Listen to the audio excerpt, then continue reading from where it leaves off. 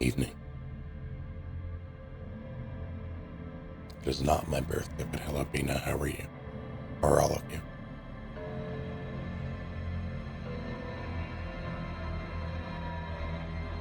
You know what? I'll take 19. Anything positive at this point is a boon.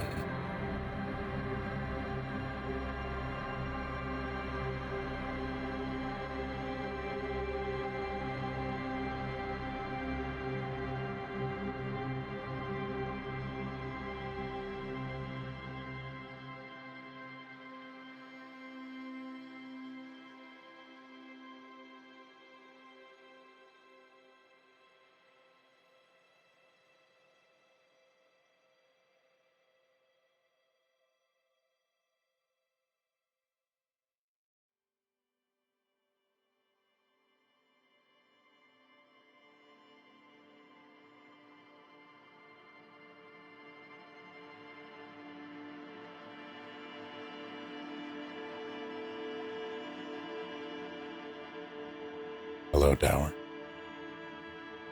And Maddie. Eldridge. Bones Project. How's your weekends?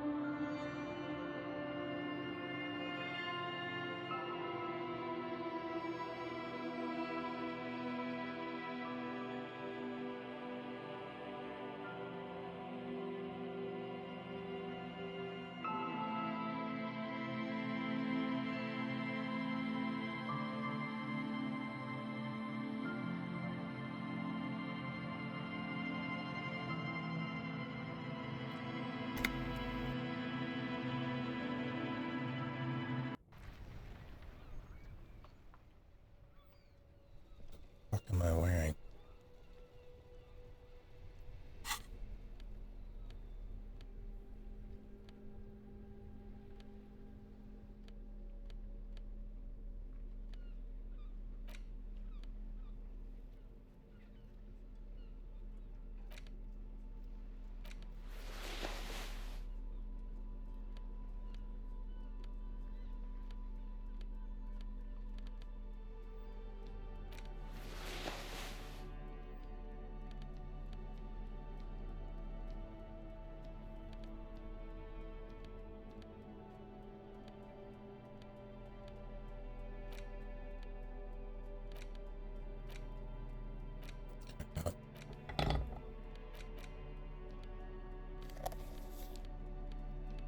That was weird.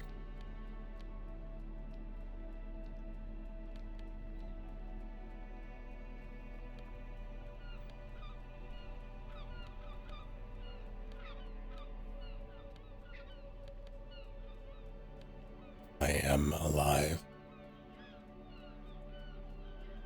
I'm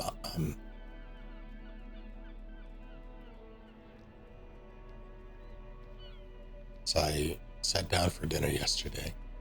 Had a pizza.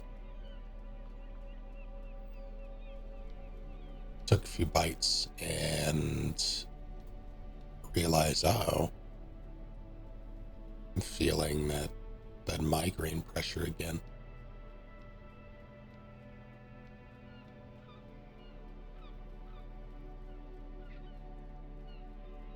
And then I had a migraine for the next 15 hours, all the way until I decided I couldn't stay up anymore.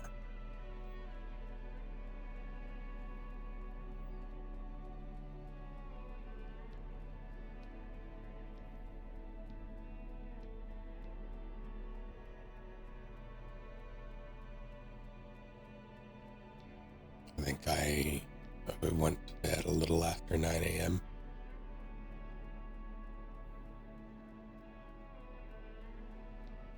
Thankfully, it's not,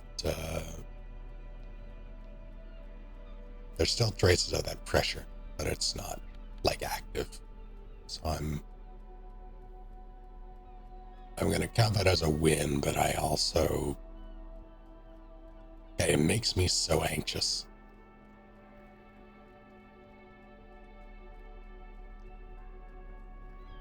But we have a crime to solve. Tried crack cocaine? At least prescribe that for migraines. I have not tried the crack cocaine, no.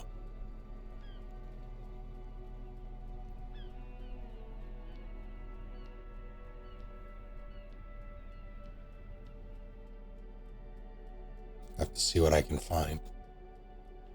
Woke up 5 times this morning from dreams where I was 4 hours late for work. I wasn't, oh no.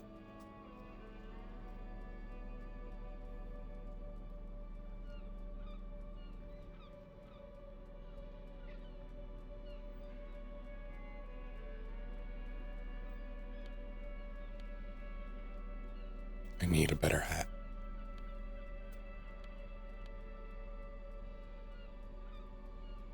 If these pants didn't give me savoir-faire, I would probably not use them. But I want the savoir-faire.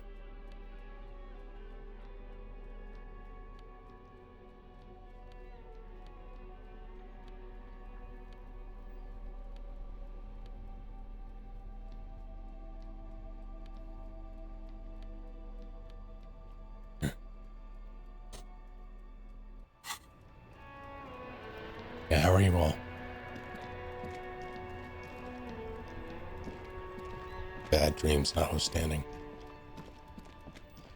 What was I doing? There was something I wanted to check before I... Oh, hell. What did I want to check? I bought my dice. I paid my rent. Been better, but a lot worse too. Fair enough.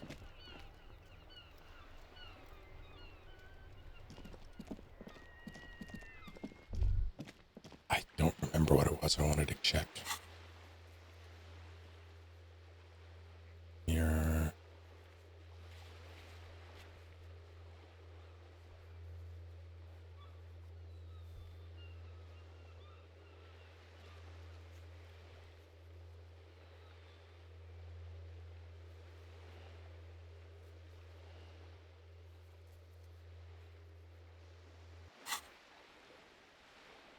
Another session of physical therapy for your ankle went well. Hey.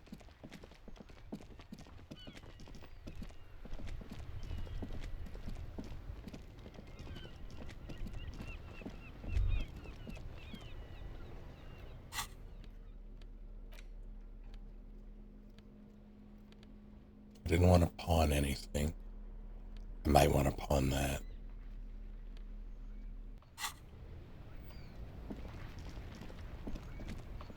I feel like it was important, the thing I wanted to check. I don't remember.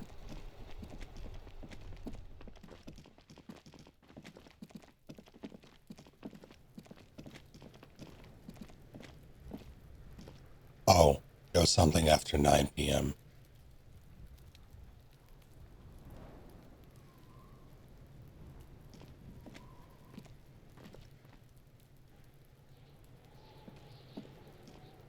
Fuck does Kuno care?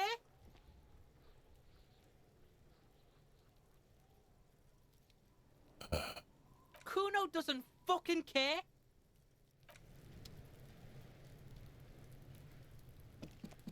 Yeah, I'll look for the smoking guy, but I have to wait.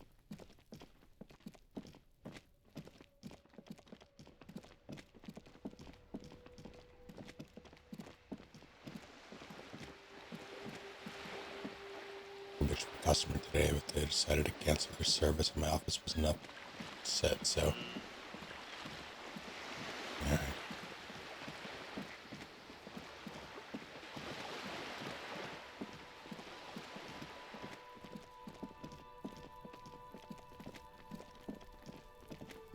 An antagonist of the new Guild Wars 2 expect, voiced by the guy who did Silka. Oh shit. Unfortunately, he's an Asura. Ah. Oh no. unfortunate.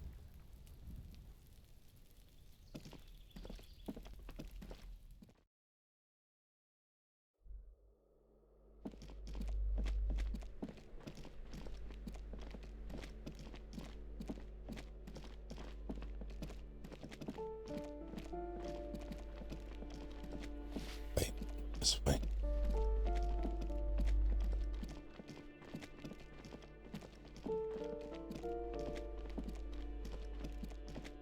How's it going, Colden?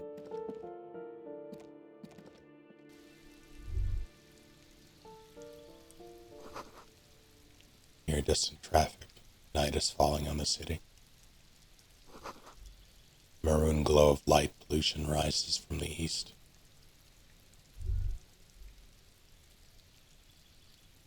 I worked out arms the other day and I'm still sore. This sucks. Yeah. Classic.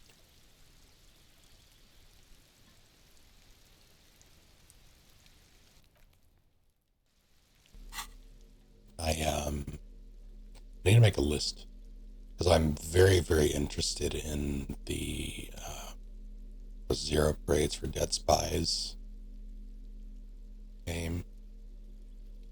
Just because spies are more like don't get me wrong, I adore this game.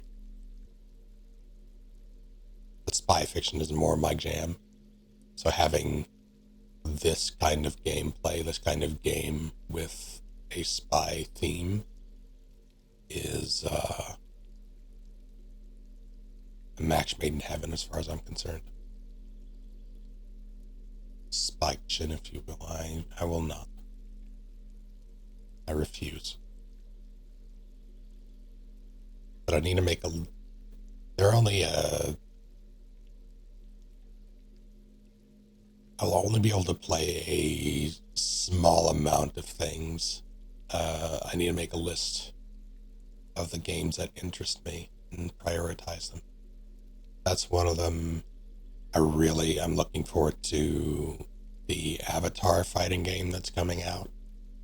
I do want to play Bond at some point, but that's going to be at least like $140 investment because I need a new PS5 controller and I won't be able to run it on PC, not well. I'd rather not even risk it. What else is coming out?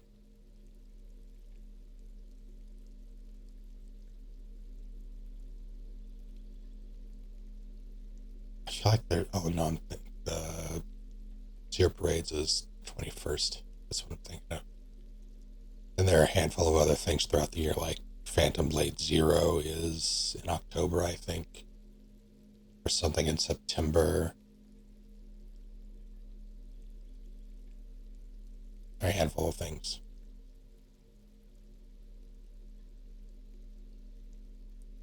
Oh, still want to do Hades 2.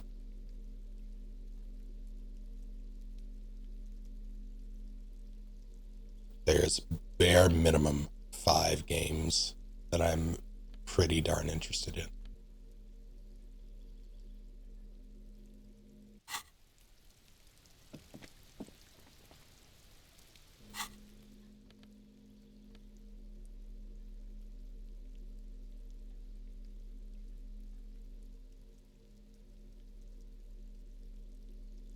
As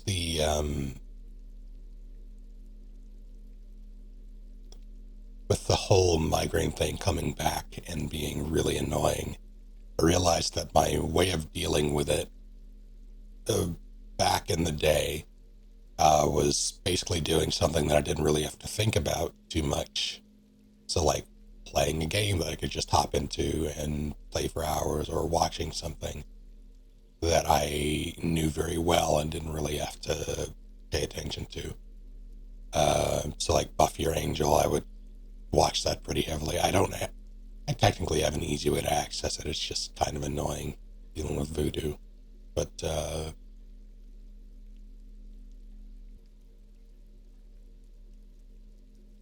all of my usual methods have at least another layer, for at least watching things has an extra layer of friction. And I haven't really had anything that I could just hop into and play without much thought. Like back in the day, it was Star Seas Tribes, or Jedi Academy, or Outbreak. One of those three. So across the 15 hours yesterday, I thought, you know what, I'm going to look for something I can just do. I know. I'm going to look into the modding scene for Battlefront 2, because there's a standalone, like, community mod that has, like, a server browser and bunch of mods, a bunch of different characters that they added, and gameplay tweaks and all that stuff. Stuff you love to see for a game like that. And I've known about it for a good while, but I just hadn't really had the motivation or full interest to look into it. So I finally did that yesterday, and I have so many mixed feelings about it.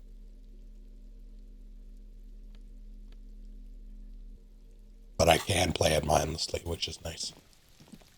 So I have that going for me. I wanted to read a book.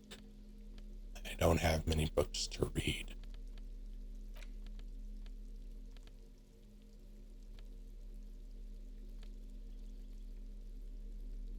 I don't want to read the communist book. So I'm going to read this again. Medicinal Purposes of the Pale. The cover of this heavy tome features a number of esoteric symbols. Flipping through the book, you find a number of sections on the general benefits of the pale. A large pharmacopoeia makes up nearly half of the book. You come across the following explanation. While modern pharmacopoeia are continually updated by so-called experts based on the results of clinical trials, readers will find assembled here the timeless wisdom relied upon by generations of traditional Seolite medicine practitioners, Mesk mystics, and Ilmaran folk doctors. Finally, something to calm the angry spirits that have been plaguing you. It seems to contain descriptions of the medicinal properties of various ingredients that may be gathered from the pale, as well as instructions for producing a variety of herbal remedies. I just want something that will soothe the relentless torment of my existence. What you're describing is booze. You don't need any herbs for that. Oh. The tome seems to get heavier with every passing minute. What a concoct one of those. Very well. First, choose a base ingredient. Next, you'll need to combine the base ingredient with an appropriate vehicle. How's a dram? Lastly, is there anything else you'd like to add? You created a delicious tincture of whiskey and ginger. According to the pharmacopoeia, it should increase your energy and focus, though, in your experience, it's only done the opposite. Yeah, that doesn't seem like any sort of remedy that you would ever want. If only you could find one of these right now and drink the shit out of it. The book said it's good for you, so it would be okay. Oh. Would you like to try again? Very well. First, choose a base ingredient.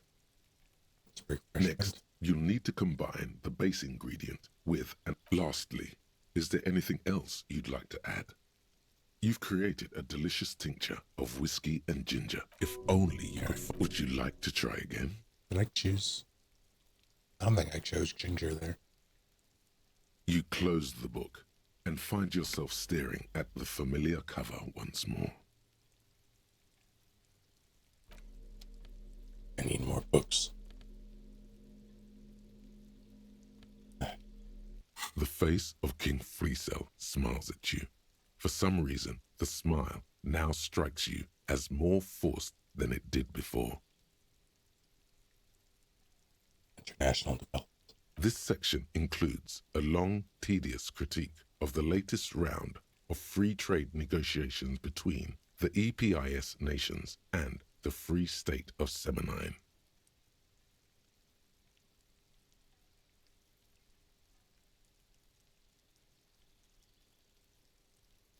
You're very kind, fluffless fluffhead. I would love to have a cinnamon roll about it.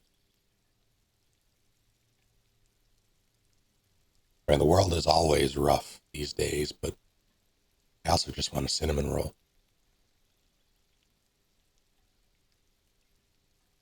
How are you doing?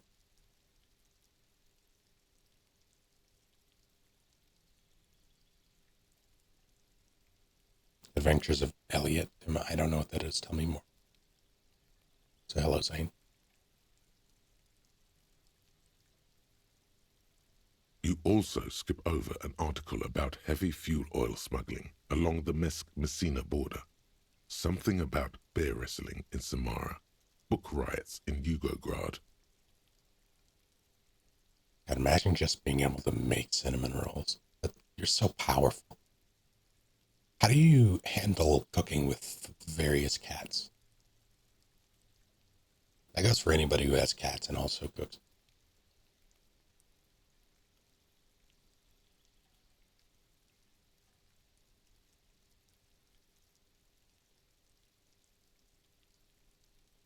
They're allowed on the counter and they mostly just don't try. Yeah, I made some angel hair pasta with Alfredo sauce and a couple of chicken patties for dinner. And in preparing that, I had to throw Edward out of the kitchen maybe 3 times in rapid succession, and I freaking lost it.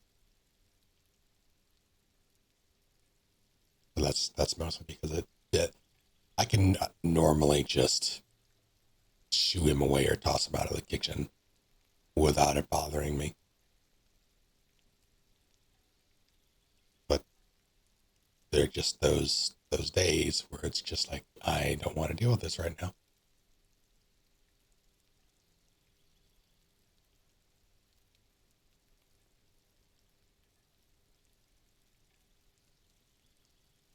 Orange juice too, but I laid out aluminum foil before leaving for work once. When I got home, the foil was in another room and I didn't want to go back up there anymore. Good, excellent. Several dogs just want to stick their noses in the oven, so it's chow no.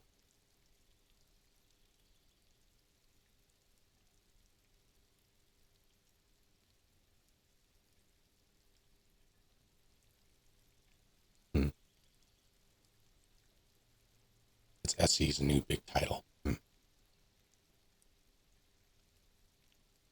Kitty Po. Going to the kitchen when I'm doing anything. There's a welcome mat. He uses it as a scratch pad, so he comes in and just scratches on it anytime I'm doing kitchen stuff. Pretty sure he's helping. He's definitely helping. Face it, you really aren't interested in foreign affairs. You're not even sure where most of these countries are. You flip back to the front of the magazine. The table of contents unfolds before you. Instant culture. It takes a moment, but gradually it dawns on you that Kunst und Kultur must mean arts and culture. Why they decided to title this one section Invalda is beyond you. It evokes a sense of recognition and fellowship among those privileged enough to understand. Best way to donate to you for you to get the biggest cut. It's not bits. It's rarely ever bit. I don't think it. That rather, the amount that they charge you to buy bits is like you have to pay them extra. Don't do that.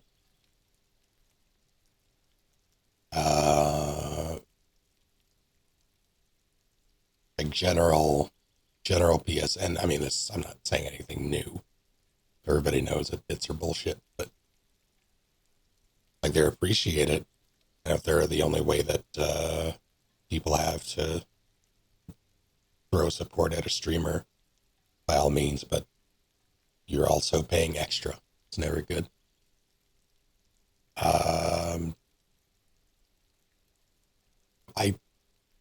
Someone who has done stream elements like that tip thing would have more insight because I don't know if I've ever used it myself to actually like throw money at a streamer. Do they take a cut?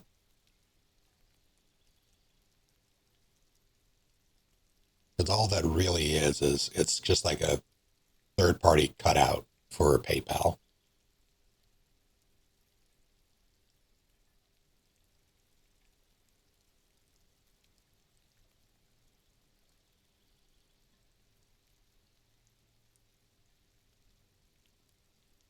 This is also mildly relevant just with stream. Oh shit. I forgot to switch things up. I was gonna fucking do it yesterday, but migraine happened. Move all of my shit over from Stream Elements to StreamerBot. God, it genuinely pisses me off. Just the amount that gets derailed when one of these things crops up. But as part of moving away from Stream Elements entirely, I was gonna use Coffee just because they seem to be the next,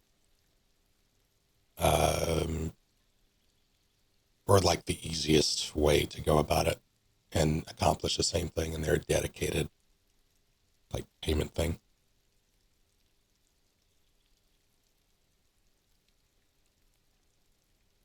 Venmo functional, probably.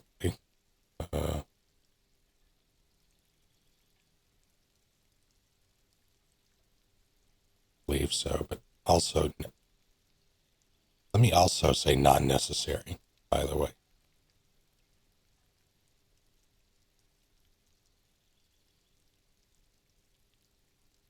I can't remember the last time I opened this app.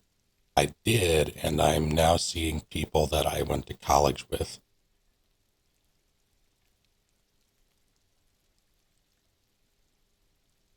That's someone that I used to date in high school.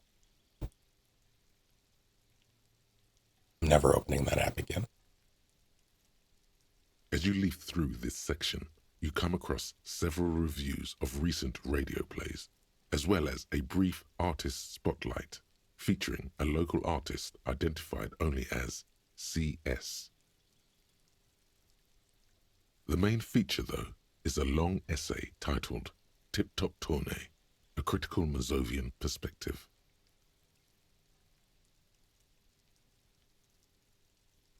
The profile of CS. This so-called artist spotlight is really just a brief Q&A, made all the briefer by the subject's evident hostility to her interviewer.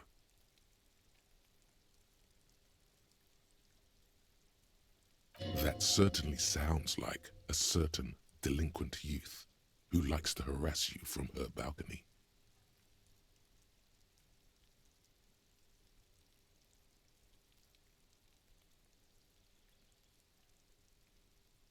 The actual article is surprisingly light on details, but after skimming a page or two, you gather that it has something to do with motor carriage racing.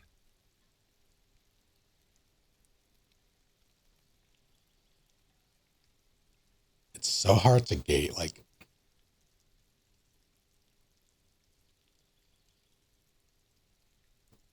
I'm not entirely sure what, like, it seems like a mashup of various time periods.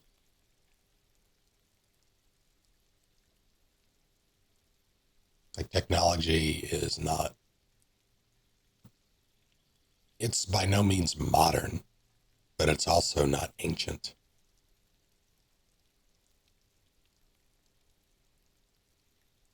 Really strange.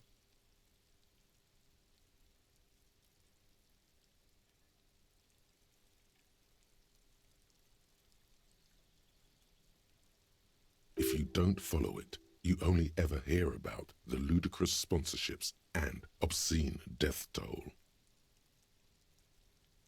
It is, yes. Don't.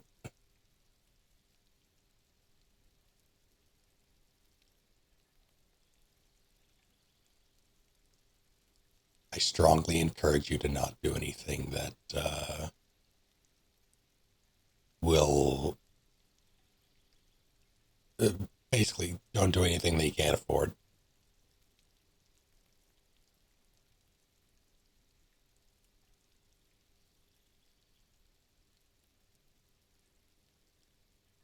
you think you're settling in for a relaxing recap of the most recent season, maybe sprinkled with some nice anecdotes about a few of the more colorful drivers.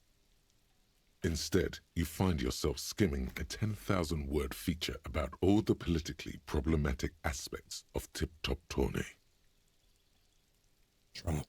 Where to even start? For one, there's the crass commercialism of its sponsorships, and then there's the practically criminal emphasis on deadly motor crashes.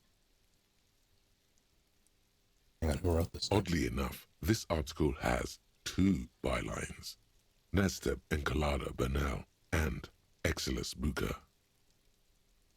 There's no way those are real names. What are their real names? Have you ever met anyone named Exilus? Come on, they're plainly pseudonyms.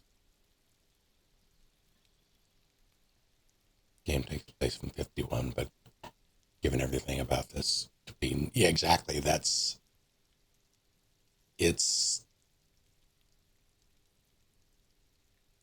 don't specify the sanctuary, and there's so much going on.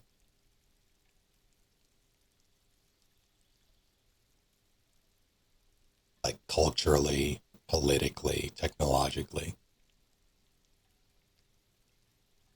It's very strange. It's neat.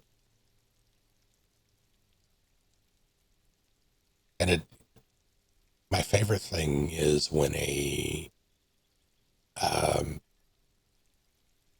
setting, a universe can do something like this so confidently. Like they don't even try to justify it, because they justify it by virtue of it existing.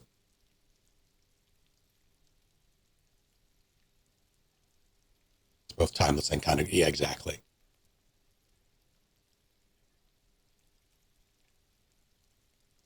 Like you can tell they put a lot of thought into it, but they don't fall into the trap of trying to over-explain it. Despite their, like, there's definitely a lot of exposition in all of this, because it's a role-playing game with a bunch of text and narration and all of that, but it's not them saying, look at this world we created, so much as it's saying, this is the world you're in. And it is a very thin line to walk.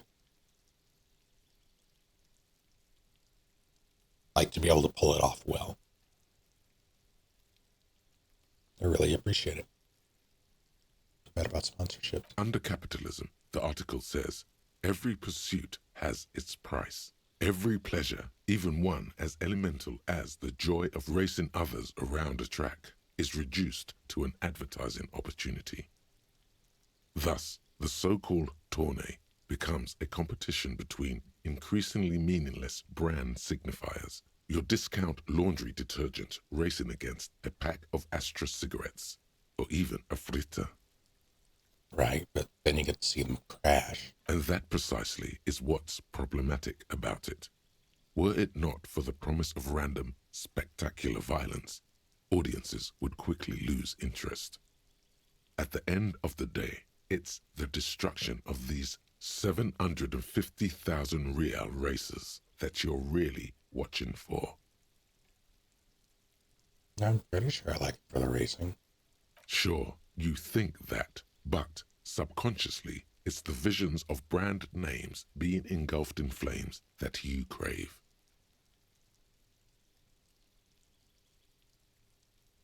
Thinking about E33's world building and the way they're like, yeah, there's this antagonist faction called the Riders, and they leave it at that. It's really well done. Yeah, they give you exactly what you need for that game, and while at the same time setting up their unit, because they're going to make more clear obscure games. They've said this, and I hope that they lean into the writing thing. So I think that would be really fun. When there would be, yeah, that's what I'm hoping for. But we know they're making something else. Like, we know they're making more clear obscure games. E33 was the first. of hopefully many.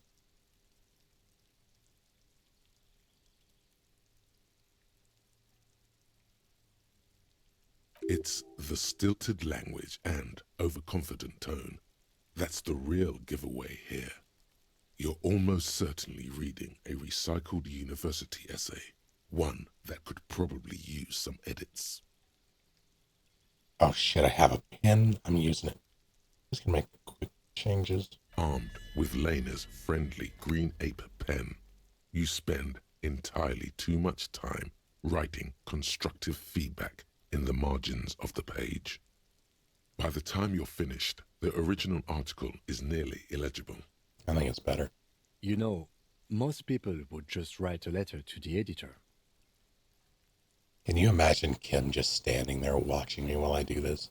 Or even better, just leave it be.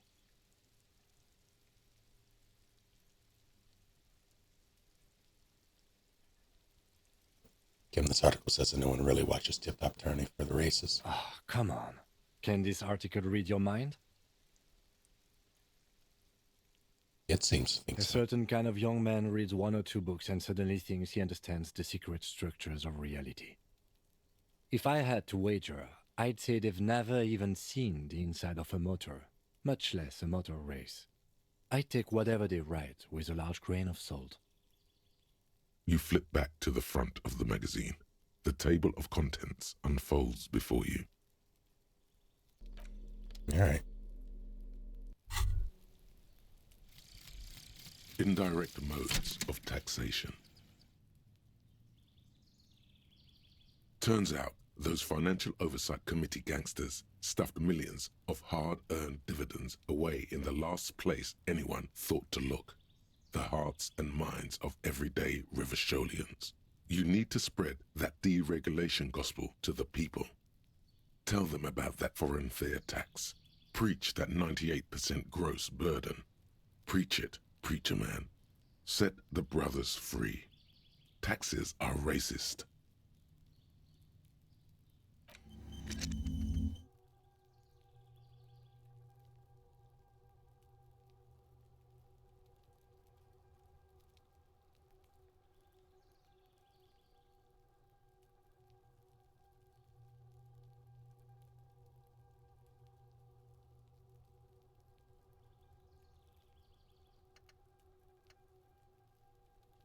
Oh no, my empathy. I need that.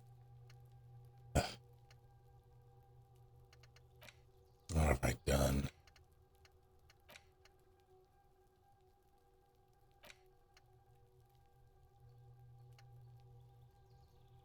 Empathy more like nerd, you're right. Speaking of nerds.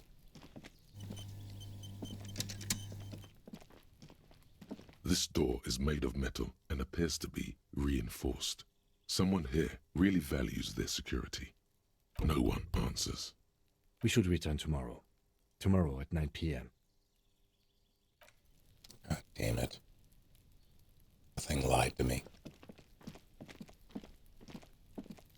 It said I could do it today.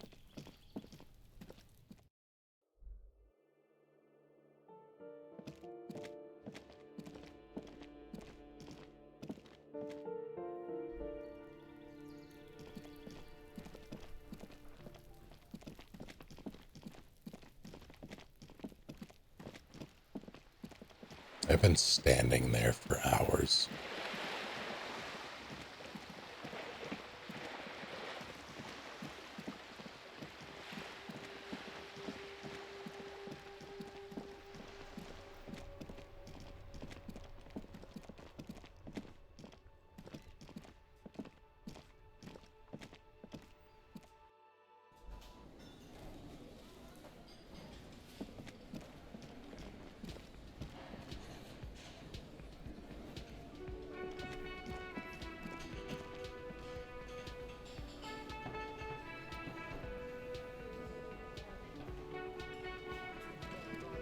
Can I help you?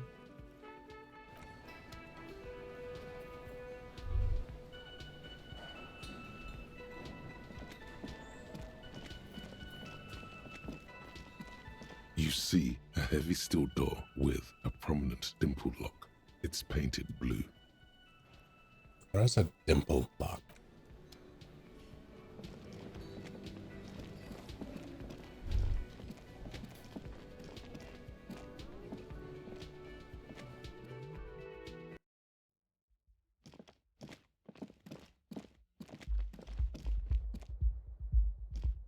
Yes? What do you want to know? Now that we've inspected the scene, I want to know more about this pissing contest or competition you mentioned. What's there to say? It's just stupidity. Kind of stupidity. The cop kind. Our precincts can't decide if Martinez is part of Jamrock or the Industrial Harbor. Yours or mine, as if we somehow own parts of the city. Typical street gang mentality. So we've let the Union make a mockery of law enforcement here, and now it's come to its natural conclusion.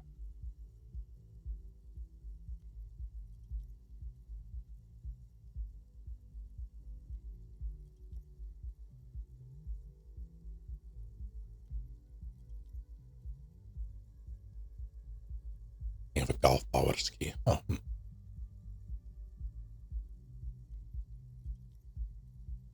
Alright. Well, sort of. It's less a matter of who gets to police Martinez than who has to. It's an orphan district, in other words. I think the dispatch desk just told both our stations about the hanging. There was quite the brouhaha at the 57th, I can tell you that. Time to settle it, they said. Cop off. But I assure you, I am not their finest or toughest with 102 cases solved. What I am is least interested in a pissing competition. So he volunteered to represent the 57th, but not out of competitiveness. On the contrary.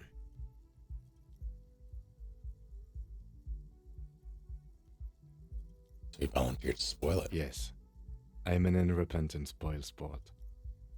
The lieutenant appears pleased with this. I wonder what this says about me, that I was sent by my station. Raises an eyebrow, thinking it best to let you make the next move.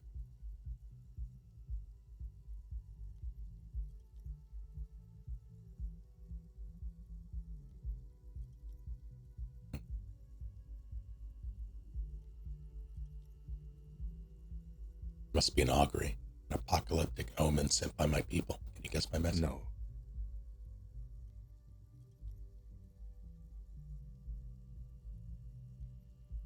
Better not to relay it. I agree. Too dark. Was there anything else you wanted to ask about the competition?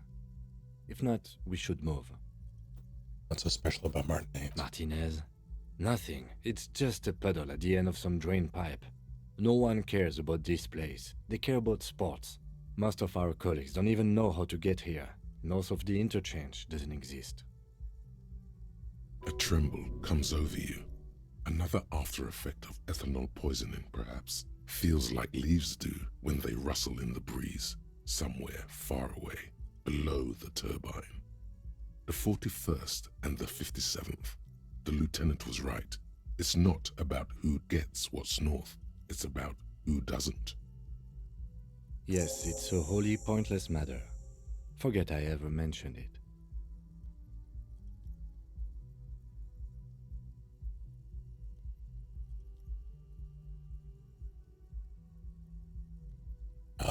Why did the 41st send me?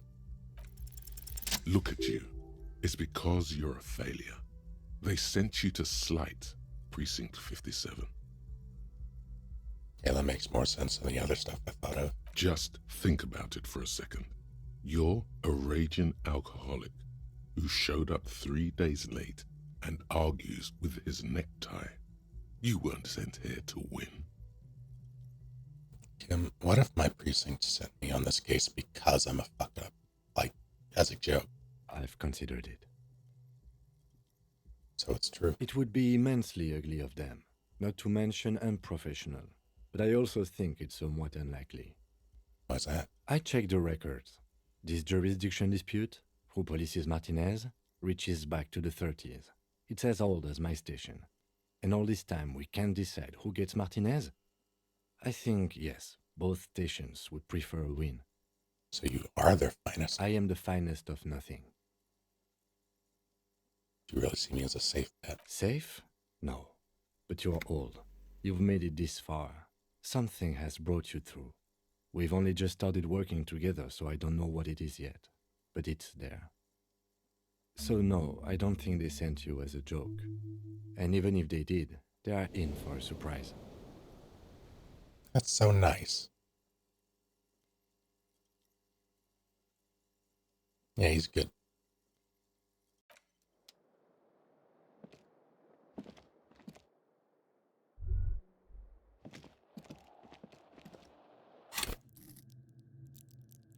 I love old gun shit.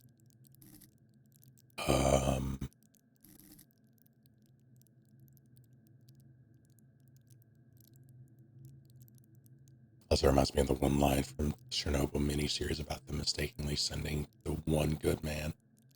Was that any good? It has been on my list for a while. It is okay.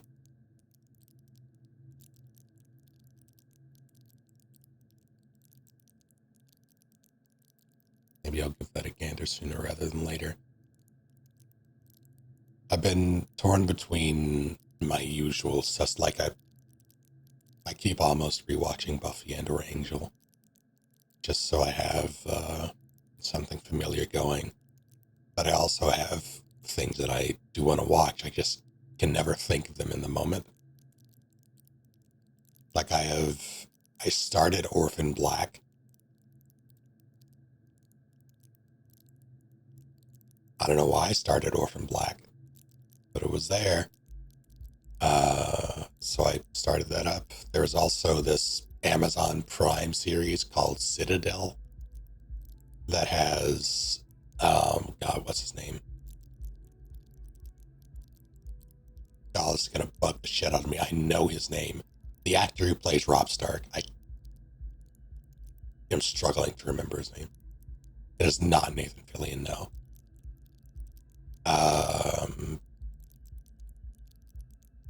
God, what is his name? It's on the tip of my bloody tongue. Hold on.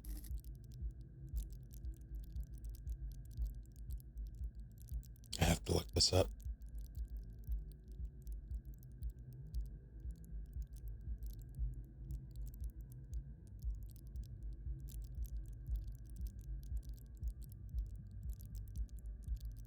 Richard Madden, there it is.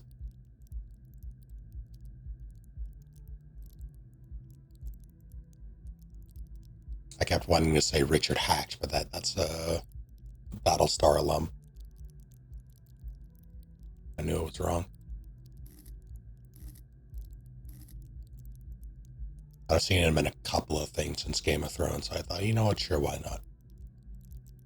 And it's also spy fiction. I love spy fiction, so I mean it's very, very, very over the top, and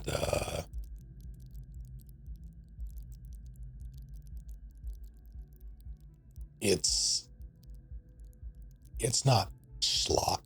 Like it's not it's surprisingly interesting, like intriguing, I should say, but it's nowhere near as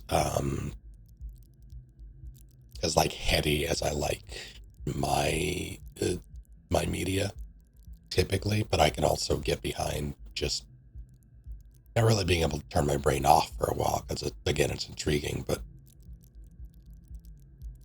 it doesn't have the same kind of intrigue that I like.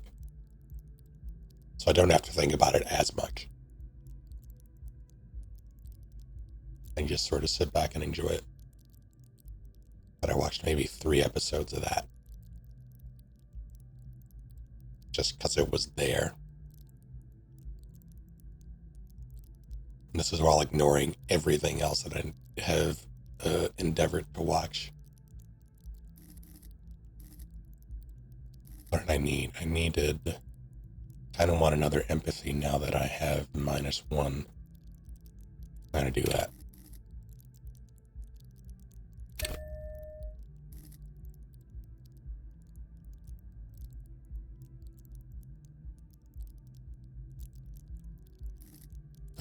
a skillless cop. Because of the clothes. One thought. Or at the Kim thing.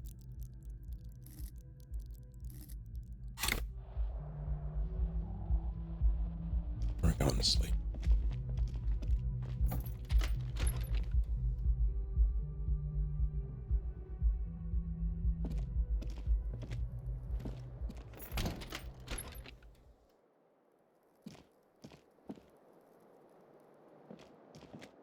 The bed is still cold from the broken window, and not too inviting. But it's yours. You've earned it.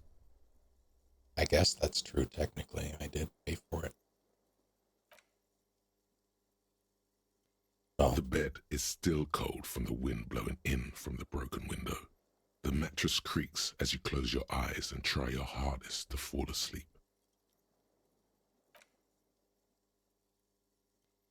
Here we are again, my broken bird. The waves are coming, carrying you away. But you can't go. No, you have to stay. Always half aware of yourself. You're not cooperating, brother man. Why? It's your disgusting body. Even through your sleep, you feel a vague discomfort suffusing it. Your belly and your sides are unpleasantly tender. You wish you could curl up into a fetal ball of safety. But you cannot, because of the pain. The pain, eh? Reminds me, there was apparently a swarm of bees surrounding the White House, I want to say yesterday. And there was a tweet about it, obviously. And in the comments of that tweet was just a picture of the pain, and it was very good. And there's a lot of it, ever present in your organs. It's like every one of them has their own nasty song to sing. That pain in your right side is your enlarged liver, by the way. As for your kidneys, you've really been compounding the damage lately. Every cell in your body is moaning in agony, asking, what did we ever do to you? It's my fault. Now, you're finally thinking about something other than yourself. Let's see how far that'll get you. I think I need medical attention. Oh, yes. They'll check you out, give you some pills, make it all okay. Though, Don't be Oops. stupid, Harry. It's not happening. They don't make new kidneys and livers in hospital. All you've got to do is pray to God it passes and stare at the flickering darkness. you're just stuck here, in the half-world. Could try looking at other people, really looking. But why would you want to start doing that?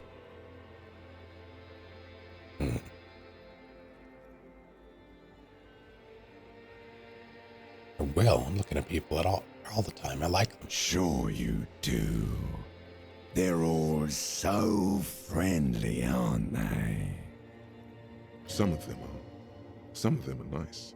Others are scared. At least they're interesting. Each one has a process just like yours, running in the space between their ears, full of secrets. What do you think you're doing right now? Coming to some greater awareness? Look at all these lights, blinking in and out of existence. Thoughts!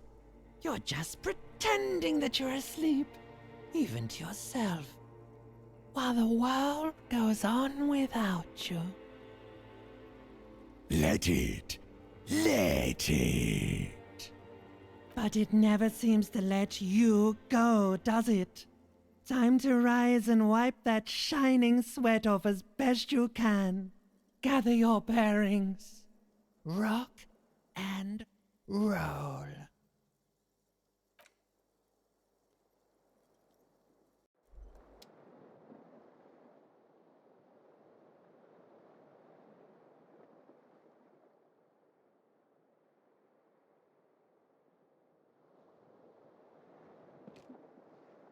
Oh shit, making pork steak.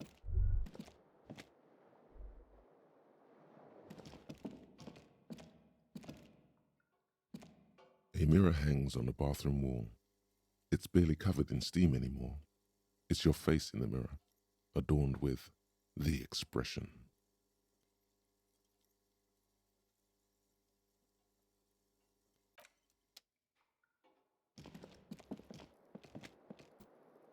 What do you put in your pasta salad?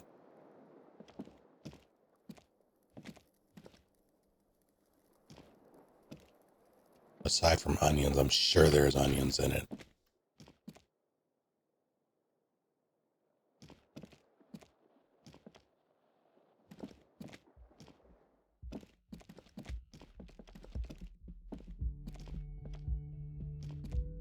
The door is closed. Still nothing.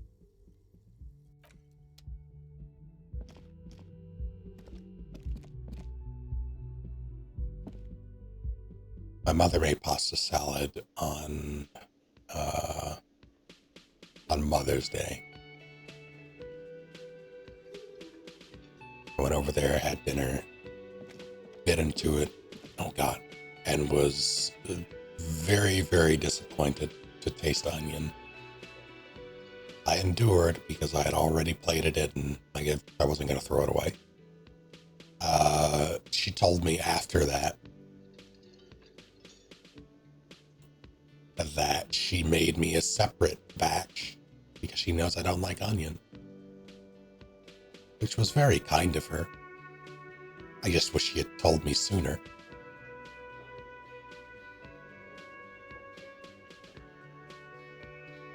Store makes the seasonings and whatnot, but I did get a fresh red onion for it. Integrates some Parmesan cheese. The last part's delicious. Yes?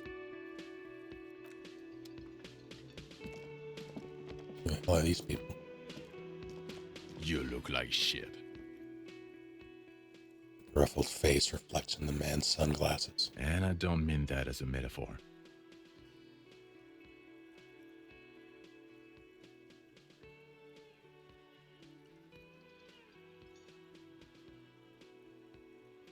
It's what's on the inside that matters. Yeah, I know. That's what I'm going by here. What the fuck? Oh, come on, Jean. It looks like it's been a rough week on him. It's not just this week. What you want? There's something about this guy that matches with a face in your head. A similar but different face. You know what it is. It's like the two of you know each other. Just ask him. Tell me the truth. Do you know me from somewhere? Oh, I definitely know you from somewhere. Another life. From where? From another life? Yes, from another life. A different life. Maybe the life of a police officer belonging to the ranks of the... Posits. To what station do you think you would belong in this alternate and totally fictional reality? 41st. Okay, that's plausible. That's entirely plausible. Now we're really getting somewhere. He gives you a long, meaningful look and adds, Somewhere good. let's talk more about that hypothetical Station 41 you mentioned. Okay. What? Hypothetical 4-1, yeah, let's fantasize about that. He blinks aggressively. We're not busy, you're not busy, let's just play around. Do you have a crime to solve? Oh, no. You see, I enjoy watching other better cops solve crimes. And let me tell you, it's been quite a privilege seeing you work. This isn't helping. she says, shaking her head and looking at the man with sunglasses disapprovingly. Let's be crazy. Let's say you and I are partners. How's that for a thought experiment?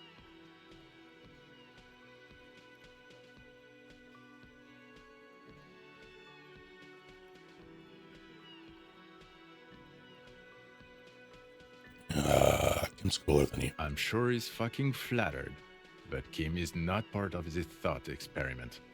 In this one, we're partners. The lieutenant is silent. Partners in crime, or? No, because in this thought experiment, we're all police officers. In a police station, we don't do crimes. We're not crime bros. Come on, stop it. Who else is in our imaginary police station? You're not going to believe this, but police officers. What the fuck? Yes, sir. Solving crimes, locking up bad guys, and get this, and not getting that drink on at 2 o'clock. What the fuck?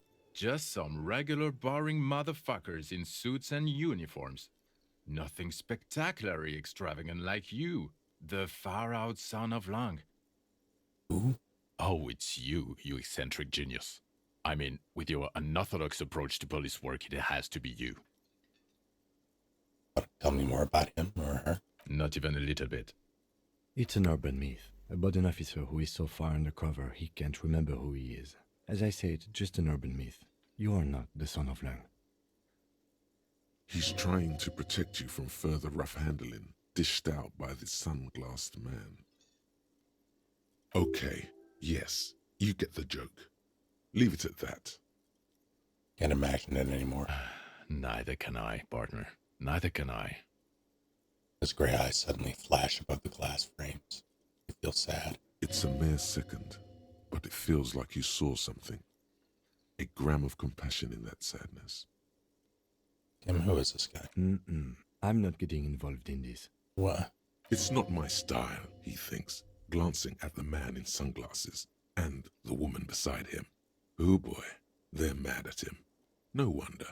He just doesn't recognize them. I got some questions for you. I'm a cop. About what? You don't look like a cop. You know what you look like? I don't know, you tell me. I don't know. A sad stack of shit next to someone far more proficient. He didn't answer your question. All he answers some questions for me? No, Why not? because it's not my job. Why don't you go and fucking do yours and solve this damn hanging? If you don't want to answer questions, maybe you want to hear me say things? Actually, I don't want to hear you say things. Come on, Jean. Why is she called horse-faced woman? That's so rude. Okay, say things. I want to hear you say things. Hear that? He wants you to say things. Say one. Suddenly, out of nowhere, case-related things start popping up in your head. I'm doing this investigation. A man is hanged. So, do you know who hanged him? Yeah. Yeah, I can see that. No, I'm even telling you this. I don't know. Why are you? Who knows why we do the things we do? Somehow, bouncing those ideas off the man with sunglasses felt calming, like you've done it before. Oh my god, there's more. You want something more? What is it? Later, Watch nerd. out for yourself, loser. The fuck? Okay, the man with the sunglasses and his hypothetical Station 41. Weird, right? I guess it was kind of weird, There's yes. something missing here. Something you can't put our finger on. You know what? Just ask him. I know it sounds crazy, and you'll probably get laughed at. But still. I was thinking the same thing. I should just ask him if we're from the same station. Yes, just cross it off the list. It's probably not true, though. Look, Again? I can't believe this shit. I just have to ask. Are we from the same police station? I'm going to say no. Just to see what you'll say to that. What'd you say?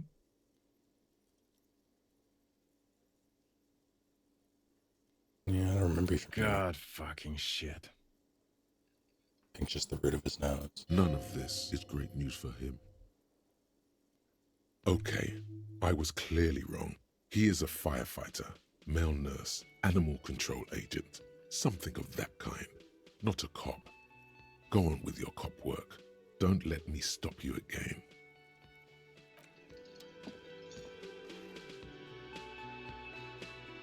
The woman in an RCM patrol officer's uniform winces as she notices you. I would really prefer not to talk to you right now. A patrol officer is the lowest rank in the RCM, below lieutenant and sergeant.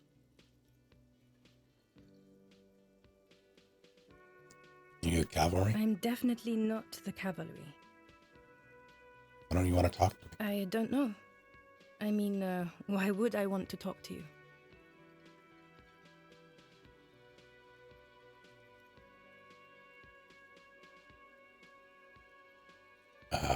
It's cool to see another cop. Like him and I are the only ones. No, you're not. You're not the only cop in the world. She shakes her head and breathes out. Okay, fine. Let's talk. What did you want? What precinct are you from? What precinct? She just sighs. Am I from? God, he doesn't know. Fucking deranged lunatic. The sunglasses wearing man pushes through his You're teeth. getting an intellectually unsatisfying vibe from this conversation. Maybe you're doing something wrong. Are we or are we not from the same police station? God damn it, you leave her alone. Keep your weird bullshit to yourself and be professional for once, for fuck's sake. Can I actually help you with something? She looks at you apologetically. Yes, of course. Preposterous. I mean, you would remember if they were, right? Who forgets their squad mates? That's not possible.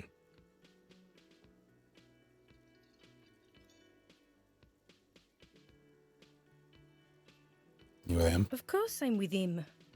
Why do you ask? He's an asshole. You're an asshole. You know what? Maybe we're both assholes. Yeah, that's fair. Please, let's not turn this into another exchange, okay? Okay, goodbye. Oh, hello, dear. There you are again. I promised.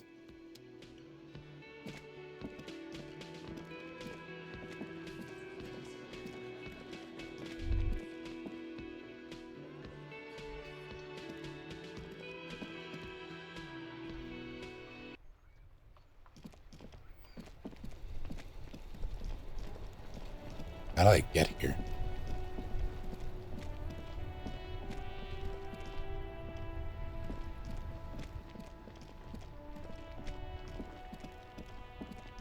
But imagine going to bed at 9 p.m.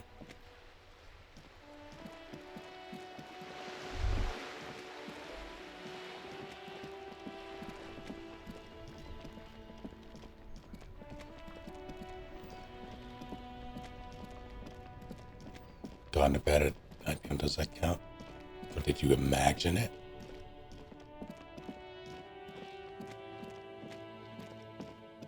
No, then it doesn't count.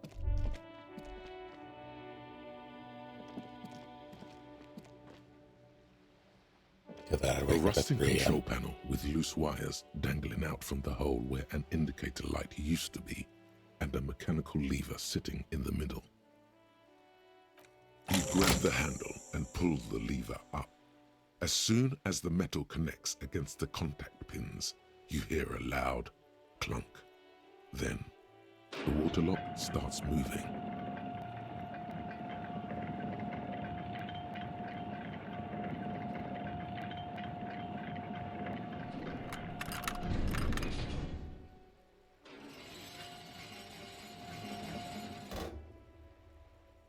Okay, if we ever need to get to the coast, then this is the way. But please, contain your wanderlust for now. I don't want us to get sidetracked, not with everything that's going on. Focus on one thing, achieve it, then the next, he thinks. That's the task chain.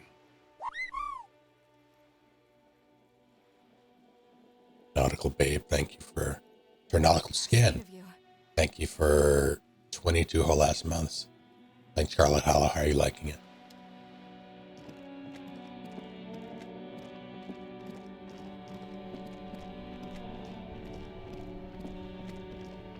How are you doing?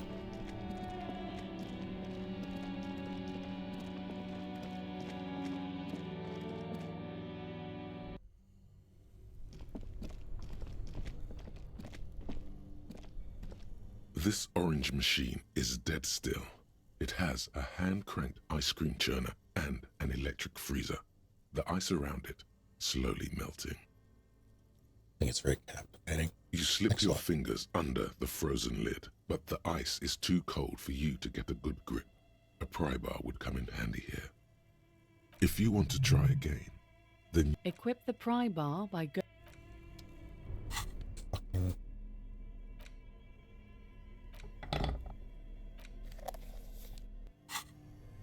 This orange machine is dead still. It has a hand-cranked ice cream churner and an electric freezer. The ice around it slowly melting. Why is it still? It's been so many hours. Come back later. Thunderstorming outside and have hot chocolate. It's very cozy. Yeah, it was storming here. There was a flood warning earlier. I wanted to go take a walk in it, but I decided against it.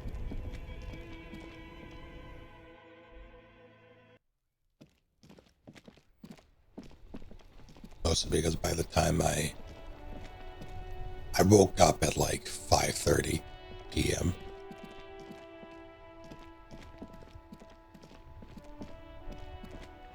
By the time I collected my bearings, had to make dinner. Now I'm here.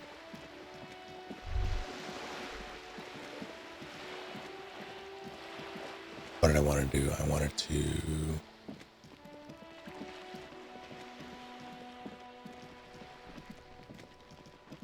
I thought about making tea as well, but I also didn't want to incinerate because it's warm.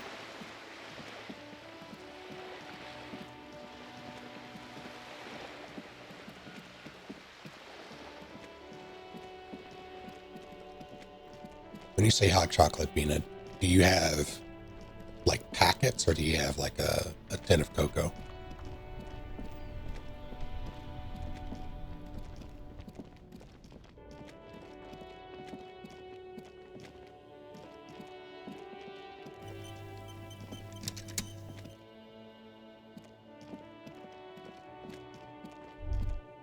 Oh shit, more money to steal.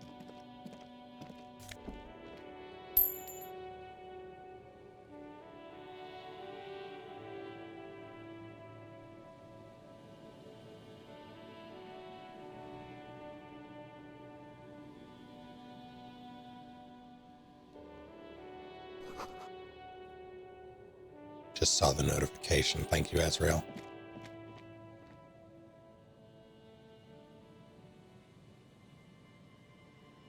Fool.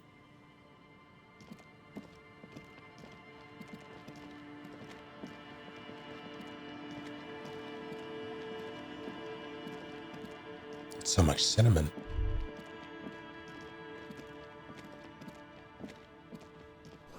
The chocolate dog seems like a mistake. Breaker box power of the radio pylon above you. Maybe there's on the inside.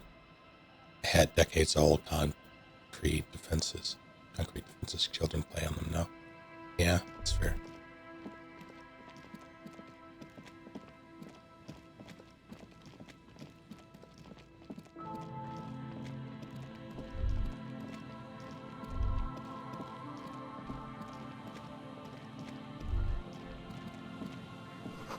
Traffic beyond the gate. More abandoned lorry. Can you? Thank you.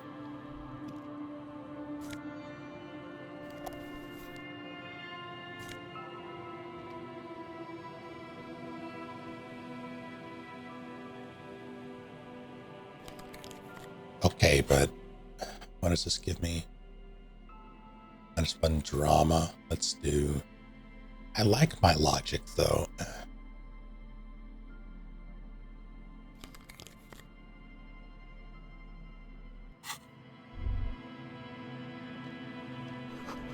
No entry. Someone scribbled an inverted star on it.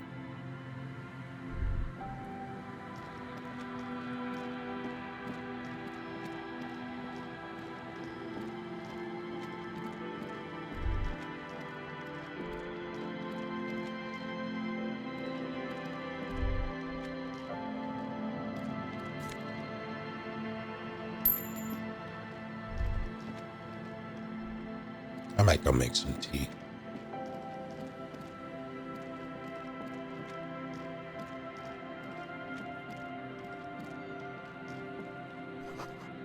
Someone's broken down the fence and the barbed wire.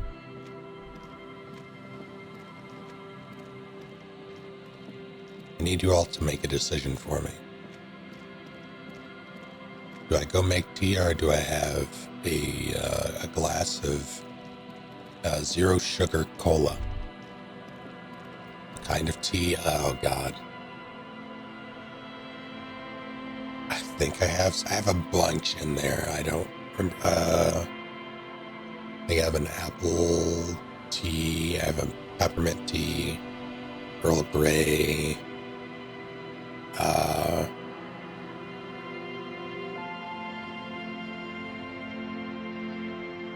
Just make the tea. Tea Earl Grey hot.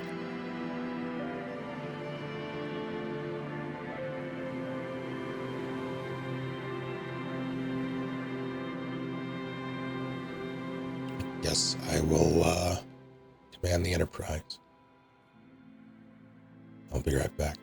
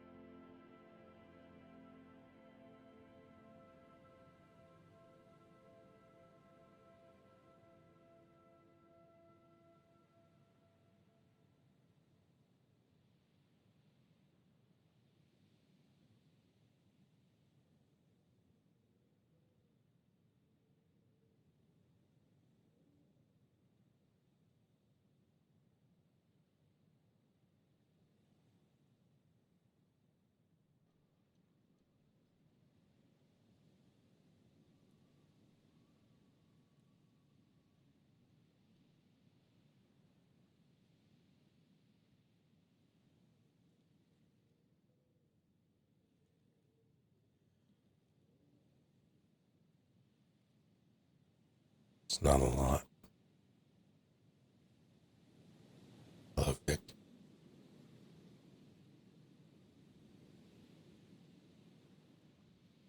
Ian. Oh my god. You know what?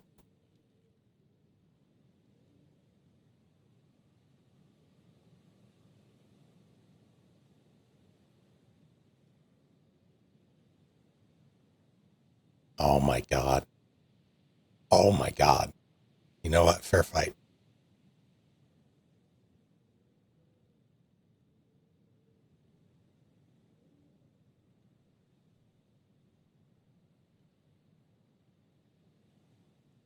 I'll take it.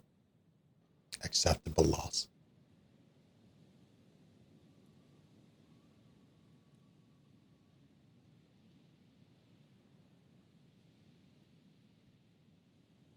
And last time, I hope so.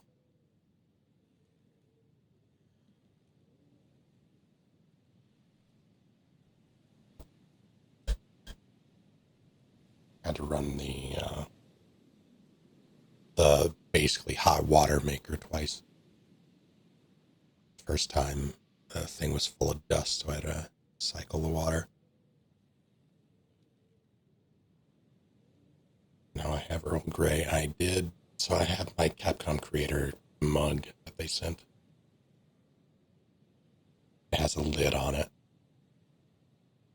It's in theory, one that'll keep things warmer longer.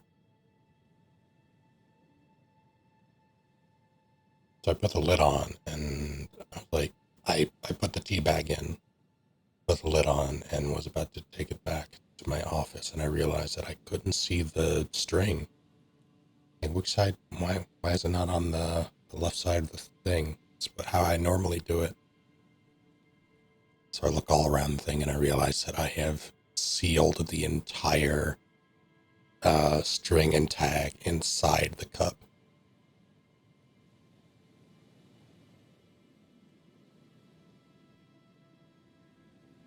Very unfortunate. Shit out with a spoon.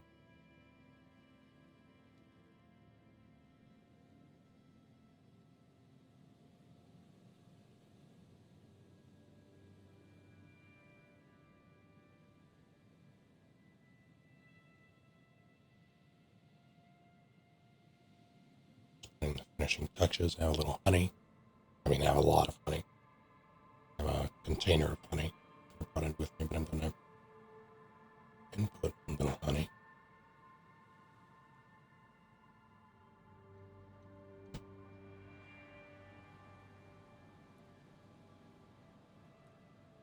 Give it a stir.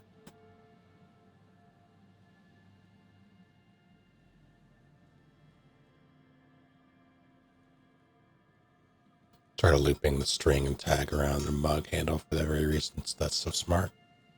How's it going, Jacob? That's the first time that's happened to me, though. I don't know how it happened. Maybe I just dropped it in. Wasn't paying attention.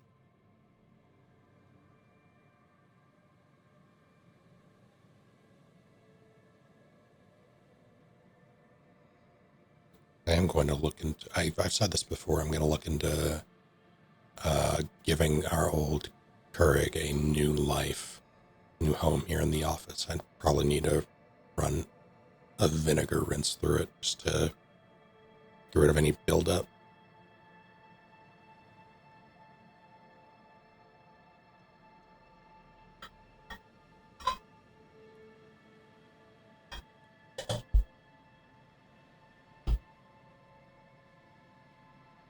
It'd be nice to be able to just, when I desire tea, because it's faster than the other thing too. I wouldn't have to leave the office, just keep a mug in here. A clean mug in here.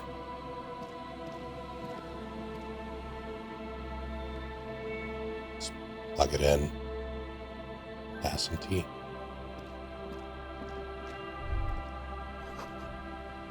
Wind's corralled by the 4-story buildings around this yard.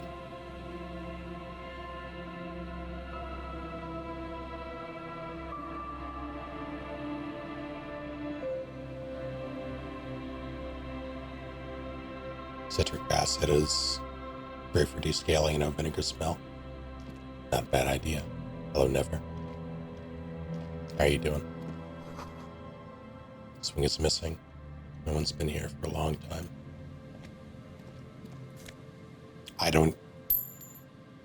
Didn't even mean to take that, but I'll do it.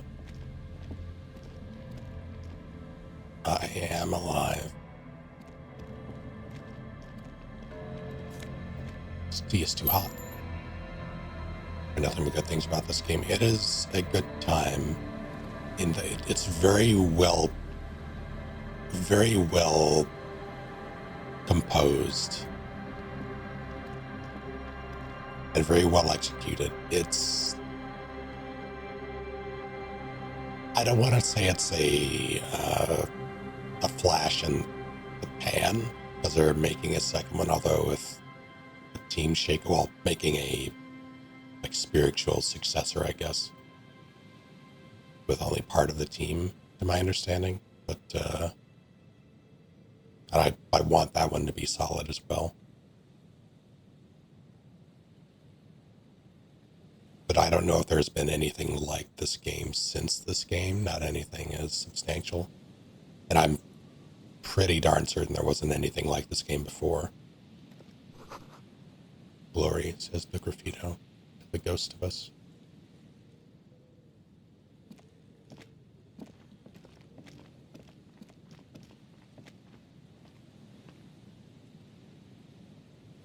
Pillars of Eternity 1 and 2.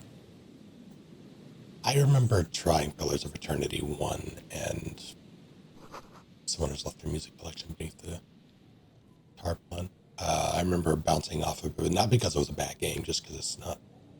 Oh shit. Oh shit.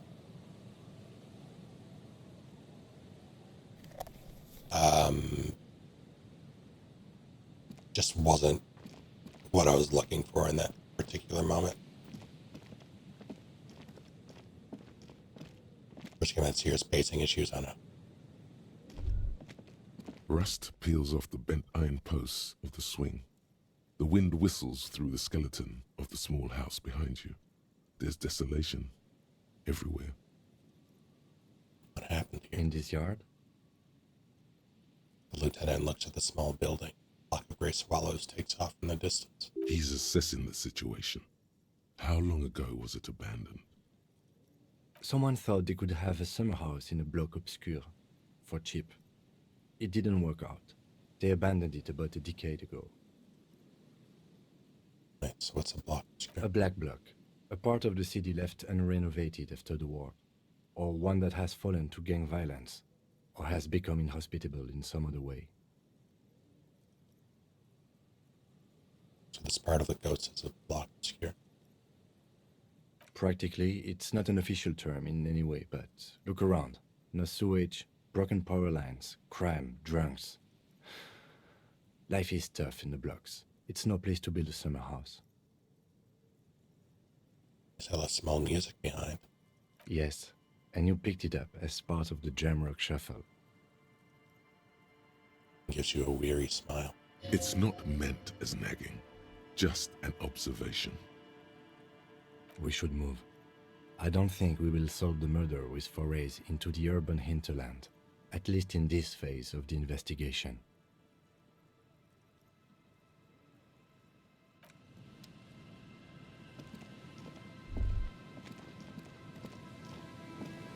Oh, they have... I didn't know that was a backer, or like a community-backed game.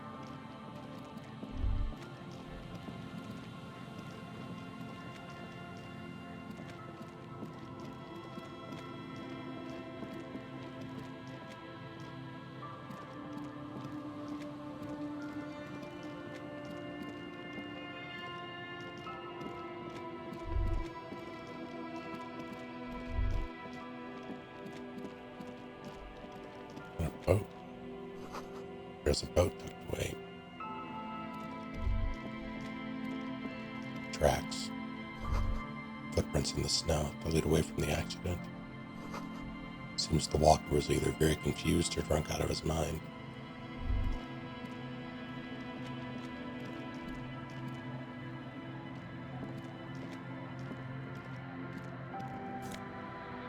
Kickstarter. I mean, that is the same thing. Well, community funded through Kickstarter. I figured that's what you meant, but I just didn't know it was Kickstarted. A banged-up motor carriage lies half submerged in the icy water, slowly sinking into the Elysium ocean. Only the cabin top, rear wheels, and the engine remain visible. It must be cold and lonely down there, in the icy water. Carriage in the sea. Where'd this come from? My guess is it started its journey from the plaza, where it backed through the fence. I agree. We should definitely investigate. You get a sudden, sinking feeling. Stomach acid comes up as you look at the motor carriage in the deep, dark, cold water. Why the doom and gloom? It's just a sunken motor carriage. Some motor carriages are bound to end up in the sea. This one's mine, isn't it? And you're handed with a cold metal. The motor carriage is properly stuck in the ice. Getting it out would require a team of specialists. Let's make of this MC. Can I see a logo? The logo is too deep in the murky water. You can't make it out, but you do see a monkfish float by. The ice hasn't closed around the vehicle yet. My guess is it's been here since last Saturday or Sunday. The estimate is correct. The incident probably occurred on Sunday evening. Let's wait for the low tide and see what's inside. How long will it take for the low tide to come in? I don't know. An hour or two, tops? Alright. As you sit down in the old, rusty playground, the world around you becomes very silent. Nothing but the sound of seagulls high above in the sky, echoing like distant laughter. Ice cracks around the blue motor carriage in the sea.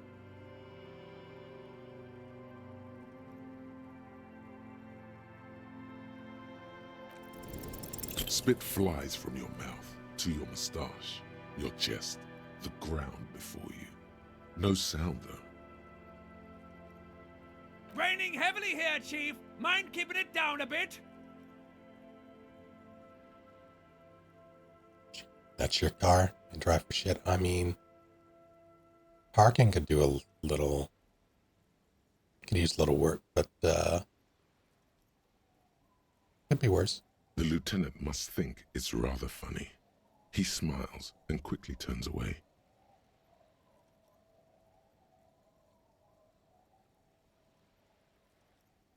I'd like to see you try this in this bloody one. With his lips puckered, the lieutenant lets out a beautiful, melodic trill that puts even the insulindic thrush to shame. You hear the sound echo on the large body of water. Clouds race across the spring sky, and suddenly you just feel better about everything. Okay, that's way better than what you did. Man. The clouds pass in the sky, and the shadow of the swing moves like the hour hand on a timepiece.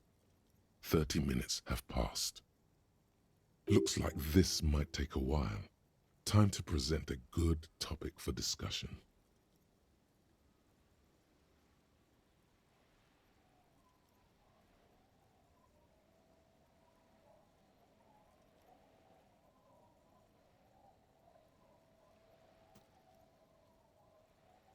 Can ants chew through fabric?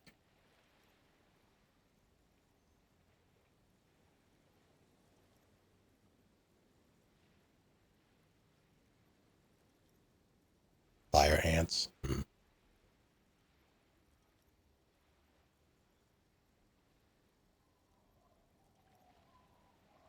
Because if it's not fire ants, I think I would take the anthill.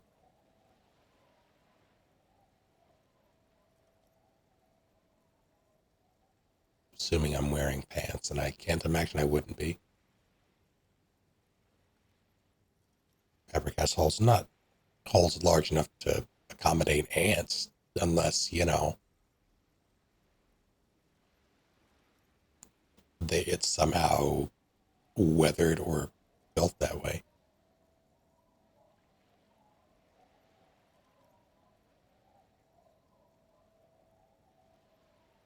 Yeah, leeches are bad. I don't anything to avoid the leeches.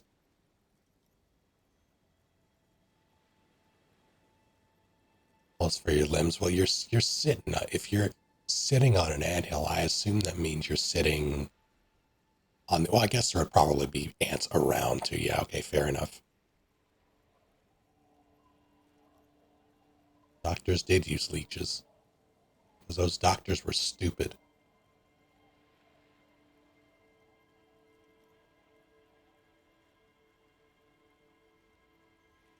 Was your dad also, you know?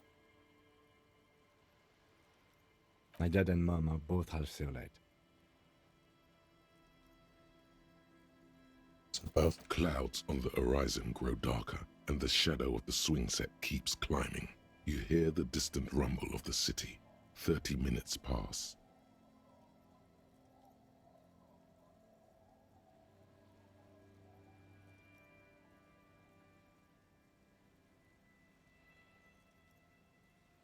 Yeah, Christ. Yeah, sure, why not? Luckily, I am already a member of an independent organization, and therefore do not have to choose between a rock and a hard place.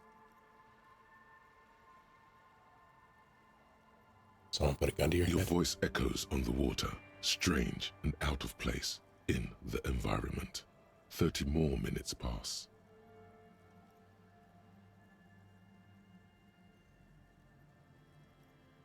Detective, I've been able to make out the mark ever since we arrived. I find it odd that you haven't. It's a Coupris, Model 40.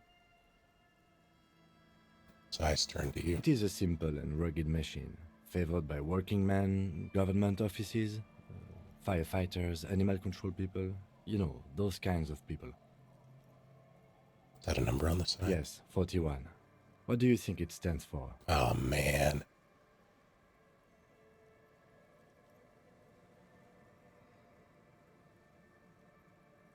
God, no. I'm sorry, Harry. I'm so sorry. 41. Precinct 41. A massive pit opens up in your stomach, and the most terrible feeling comes over you. No. Just nope. Say no to this, Harry. No. Yes, your car is in the sea. Face it, so we can start dealing with this. Threw my car into the sea? I'm afraid so, yes. It looks like you drove your police motor carriage into the sea after you jumped across a canal.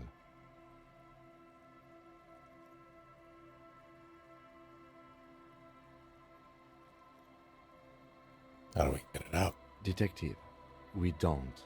A rescue operation really isn't viable at this point.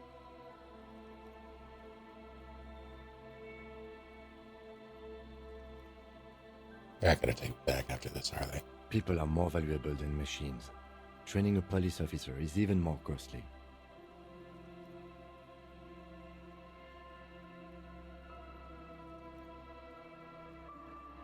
Maybe I was in pursuit. Of whom? I don't think so. If anything, you were probably drunk. Probably. Try definitely. Yeah. Bash, gun, now this. The lieutenant adjusts his glasses and doesn't say anything. There is also a fourth thing you've lost.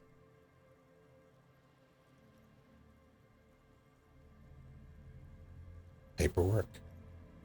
More precious than the gun, the badge, and the motor carriage combined. Lost forever into the deepest of seas. First edition Charizard? Well, at least I can see what's in there now. Yes. Let's go take a look.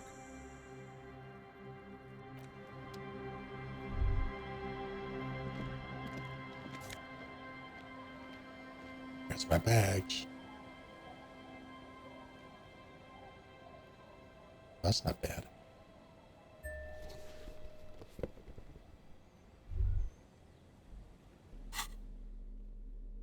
What are the shivers versus?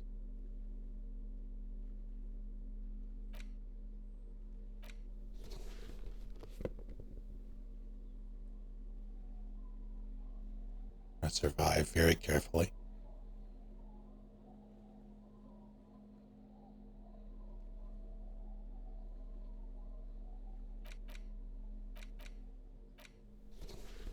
So how does that work?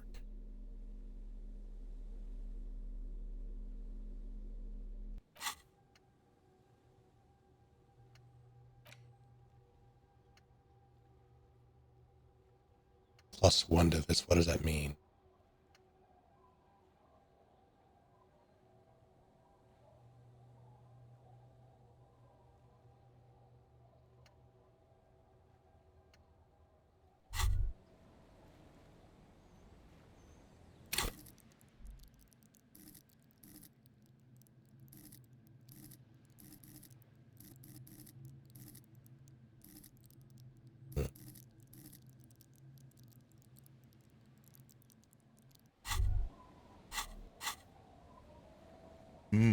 The luxury of fine things.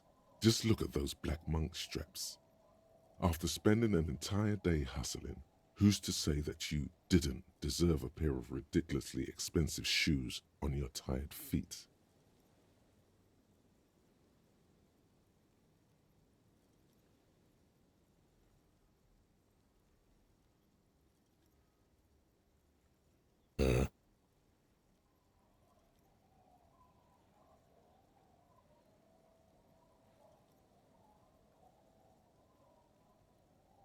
It is a fashion faux pas. Look at me, I'm a mess. Beautiful things do make people happy.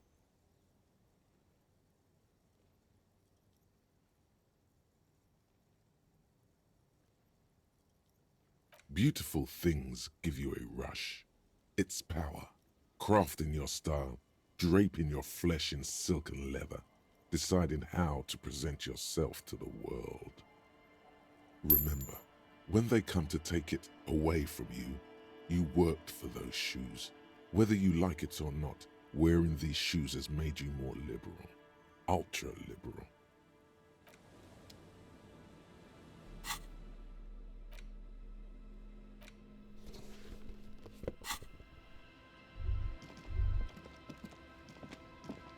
Where that one come from?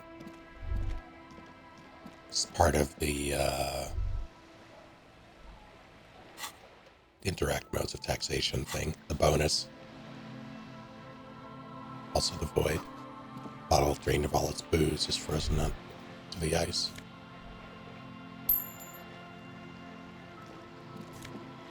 Bomb pop surprised me because I usually never catch anything aside from shit. Was it thrown at you?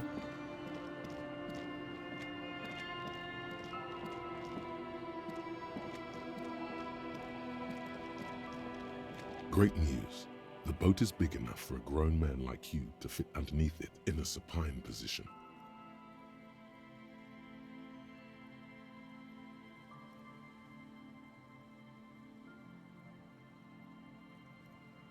Hey, what would I be doing under there? I don't know. Sleeping? What do people do under boats? This is merely a measurement from your visual cortex. Do with it what you want. Great news, I found somewhere new to sleep. Huh?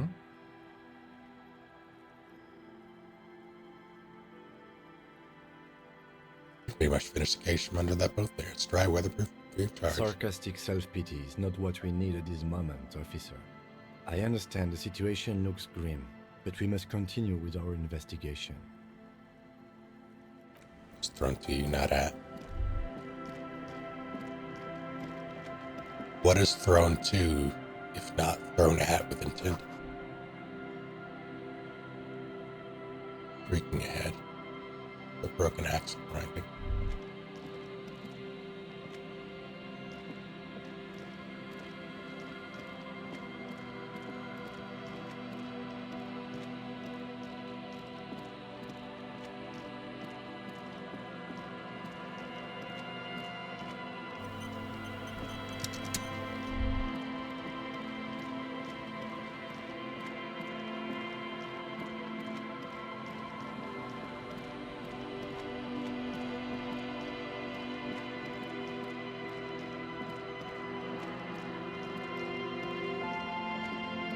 The good news is I can go talk to Joyce.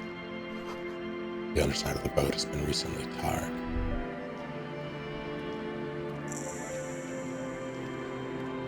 Quick travel.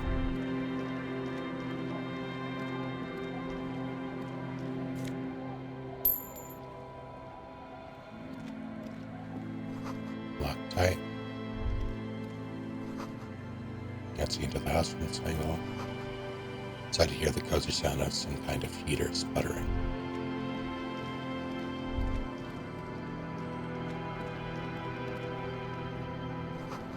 What are these doing in the fish?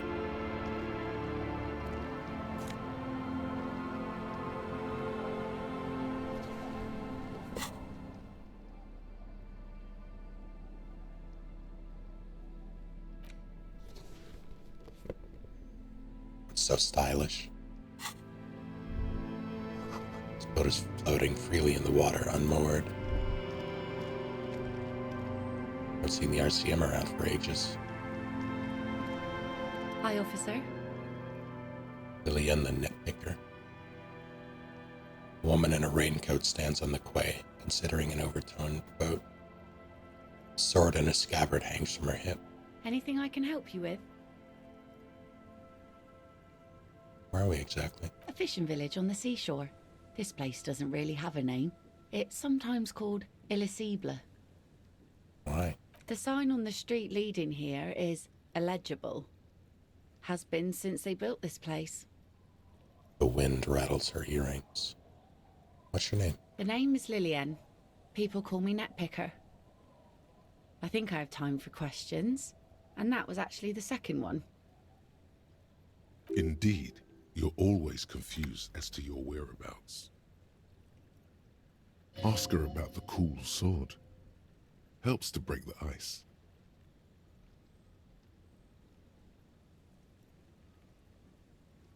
My sword. It's come with a story. Unfortunately, the factory sold this one with a 3-year warranty instead of a story. It's to intimidate folks, mostly. How do you use it? Not really. I know some basic moves, and I know it sure as hell beats a knife when you're in a tough spot. I mean, I guess. I think I'd still rather have the knife. If the other person has some sort of weapon, like some sort of melee weapon, I would rather have the saber. But if I'm just in a scrape, I would rather have the knife. I think it's more important for untrained people. See, unless the person... If the person has a melee weapon, yeah, the range would be paramount, I think. But if they don't, and I'm just drawing a weapon to defend myself, I'd rather have something that's more maneuverable.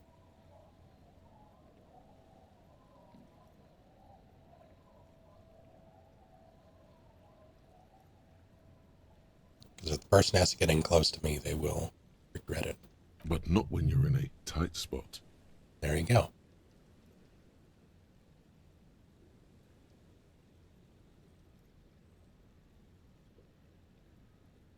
It is imposing. It's a regular mass-produced sword, like a shovel or an axe. Nothing fancy, just for intimidation. Why do you need intimidation tactics? From time to time, people need a lesson in respect. That's just the way it is. Back in the day, I caught the eyes of many men. And believe me, men need a lesson in manners from time to time.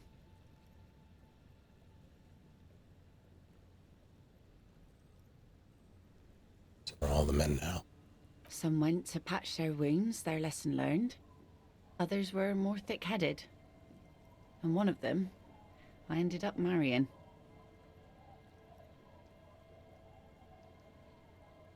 Where's your husband now? Gone.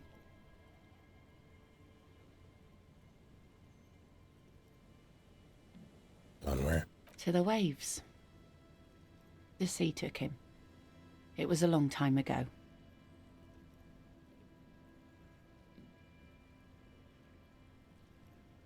No. He didn't respect the sea. Went out there, drunk like a skunk, and sure enough, one day the boat was found floating empty. The bloated corpse turned up 2 weeks later. Now, before you tell me how sorry you are for my loss, know that it was 4 years ago, and I've moved on. There's only so much mourning you can do for a drunk with sinewy muscles. She really liked those muscles, though. It's in the way she pronounces sinewy.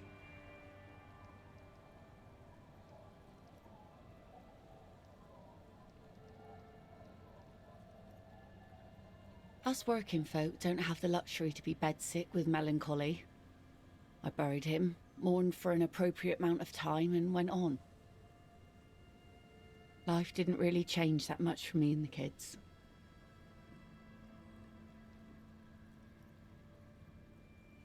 She glances at the village where 2 little kids are playing with what looks like rocks. This is neither a touchy nor a very interesting topic for her. She looks like she's ready to go on a date with another, better drunk. Ask her. Both of you could need some action. Christ. Do it! Hit on the widow! It's the right thing to do! I don't know if that's the case. What do you do around here? Like I said, fish mostly. Sail the waves, take care of the kids, pick nets. Right now I'm tarring a little skiff. Is that enough to make a living? Sometimes I also walk to the beach to see what the sea has given up. The sea is full of surprises. What have you found? Wood, pieces of glass. Every once in a while we see dead bodies. Human, animal, fish, other odd sea creatures. A mine washed ashore once. Bottles, drugs also. Lost cargo in general. Most of the time it's just wood and glass. All right. Major choice moment. You only get to ask one thing.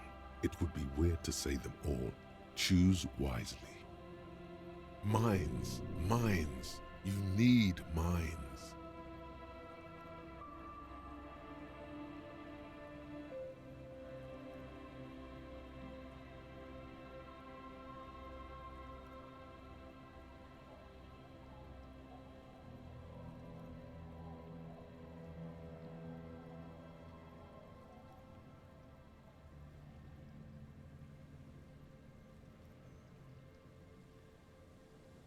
I don't think I need mines.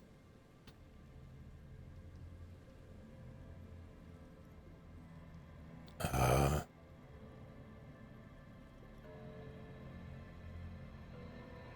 need to know about those human bodies. Well, you're barking under the wrong tree then, officer. I have no interest in floaters. Seen enough of them in my life already. Very unattractive bunch.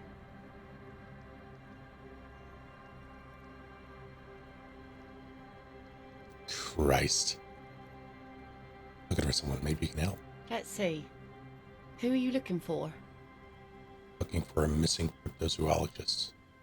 I don't think I know what these are. Care to elaborate?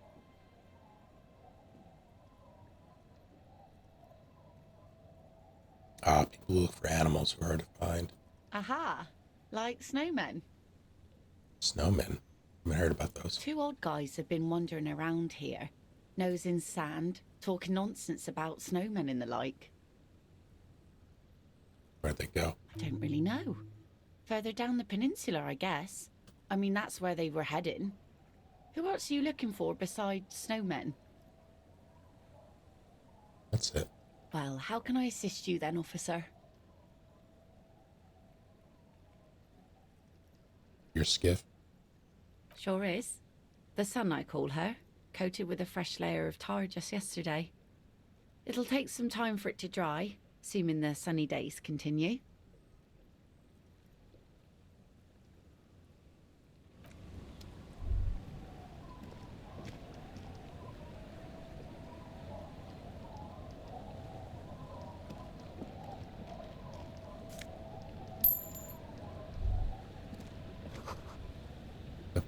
Ice creak beneath your weight.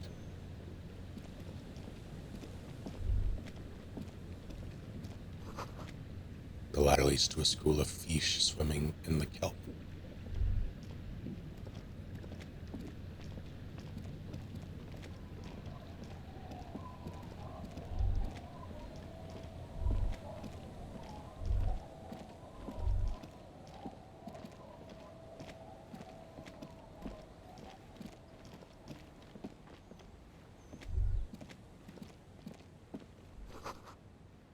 The street sign is illegible below the graffito.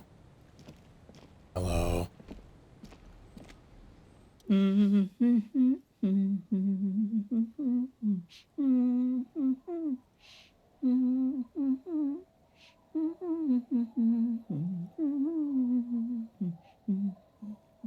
Very shocking. One hit on the window, not now. The woman next to a bucket of clothes hums an odd melody. Her eyes are closed. Welcome to the fishing village. Please lean in closer. I have cataracts. Can. More psyche than anything.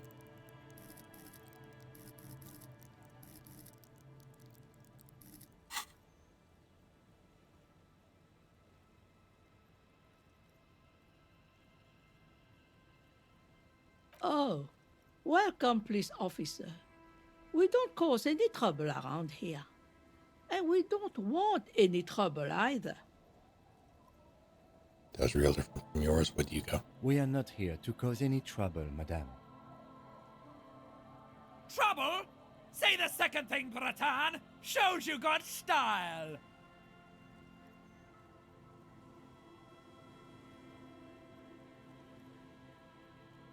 Oh, of course.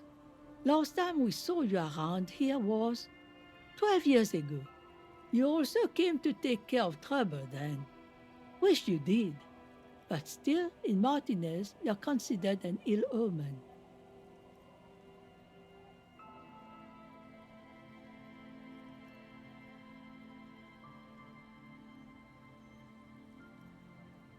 What kind of an ill omen are we talking about? Oh, the usual. Dark tidings. Black hound. That's you, all right. A black hound licking your own heels. Been here before? No, not you personally. I meant the RCM. Some of the men got into a fight. One of them killed another. Locked himself in that woodshed over there. Points to the building behind her. He was brooding, needed some help opening the door. You got it open for him and took him to think about what he'd done in a more secluded place, somewhere more quiet. She says it as if he was on some kind of spiritual retreat. Maybe they are afraid. Because you're an ill omen, but you're still welcome here, as long as men with guns aren't chasing you. And maybe even then, because that's the kind of fishing village we've built. I'm sorry there's not a lot of room to park the motor carriage, and not a lot of houses, or a lot of people. My kids are long gone, searching for treasure. So are others. Ah, look at me ramble on. What brings you to us?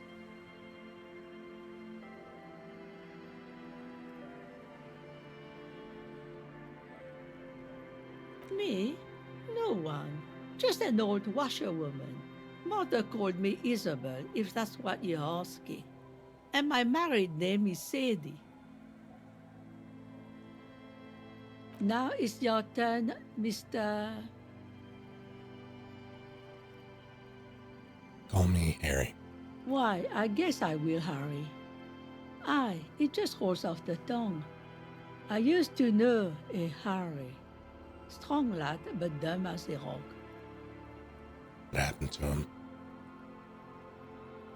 He did too many narcotics.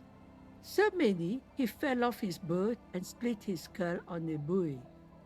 Folks who saw it say his head cracked open like a melon. Nasty, nasty. What's in this fishing village? Just us. It's barely a village anymore. We almost don't exist. What do you mean? This is pretty much a non-place. A gap.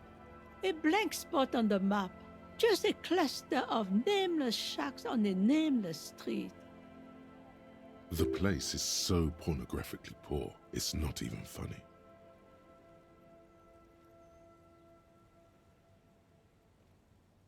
What does that mean?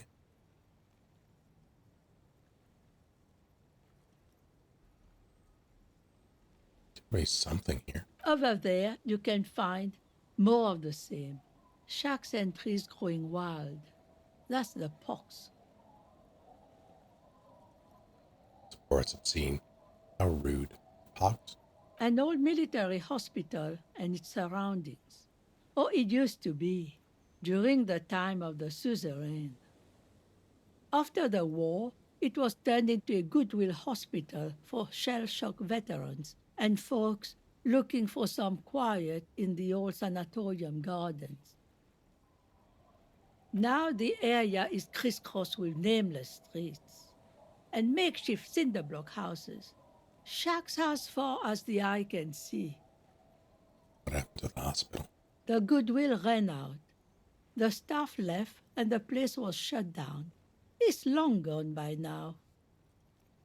Who else lives in this village? Well, there's Lillian and her kids. A few new folks live in the house to the east, but they're away right now. And then there's the drunks. Not a pretty sight, but there's little we can do about it. Home is home, even for them. Met Lillian already. Lillian is tough. Tougher than the men here, at least. If it wasn't for her and the kids, this place wouldn't have a spark of life left. Haven't seen any drunks yet. Sooner or later, you'll see for yourself. Don't have to look long to find these guys. Way to make a little money. Here, for you, no officer. The only money we have here is some coins the drunks tried hiding from their women and then forgot about. Under carts, boats, in little boxes. It's not hard to find. Another topic I'd like to address. She nods, rinsing another piece of cloth.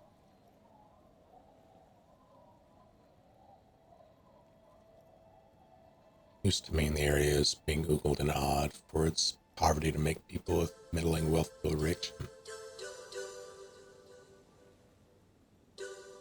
Was that wise? Each shit adapt. Also, it is. I started this 3 years ago. Played like 17 hours and then put it down. I have since returned to it. Now I'm doing a full playthrough. It's a good time. Are you going to be playing...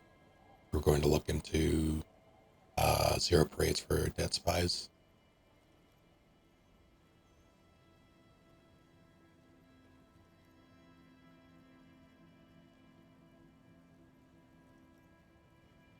Zero Parades for Dead Spies. Comes out the 21st. Game like this. Made by at least part of the team that made it. Except the theme is you're a spy instead of a cop. Jinx, thank you for 129 whole last months. Disco Elysium indeed. How are you doing?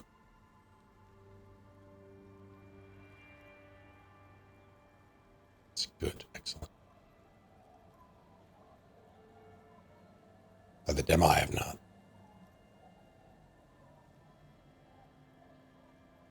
For reviews, yeah, it's... I'm probably going to give it a few days before I'm still playing through this anyway. But, yeah, I'm going to keep my eye on it.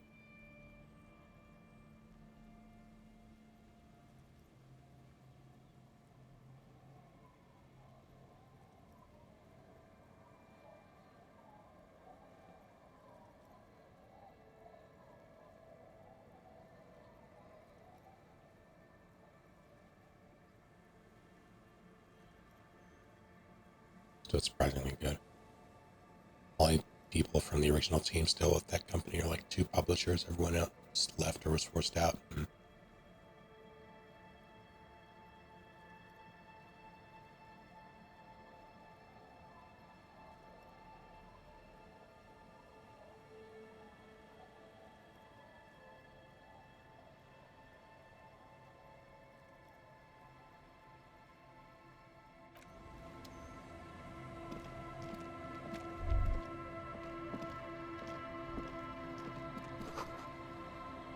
Wedding stone, no warning, covered in rust.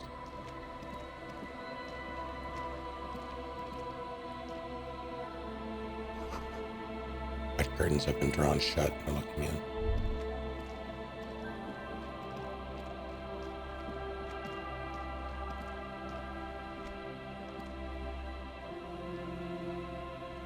I need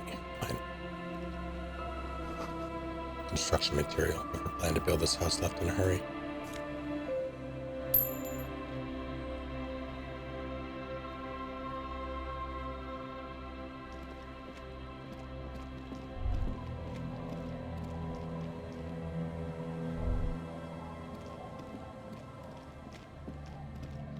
Hold on.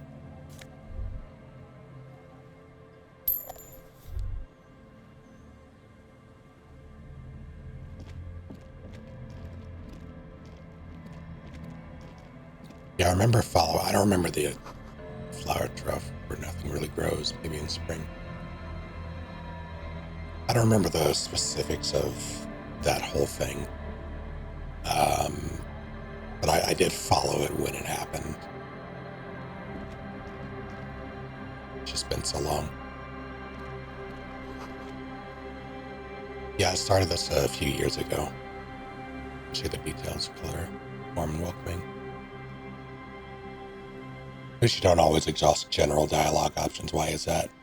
Role-playing choices. Just some things feel weird to say for what I'm, like the way I've been playing it.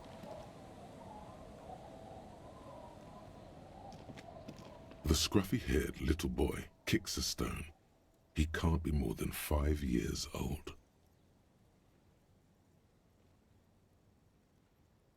The other one looks indistinguishable from him. He watches his brother kick the stone with his tongue lolling out of his mouth. Must be Lillian's twins. This one doesn't say anything, kicking the concrete with his worn-out sneaker. Smell like Harry in real life, yes. Lily's our mum. Explains the other one, tongue still lolling out of his mouth. Already said that. The stone kicker laughs suddenly. His head is too large for his shoulders. The other one laughs as well.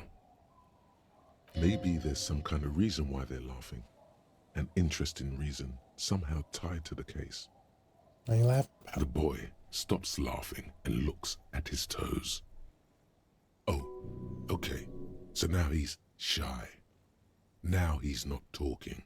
Just wobbling around like he's afraid of something. God damn. My kids, take care.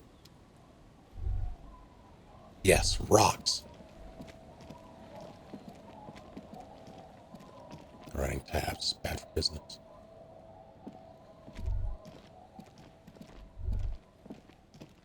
You stop mid-step and put your hand on a garish necktie.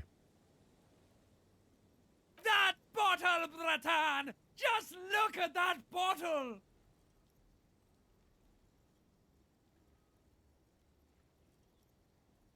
In this drunk's hand, on the pipe there, glowing blue, a mysterious, otherworldly blue, filled to the brim with holy mysteries. It's hard to know what exactly your vivid interior is speaking of here, but I'm guessing it's got a lot of alcohol in it. I don't want it. You should care! I'm getting a very special vibe from that bottle. Please go talk to him. I need to look at it closer.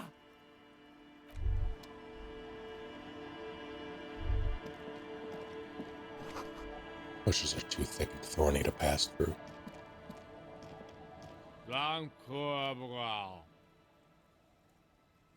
Grumbles an unshaven man with a ruddy nose. Narrows his eyes at you as if in recognition, then turns his head away. The noxious odor emanating from the drunken man is strong and familiar. Don't you call her? Yeah! Don't call Abigail! It's Abigail. Uh-huh. Abigail, don't you fucking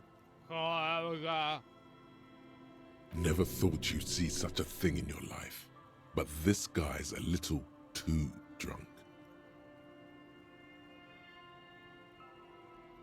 What's your name? Tell me about your friends. Don't you fucking call her! Hear me? Abigail? Why shouldn't I call Abigail? He snorts and beckons you to lean in closer. Christ. Don't call Abigail. Don't call Abigail. Right. Don't call Abigail. He whimpers softly, his voice trailing off into nothingness. Hey, tequila! Islander, thank you for 42 drunk whole-ass months with Prime, no less. Welcome back. How's it going? A 30-something man clad in a two-piece liquid TM tracksuit puts down his Pilsner and extends his hand in greeting. Good to see you.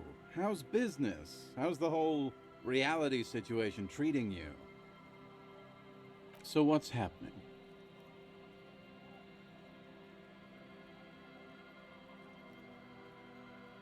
Wait, tequila? Yeah, Tequila Sunset. How are the, high-concept, reality-based adventures proceeding? Good. These people know your true name. Looks like it has preceded you, Mr. Sunset. More on that later. I like this guy. You should too. He respects you by calling you your true name.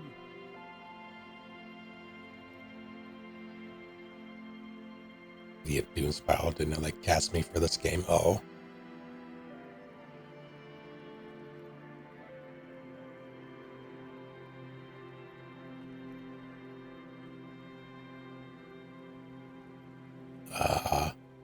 You'll tell me I'm a cop. Get used to that. It's good to hear that you're on top of things.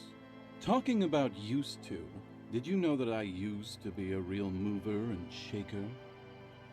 He thoughtfully picks at his shit-stained licorice TM jacket. Sadly, things aren't going that well in Idiot Doom Spiral Land. Haven't found those keys yet, haven't won that great piece of ass back. No word from my business buddies. What do you guys do around here? We are saving the world. He looks at his comrades. Please. Please don't go. Next the man in the pipe. Okay, we're drinking. We're drinking alcohol. That's what we're doing. I tried to save the world once, a long time ago, with enterprise, creativity, and willpower. But that didn't work out.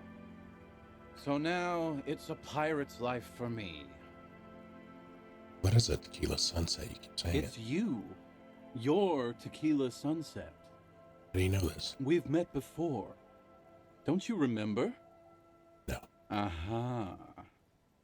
Do you want to know how Tequila Sunset came to be? Tequila Sunset. Something ominous there. Go ahead. Mm-hmm. Let me take a sip to moisten up my chords. Tequila Sunset rolled into Martinez last Friday, and by Tequila Sunset, I mean you. The man, the myth. Zyla. Hey, let's not jump ahead of ourselves. This is your story. Stop interrupting. He takes another sip, then continues. You got here on Friday to solve a case, hoping to be the early bird who gets the worm. And by the worm, I mean the buzz. Because as far as I know, all you did was get piss drunk. Word on the street is you went around the local hostel telling people that you're a police officer, and that it would be really fucked up if you shot yourself in the head right in front of them. That's pretty high concept, if you ask me. Does that sound like something you'd do? Yeah, probably. The lieutenant's brow is furrowed. He's listening as casually as he can. What happened then? It was a late Saturday night when we, the Union of Moribund Alcoholics, were getting our drink on. Nothing remarkable about this. We get our drink on 24/7. Makes everything warm and glowy. I trust you know the feeling. Oh, yes, you do, Bratushka! The only thing better than that is putting the pedal to the metal after you kiss the tie. And off we go!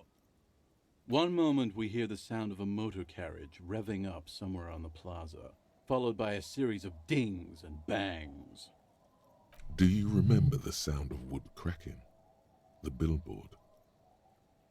Naturally, loud noises pique the interest of anybody owning a pair of ears.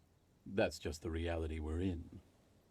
Anyway, there was a brief silence, a gasp of silence, if you will, followed by a real commotion. We heard the carriage careening towards the coast at top speed. Sounded like someone jumped the canal. We grabbed our brewskis and rushed to the jetty. Never underestimate the speed of an alcoholic. What we saw was a sight to behold. A beat-up police carriage containing you. Right there on the beach, you revved the engine and screamed at the top of your lungs, "The time hath come!" So, naturally, being the curious cat I am, I asked what time hath come, to which you replied, "The time hath come for tequila sunset, the end of all things!" After which, your reality contracted. You jammed the pedal, plowed right off the jetty, and through the ice.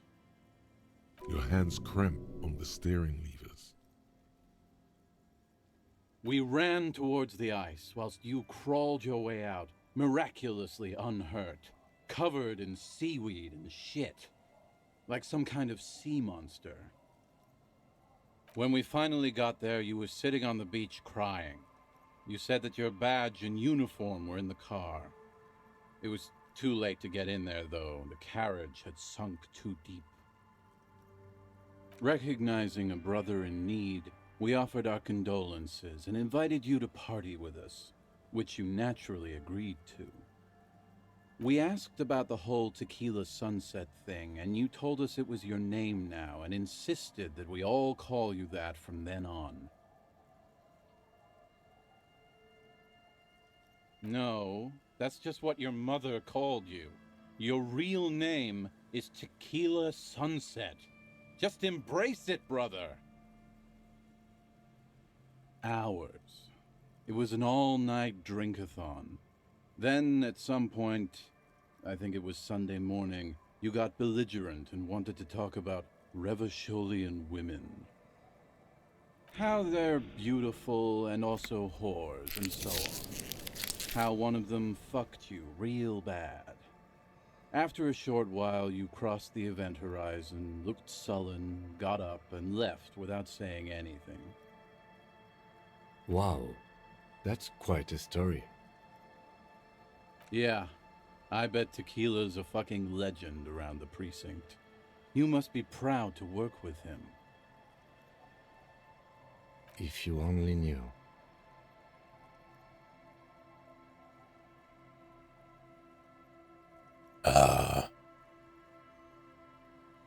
Say anything about the case? Yeah, you said it was no biggie and that you'd solve it in no time. And that you didn't need anyone to do it. You're doing it solo now. A lot of cops go solo and hermit once they reach that level of alcoholism. It's not meant as a joke.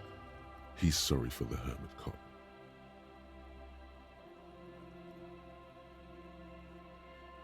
I mentioned losing anything else? Beside your gun and your badge? You said something about your hope or heart or something. To be honest, the details are a little hazy. In retrospect, I guess you lost your motor carriage too? That's a big one.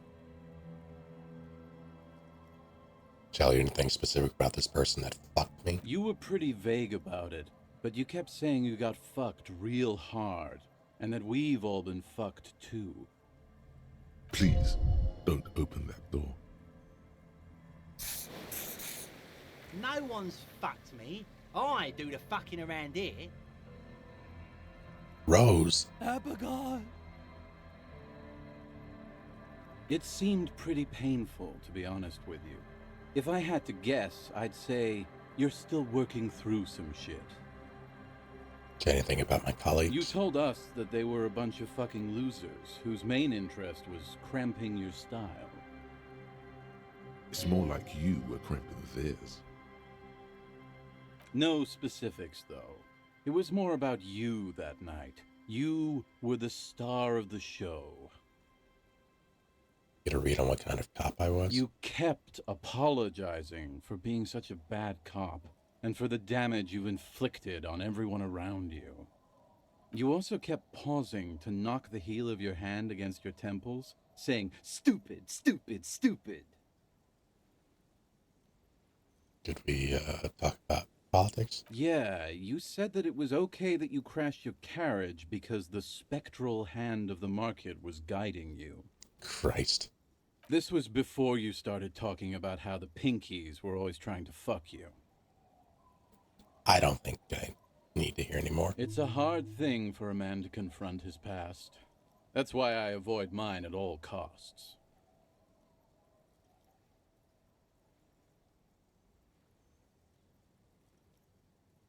Tell me a story. Whoop-de-doo. So now I'm a fucking storyteller. Right. Why not? Better than a beach bum. Want to tell me how you became Idiot Doom Spiral? It depends, really. Are you willing to help me out? No.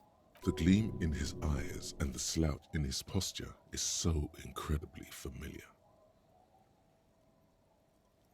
You might get scammed here.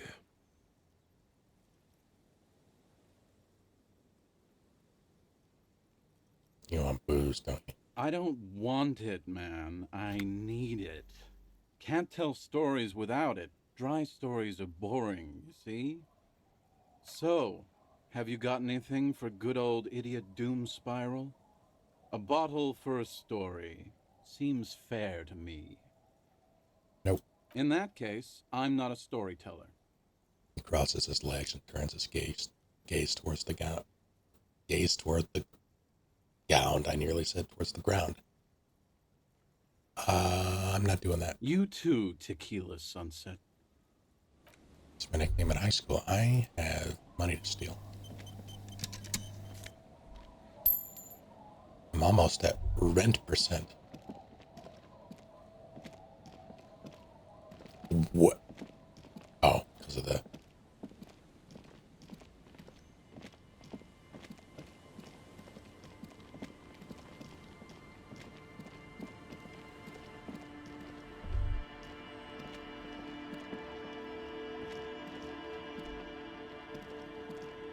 The worn and beaten wooden planks of the bench do not look overly comforting. We can sit on benches after we've solved the murder. Let's go. You can revisit the bench if you ever need to pass the time when Lieutenant Kitsuragi is gone. Cinder blocks charred. A makeshift fire pit with magazines for lighting.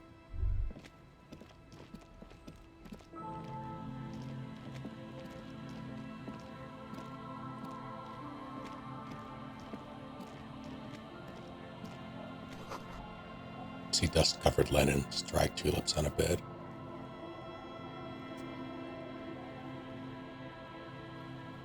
Not quite the creators, the actual developers for this were screwed over pretty heavily. I believe it's the publishers that Kingdom of Conscience.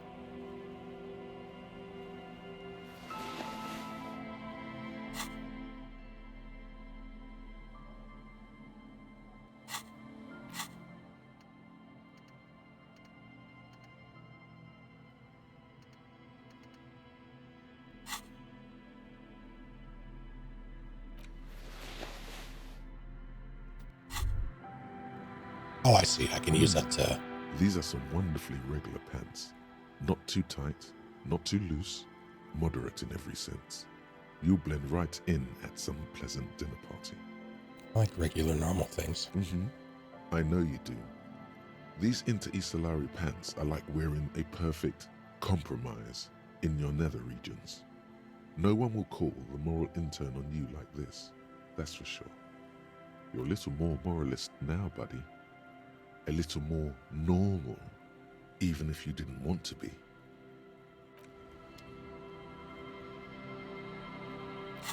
Does that? No? Alright.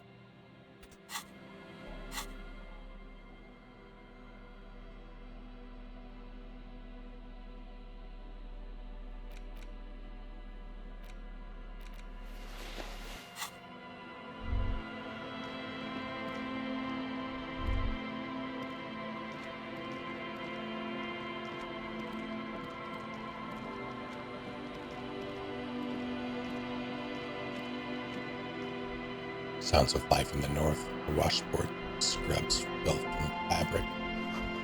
Through the broken glass, dusty shelves, and a forgotten chair.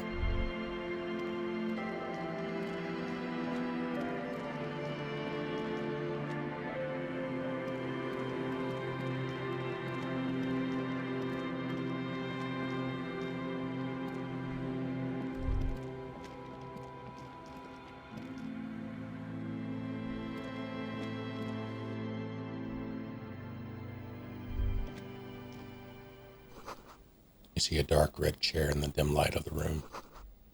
Cold breeze is enough to make the wall planks creak.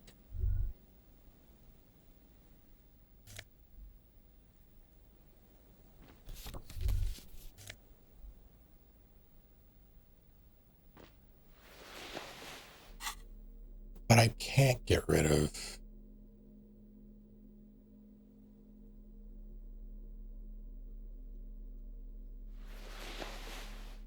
the drama of it all, though.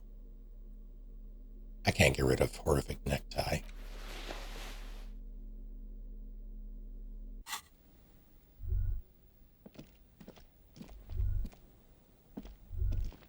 It's only a red chair.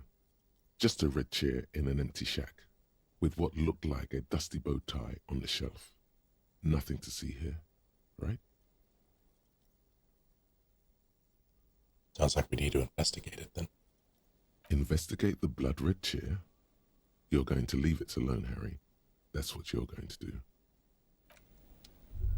What the fuck?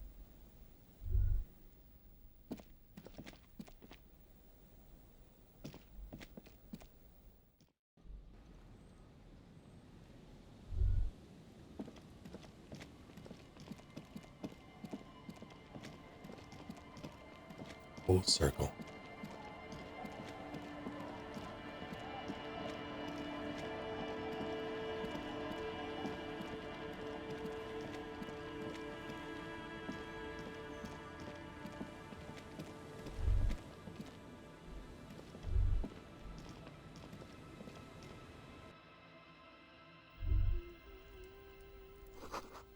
It feels safe and warm in here, not like outside.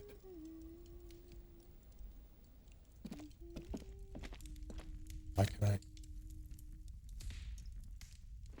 I don't want to take that without talking to this Hello, mister. little Lily. Young girl, barely 4 or 5 years old, sits on the sofa. She looks at you with frank She curiosity. clutches a small stuffed animal. Occasionally, she twirls it around.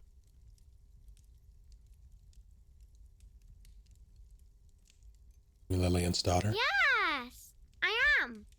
Little Lily. You know Little my... Lily. That's nice. Oops. My mum is great. She's never angry or anything. One's outside your brothers? Yes. No. They don't want to play with me. They're older and play outside. They look the same. Sometimes I can't tell them apart. Yes, they do look alike. Lammy tells them apart. She waves her fuzzy doll in the air. What's that thing you're holding? It's Lammy. He's my friend. Sort of. Like... She holds the fuzzy beast up to demonstrate. Lambie is a stuffed lamb that, admittedly, has seen better days. One of the eye buttons is missing, and the fur is tattered in several parts. Emmy looks soft. Yes, very soft. Okay, Isn't he soft? she's right. Lambie is very soft. She runs the white fur against your cheek and returns the lamb to her lap, cuddling it. There was a girl here who has armored gloves. Is that you? Oh, I had gloves. Very big ones. Heavy, too. Where did you get these gloves? Found them when Lemmy and I were playing hide and seek. In an empty house. Where no one lives. I think someone hid them there. She doesn't want you to think she stole them. Wearing the gloves now. I hid them. The twins were gonna take them. They're stupid. She lifts her stuffed toy up and looks into its one remaining eye, as though searching for confirmation. We're going to need those gloves. It's for important police business. Enunciates the last two words carefully. Oh. She doesn't seem to understand, but the lieutenant's tone has conveyed to her the important part. They're in my sandcastle. Behind our house. Under the sand. You can break the castle. It's not very good. Okay, what's that? It's a grouse! She yelped, smiling broadly. You might be able to get on Garth's good side if you replace the broken skewer you almost certainly broke.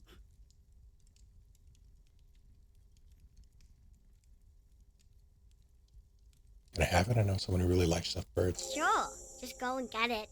I don't like it anyway. It looks angry. All right, you just need to grab it from the ceiling and go. Bye! The girl's large, curious eyes remain fixed on you. I'll take that. Industrial coal pellets burn with an orange glow. See, I didn't even have to steal it. I just asked for it. Worked out.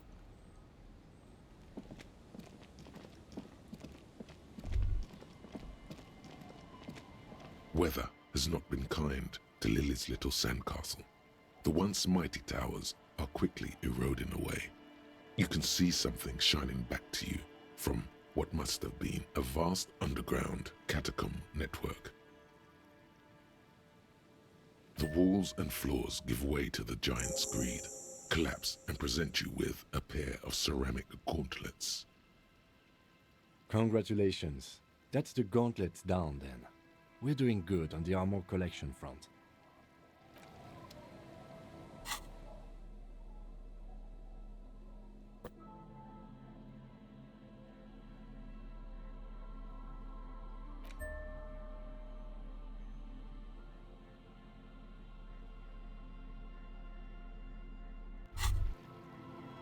As you fold your fingers into a fist, you realize you could knock anyone out with one punch.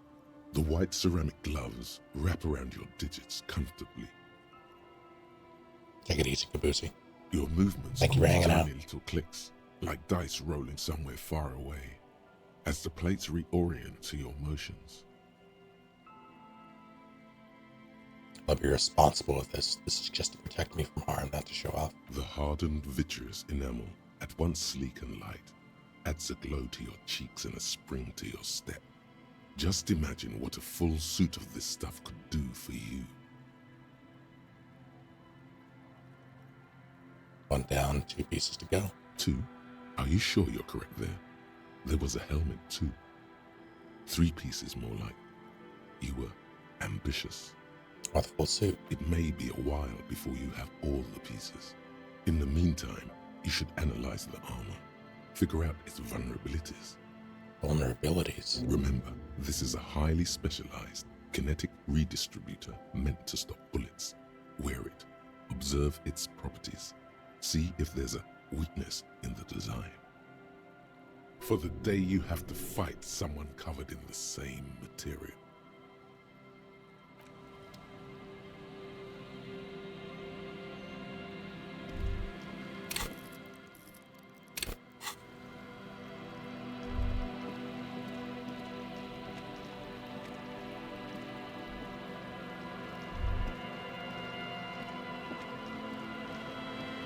I'm out of tea.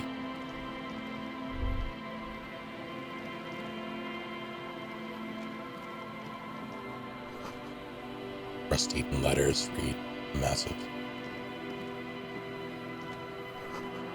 The rear tire of a motor carriage adorns these reeds.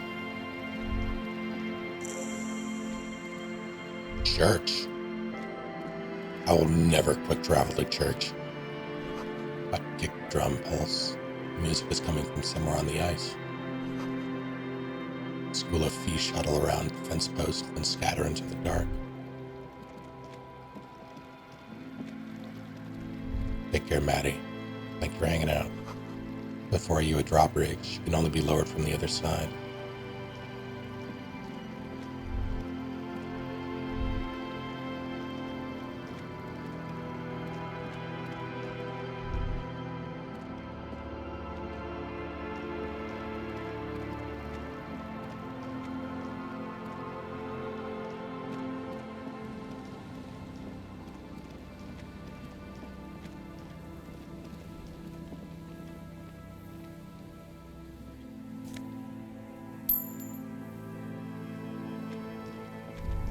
Slouching towards rent money.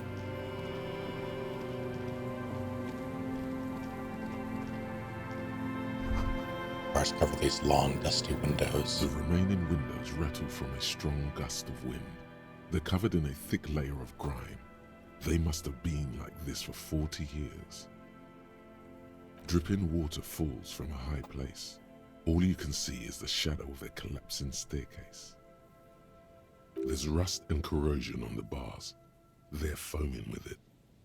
And a small layer of white salt from the sea. Can you make out what's inside? No. I won't even try. You know... Takes his glasses off. I had a partner once. They called him Eyes, because he had to show me things. It's that bad. This partner of his, Eyes, things didn't end well. It saddens him to say his name. Don't even ask. He wouldn't answer. Maybe some other small talk. Still shoot though? Well enough, actually. It's odd how that works. I'm no sharpshooter, but I passed my shooting courses 7 out of 10.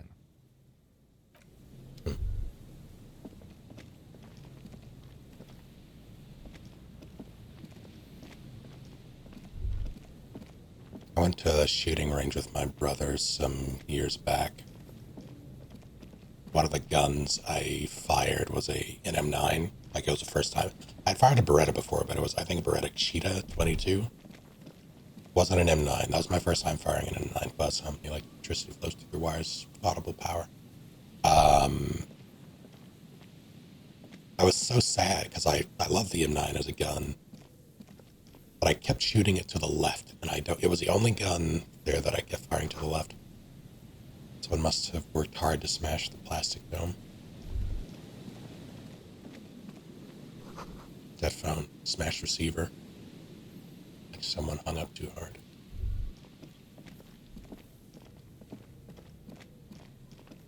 Let's go left, yeah. You feel the shadow of a very large building fall on you. Sign reads, St. Brune, 1147.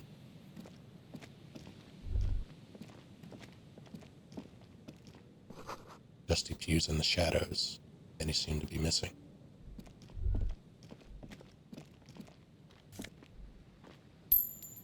Now I have enough for rent. An altar shrouded in dark, or something like that. It's too dark to tell.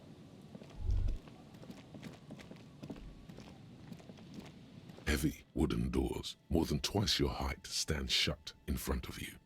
The rectangular sea-worn ornamentation appears in stark contrast to the padlock, carelessly drilled into the wood. Nothing happens, only the sound of the padlock rattling against the door. I don't think that's going to work. The carving on the door is block-like and angular, like the church itself. 2 large beams shoot downwards, sinking into the wood before they reach the threshold. The surface is smooth from the wind, but moist to the touch. This cheap-looking padlock is sturdily built. It shackles together a hasp and a staple screwed into the wooden door. The lock is adorned with a yellow sticker. It'll be easier to break the staple than the lock. Also, that sticker is interesting, somehow. You see a yellow circle with 2 X's and a big curve below them that looks like a mouth. You're pretty sure you haven't seen it before, but what the symbol depicts is clear enough. A smiling dead guy. The curve makes it smile, and the X's make it dead. There is something blindingly modern about this symbol. Its modernness puts to shame everything you've seen before. Makes it so modern. It's the contrast between the cheery, chemical yellow and the rigor mortis. As if the cheery guy didn't know he was dead, or the dead guy didn't care that he was. Either way, you get the sense the forces of future are at work here. Have you seen the symbol before? He takes off his glasses and uses a blue handkerchief to thoroughly wipe them clean before inspecting the sticker. Then he looks up, pauses, and replies. No. What does it look like? Looks like a dead man smiling. Suggests junior delinquency. What is suggestive of junior delinquency here? I haven't seen that sticker before, and I'm not a youth. I agree, it's very modern, but this cheery. That level of conceptual thinking is not part of my skill set. Give me the sticker. There's nothing like the sound of a sticker unpeeling. Now it's stuck to your thumb. Shake it off, your thumb and throw it to the window. Oh, I want to put it on his back. Au revoir. Actually, no, that'd be rude. It would also send a terrible message. The padlock passes through a staple that's been hastily attached to the wood. Closer inspection reveals that one of the screws is not a screw at all, but a nail. The work has been done recently and is unprofessional, to say the least. Should you want to get through, it might be easier to just pry the whole thing off. This is where my pry bar comes in handy. Maybe we should circle the building first and look for another way. The building has seen enough mistreatment. Fair enough. There is a touch of guilt in his voice. Should we start with that kick drum coming from the ice? Heard a sound before. Yes, the pulsing bass. A sure sign of junior delinquency, somewhere east of here. There's something on the sea ice there.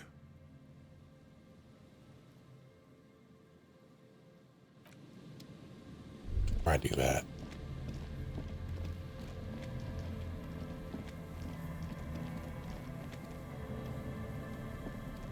A metal payphone under a yellow plastic dome. You could use it to call someone, unless you're out of change. You hear the tone. The machine is inoperable. I can afford it. Calling. Still calling. This feels wrong. Should you be doing this? End of tone. Someone picks up. Pierre? Is that you, Pierre? The voice is female and sounds about 100 years old. No, this is not Pierre. Do you have any news about Pierre? Who's Pierre? He's my sister's grandson. He used to visit me as a lad. Fine young man. But who are you then? A salesman of some sort? Modern goods are rubbish, and I can't afford them anyhow. It's a shame what you did to our country. The woman moans and the phone lines howl in unison with her.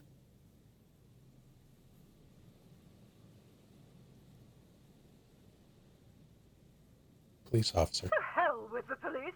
To hell with you. Her voice is drowned in white noise. Sounds like waves washing a beach, growing in volume until the call suddenly disconnects. Fair enough. You get a sinking feeling. It makes you look if Lieutenant Kitsuragi overheard you.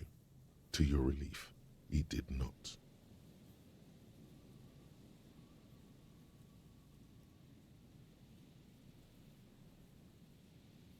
Fuck it.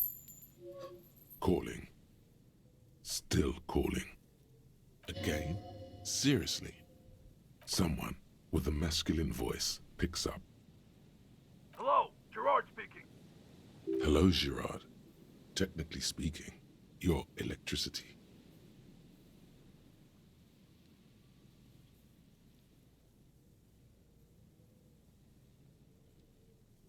Christ. Sorry, wrong number. Don't worry about it, buddy. Happens to all of us. You have a nice day now. Phone hanging up. Disconnect tone.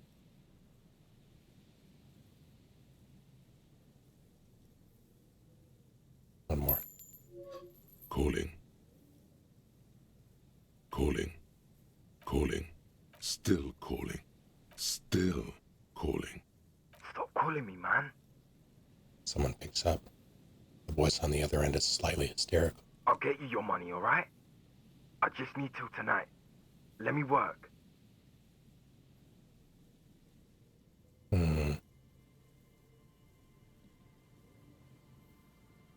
Christ.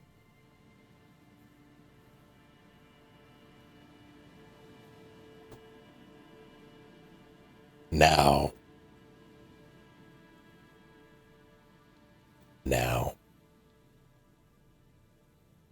This would be funny. Who's this? You got the wrong number. Don't call here again. Disconnect tone.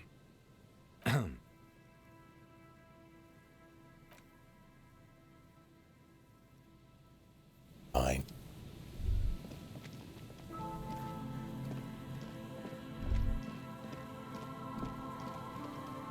Someone has left an unidentifiable article of clothing on this railing. It smells really bad.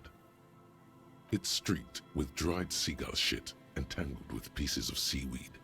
A dangling arm suggests that there might be a jacket beneath the crust of filth. Please tell me you're not taking that with you. A clue? You think our suspect is a seagull who's been defecating on unsuspecting jackets? Could have been multiple seagulls. A poet could write a dozen verses and still not begin to capture the profound vexation in that sigh. You should still take it.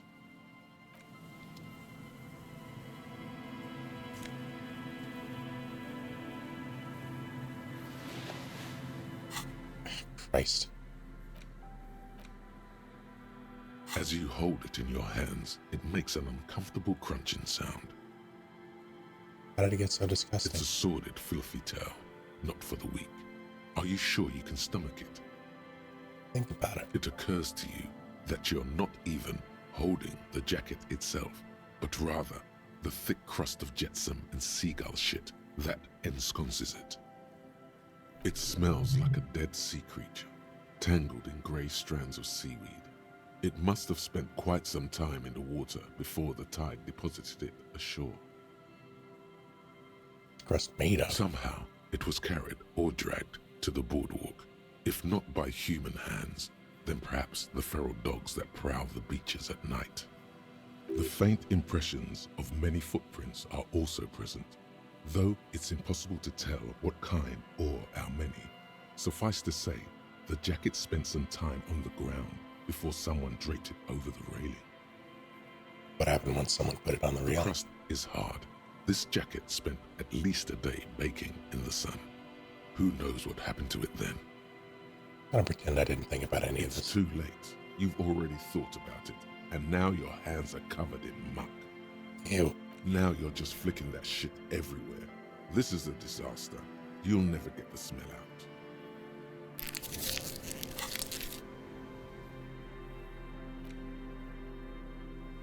Awful.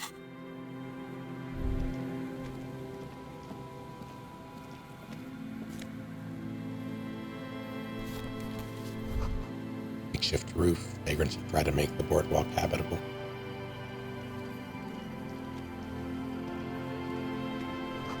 The tarp will keep out neither rain, nor snow, nor wind.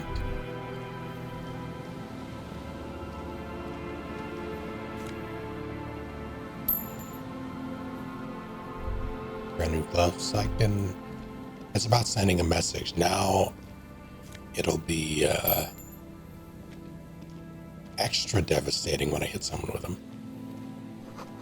Coin-operated weighing machine. Hasn't been used for a decade. Victims have recently painted the tarp red, water drip from it.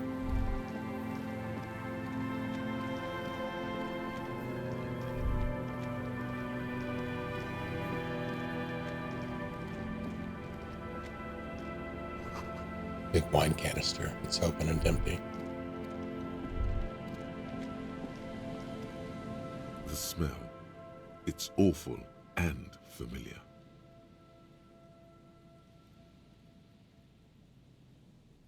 Don't you recognize it? That hideous pungency, that faintly cloying sweetness. Only death smells like that. Something cold wakes in the pit of your stomach. Fear. Right. The lieutenant has already brought a handkerchief to his nose.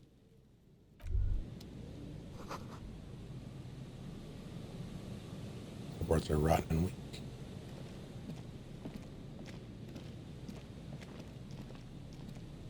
There's some tear, an empty cigarette package, and a crumpled kebab wrapper in the trash bin.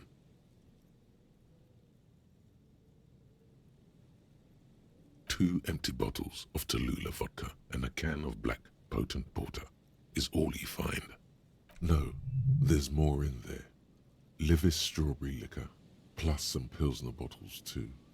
Better not pick them up. They seem unhygienic. A tragedy. Then it looks in the can, eyes watering from the smell. He shakes his head with genuine sadness. Whoever tossed it here was a heavy smoker. The brand name reads Red Astra. You see traces of mayonnaise and ketchup on it, as well as a tomato wedge. The wrapper reads Shish Kebab Revachol. It's no older than a day or two. No mold yet. It's hard to concentrate in the smell. The sea air brings some relief. A man lies on the boardwalk, his limbs bent and neck turned at an unnatural angle. Right next to him is an empty bottle of spirits. In his cramped hand, a chewing gum wrapper. Oh, man. Half of his body has slipped between the cracked boardwalk, starting with the right leg. The fall has left him broken, contorted like a sad puppet. The smell is not as bad as a 2-week-old corpse, but it's definitely heading there. Hold on. The lieutenant squats next to the corpse and examines his face. Two bulging eyes stare back at him, void of any signs of life. Lividity is faintly pronounced.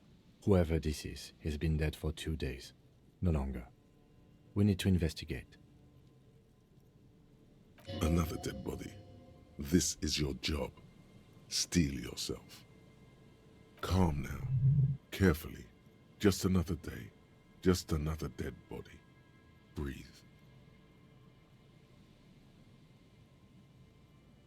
He's wearing mud-caked boots, beige trousers, and an old brown leather jacket with a bright blue lining. There are traces of kebab sauce on his chest. You find some sunflower seeds and a rain-soaked library card folded into two. His jacket feels sodden and heavy under your hand. Good. We should take a look at that library card after this is done. There's some dried blood on the metal bench, right where the corpse's head rests. The floorboards are rotten and slippery wet around the hole. An empty bottle lies nearby. A chewing gum wrapper is clutched in his fist. A dried chunk of blood covers the hair at the back of his head. An open wound. It's sticky and cold to your touch. This is where he came out of himself, drop by drop, when he was unconscious. It took 3, maybe 4 minutes. I don't see any other major wounds, do you?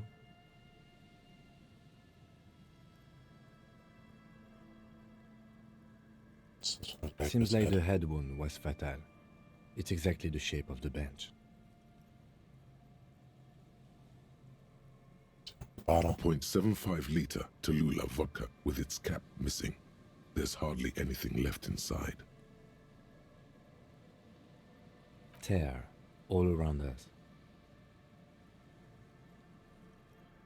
He looks at 2 other bottles forgotten near the coin-operated viewer. Revachol spearmint chewing gum. Green leaves on the cover. The man's mouth is half agape from the terror of the fall. The blackness of death. Stench.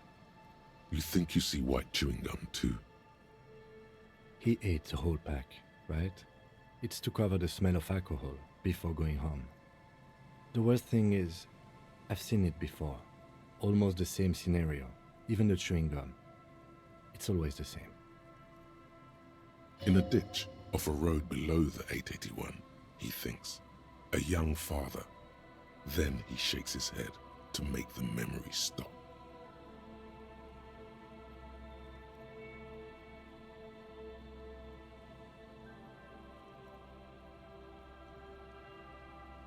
This is a mistake. They screech under your feet ominously. It's hard to say whether the dead man's weight was the cause of the boardwalk to break. It definitely looks fragile. You see waves churning below. Something cracks beneath your feet. He could have easily disappeared into the sea through that hole, and you would have never found him.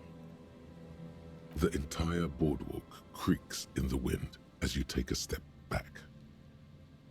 The man has fallen through a crack in the boardwalk and hit his head against the metal bench. Coagulated blood covers his black hair. One of his feet is still dangling through the hole. His expression is dull, like the sea behind him. Drops of water shining on his mustache. His eyes, empty and wide, look frightening in their frozen gaze. Height, 170 to 175 centimeters. Curly hair, stout build, age approximately 50 to 60 years. He was confused when he died, confused and alone most likely, overcome with the awful surprise of it all. He was just about to head home. The first step back home proved to be his last. Oh no, I think I know who this is. Who is this man? Looks like one of the locals. He'd have to know this spot to come here. You don't just walk over here. He looked south, the way you came. But that's just a lazy assumption. What do you think? This is an omen, a sign from above.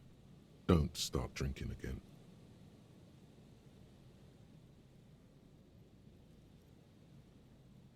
Looks like me. Well, at least you're not married. The lieutenant points at the ring on the man's left hand, flesh around it swollen and gray. What if you are? But let's try to not run ahead. For now, all we know is that he's an unidentified middle-aged man found dead on the Martinez boardwalk. What do you think happened here? Death by misadventure. He slipped and fell through the boardwalk. A truly unfortunate accident. If it wouldn't have been for that bench, he'd be alive.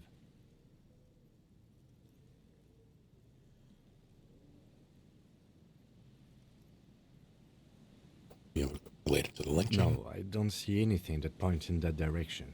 For now, let's treat this case as a simple, albeit sad, accident, unrelated to the murder case. Think he was drunk? Oh, yes. What about alcohol poisoning and liver failure? Some symptoms of acute alcohol poisoning could have definitely played a role here. Severe confusion, respiratory depression, unpredictable behavior. But I think that death arrived through head trauma, not liver failure. What about the kebab? What about it? The deceased ate some kebab. It's probably from a nearby place, maybe in the Pox. Someone should be held responsible for this. They'll seal this place off after the news reaches the coalition officials. I doubt that they have enough resources to actually repair the boardwalk. Not that sealing it off would keep anyone away. All it does is keep the city council's hands clean. Right. It does seem to be a pretty straightforward misadventure, although there's still a question of identifying the body. What should we do with him? From where I stand, I can see two options. We either take the case and follow the leads to identify the body on our own, or we report back to the station and leave this for our colleagues to handle. A field autopsy? A field autopsy isn't necessary if the cause of death doesn't appear to be criminal, and this looks like a simple accident to me. I'd say we should just write down head trauma in the autopsy report and leave it at that. It would save us at least 2 hours of unnecessary work.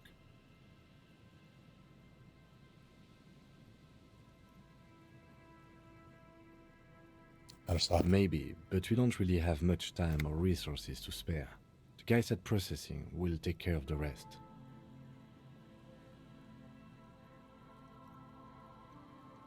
We found him. We should finish this. Alright, we should first examine the library card you found.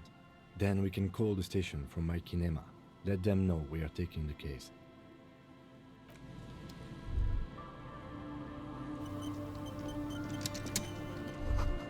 Coin operated viewer has been out of order for years. Stop messing with the coin viewer. Hold on to something with finish so strong.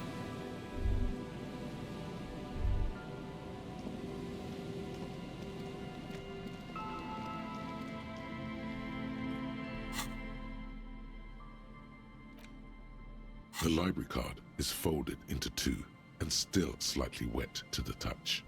The front side reads, Central Jamrock Public Library Card, issued to Billy Mejean, expires July 53. If lost, please return the card to the library. Dial 005 02 55211 or visit us at Moreau Street, 78, Jamrock. Business hours, 900 to 1800. Good. We should give them a call from my kinema. See if we can learn anything about Billy Mejean. Whoever owns this card is an avid reader. You find a list of books written in blue pencil. Radio thriller. Stand a little less between me and the sun. The last one in the list is The Glinton Curve by M. Theobald.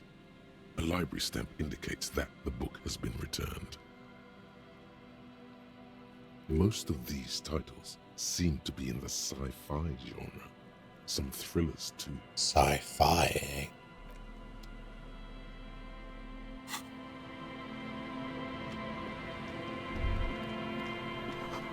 Moonshine, probably. Smells like tasty fermentation. That was my nickname in high school.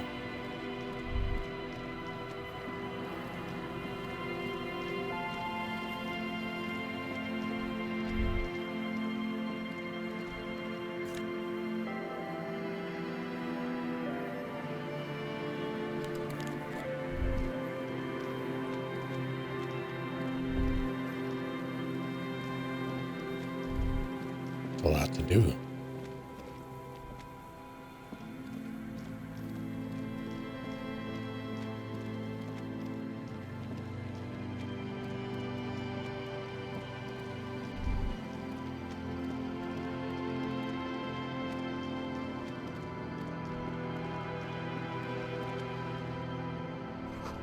Must have taken a lot of patience to do this.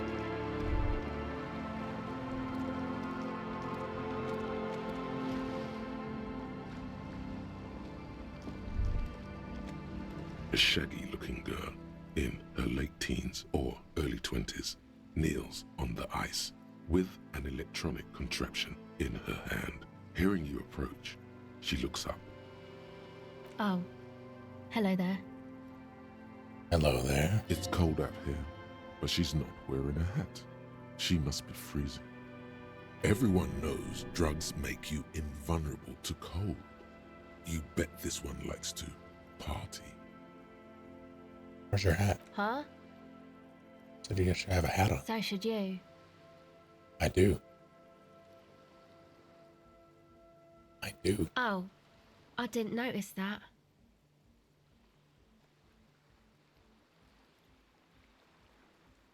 You should wear one too if you plan on staying outside in this weather. Yeah, well... Look, man, fuck the hat. Fair enough. What did she just say? That's not how a civilian is supposed to address an officer of the law.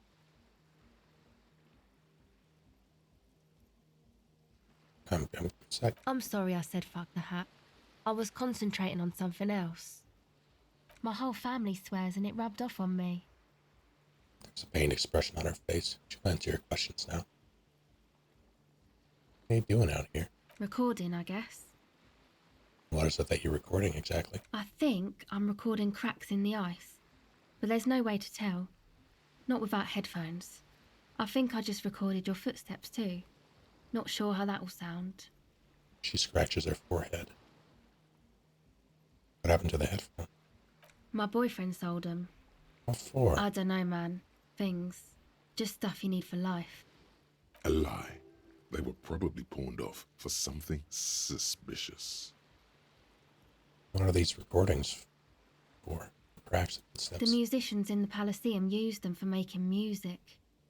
They looped the stuff, cutting the tapes together. They make music out of cracks in the ice and keys jangling.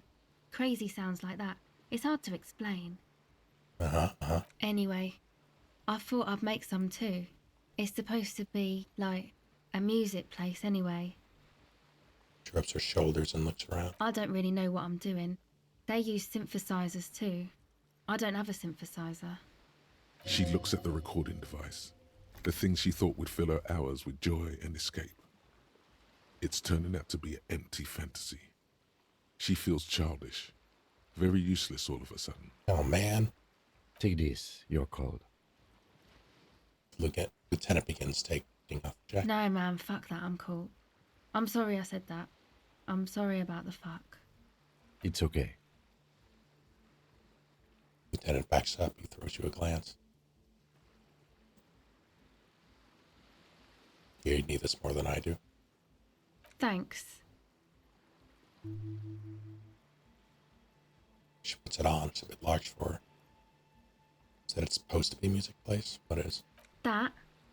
The boys think it could be a place, like the Elysium or something. Stupid. It's really not going to be a Elysium, that's for sure. Boys? Yeah. Andre and the guys, they're inside, in the tent. And why is that? Why are you freezing out here while the boys are inside? They got too much stuff crammed in there. No room. Sounds like what? Music stuff, mostly. Like this tape recorder, but bigger. And there's piles of it.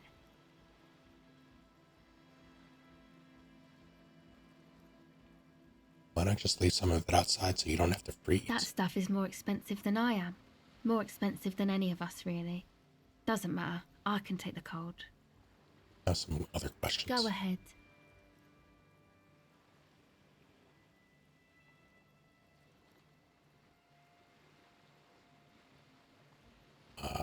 What's your name? Estelle. Her hair is dyed blonde, with dark roots showing. There's a coarseness to her features, some masculinity below that timidness.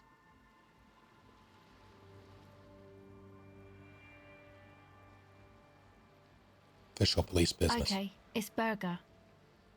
You have little reason to doubt that's her real name, but she's not all that surprised by this cop show questioning, is she? You seem surprisingly comfortable with being questioned. Why is that? Well, it's just questioning, right? You're just questioning me. It's what cops do. We do, don't we? Not if I question you some more. Go ahead. Tell me more about this music place you've been planning in the church. It's supposed to become like a club for Nordic dance music, like that new style of synthesizer stuff they play at the Elysium.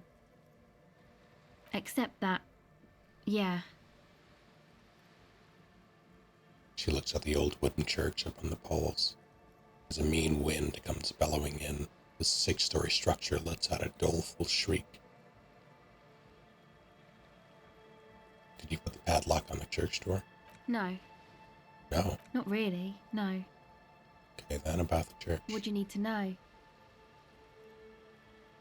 What is Nordic dance music? You know, anodic, cathodic, music that's made with electronic instruments. Like what? Synthesizers and tape consoles. Microcomputers too. Anything that uses electricity, but isn't guitars. Also found sounds, stuff like that. You see clear, beautiful, violent flashes of light. Light cutting through a smoke-filled darkness. That is what the future will look like, if it ever comes. So you want to turn the church into a club? I know. It's not my idea. Andre and the boys found the place. It was supposed to be deserted, but now they can't even take it. Hey, you two are cops. Why do you ask? Okay, well, maybe you could talk to Andre and the guys, because there are some strange things going on in that church.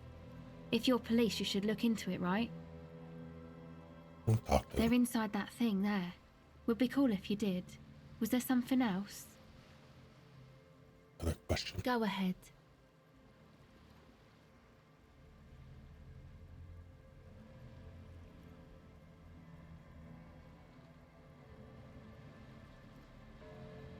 I don't want to take her.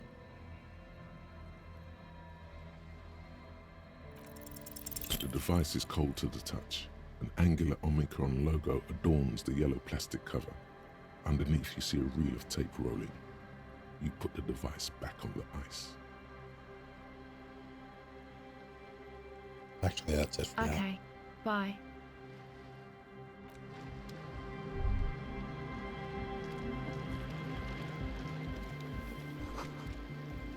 More tribalistic markings, I suppose discovered in little humanoids. Paul screwed to the ice keeps the tent erect. Trash from unending party, some unending party. I'm gonna lower this. A pane of Eternite has been planted into the snow. 2 poles are holding it up. Barely holding it up. It could fall over any minute. A stronger gust of wind might be enough. The pane falls into the icy snow with a soft thunk. That was a good sound effect, I liked it. Painted with pastels, someone is trying to bring cheer into the world. Hello? Hey, hold on. This is someone's home away from home, just like yours.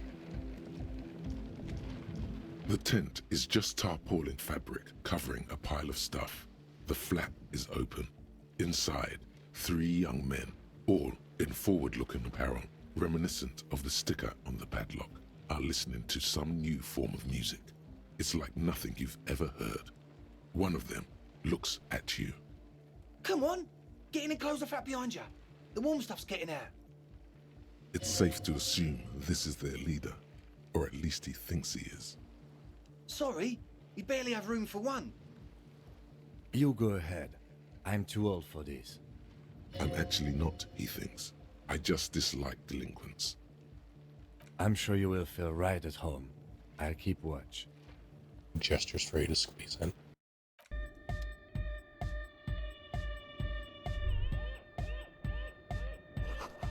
Pile of nasal sprays. Brand name Nosafed Ultra. Canisters filled with what appears to be water. The label says distilled. Speaker, the big kind they use for live music.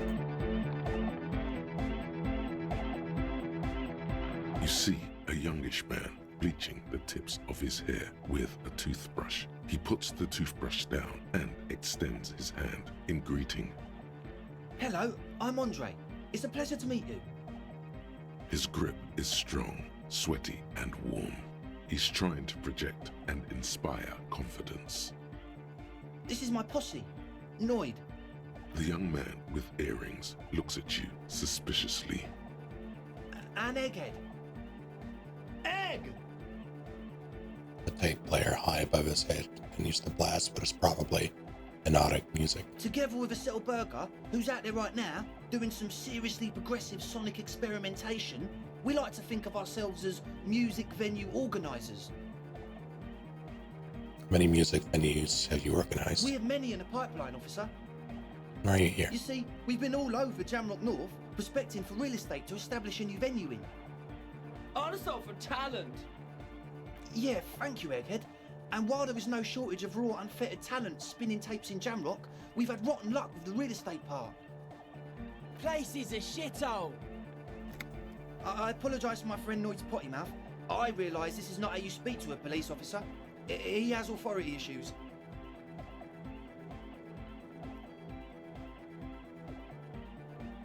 This place is pretty bad. Which brings me to the problem of occupied ecclesiastical property. I bet you've noticed the derelict hive of narcomania on the coast. An attempt to pander to your perceived conservative sensibilities. No person his age would ever use a word like narcomania with a straight face. Don't fall for it. What are you talking about? I'm talking about the church, and I'm not exaggerating. Even a place of spiritual refuge can become a magnet for all sorts of dopeheads and burnouts if left unattended. Dopeheads! Burnouts! He angrily spits on a screw, then starts cleaning it. Well, I'm sad to say, that's exactly what happened. Sad because we were just about to put Martinez on the map with one of the maddest dance clubs in Jamrock.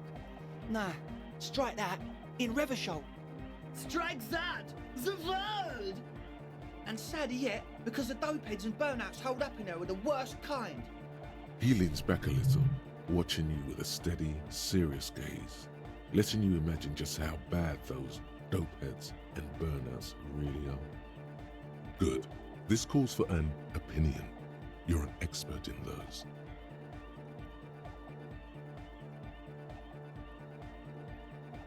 I feel like you may be laying this on a bit thick. What's really so bad about these dopeheads and burnouts? They're spooky. What exactly do you mean by spooky? I was hoping you would be the judge of that, officer. All I can say is, their spookiness is the kind that keeps us from restoring this church into a community centre and a place of spiritual refuge. Also, they don't eat or clean the building. Shit's gonna collapse. People just want to spin tapes without them spooking it up. Place has bad signs. No one can dance like that. Thank you, Egghead. So you're gonna look into it, right? It should be a police matter. Getting them out. Whatever spooky stuff they're doing, I'm sure it's not what the Ecclesiastes meant their property for. I'll make up my mind later. All right, man. I'm not gonna evict people from a place in the freezing cold. Yes, I asked Noid to install a measure against more drifters wandering in. It's a temporary fix, just something to contain the situation. I had to do it in an hurry. Not my best work, but it should hold for a while. I need the key. Of course. Noid, give the officer the key. Only if he promises to look into the spookers in the church. Officer, I apologise. Noid doesn't always understand the joy of giving for the sake of giving. I think it may have something to do with his childhood. I hate this guy. Damn it. Take it. Don't you just want to see what's in there? Can't coerce me into taking this on. I don't need the key. Well, if you ever decide to change your mind, then we're here. Just ask me about the door again. How long have those people been locked in there? Not long. Like a week, maybe? How can you be sure they haven't starved to death? I'm super sure they're alive. I mean, come on. I'm at least 90%, maybe 85% sure they're still alive. Not good enough. Okay, I'm sorry. I'm sorry too. I guess it wasn't very hardcore of us to just lock them in like that.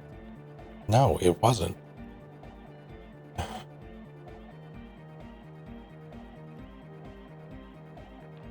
I'm gonna look into it only to fucking let him out. Brilliant! Noid, the key! Alright.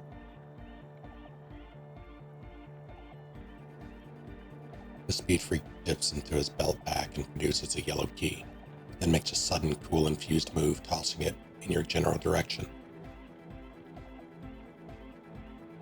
I gotta try. It's as if time has frozen somehow. You think you can sense the key moving in the air. Yeah, this is going to be way cool. Blam! Straight in the eye. Straight in the old eye orb. In the looking ball. Oh man. Man up. It's nothing. Pick the goddamn key up. Put it in your pocket and move on.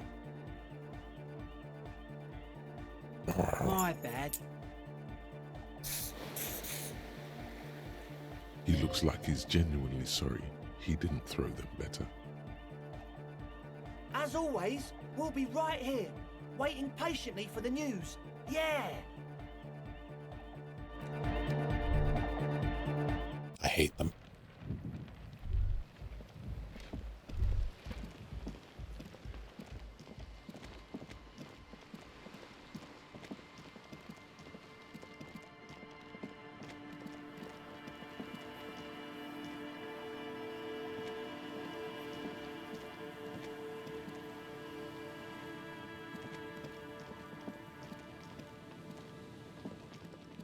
I still haven't found the 2 cryptid hunters.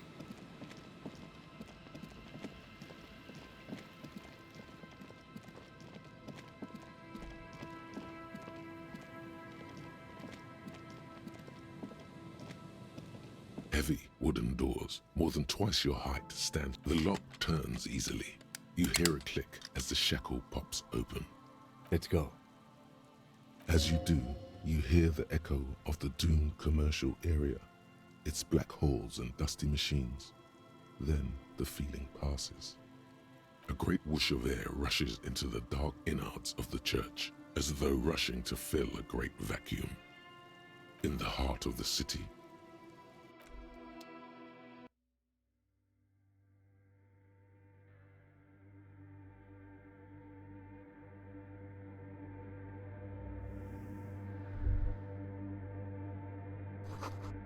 A strange stillness fills you as you look ahead. You should walk here, not run.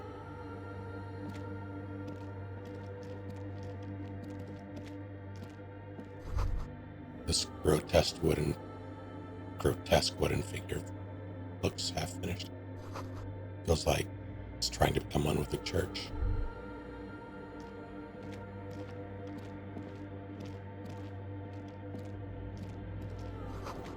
Or the forked lightning pattern you saw outside.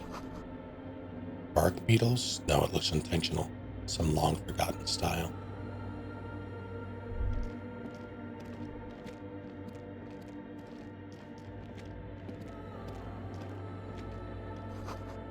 The blackboard is filled with complex equations. They look recent.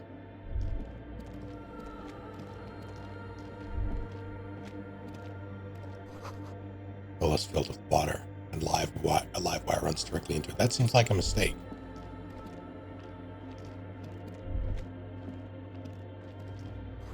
A spider has spun its web around the wood carved pillar. Those shoes? Are feet shoes?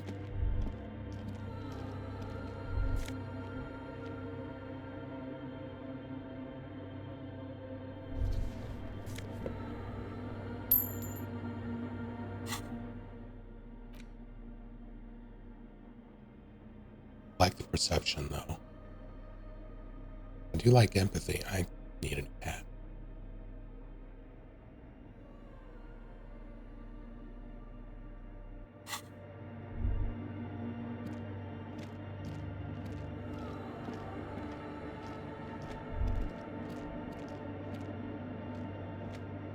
-43. A cracked pane of glass, colorful.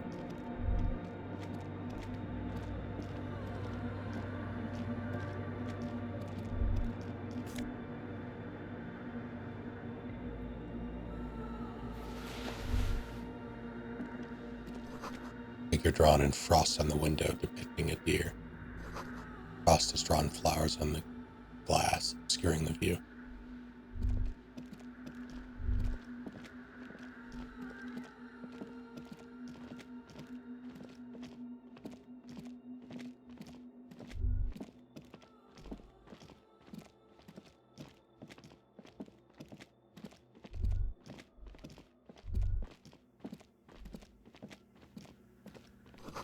Portable Harman Woshi tape recorder. a machine stands in the corner, watched over by the figures on the stained glass window. It's turned on and quivering with soft electricity.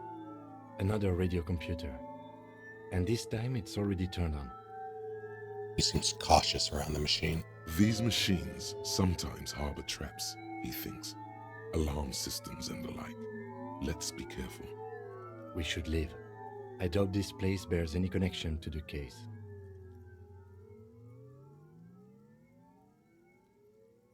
But this machine looks just like one in the doomed commercial area. It's also quite similar to the one we have down at the station. Must be the same model. He inspects the machine's framework, careful not to touch anything. The one you saw earlier was the Ream Civic. This is the Ream Prefect, a model number RC7024, equipped with a Feld mainframe and a Ream-compatible interim printer. Just investigate it. You see fluorescent play and print buttons on the keyboard. A hatch connected to the central compartment is wide open. The lieutenant says nothing. You see the machine's glowing frame reflected back from his diamond-shaped glasses. You're free to proceed. Behind the hatch sits a cube-like crisscross of filaments, smoldering in the dark like fireflies. Silver tape on the side says, in black marker, log, February to March. This is the machine's filament memory. Press play to access its contents. The speaker comes to life. Static seeps through the machine's planar magnetic driver. An old lady greets you. Her voice sounds 100 years old. Good afternoon, Fortress Accident on Saint-Brune. This is the East Insulindian Repeater Station 1. Please repeat. Is this the personal log? It's the same old woman you spoke with through the radio computer in the doomed commercial area.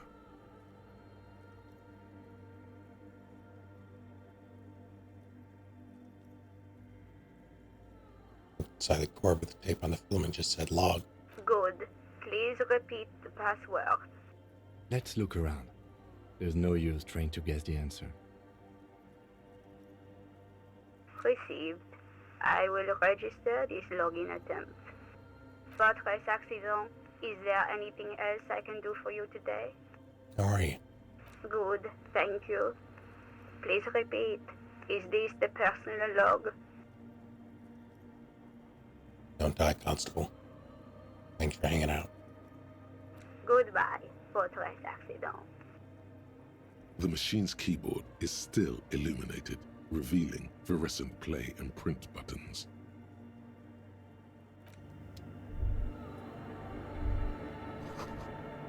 Someone's siphoning electric current from outside into this antenna.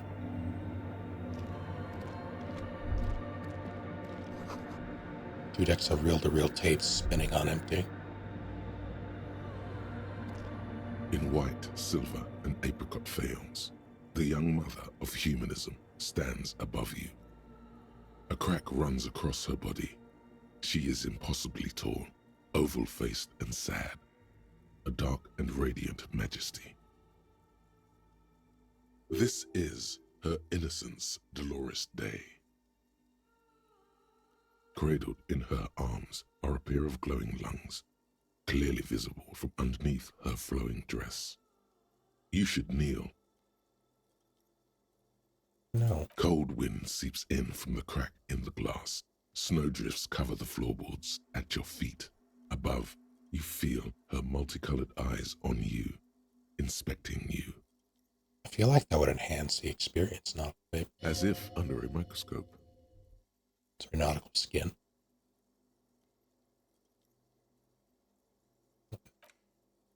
The woman looks down at you standing there. She towers among her followers, architects, laymen, courtiers. There is a sad smile on her lips and a glint in her green-blue eye. Of what? Compassion?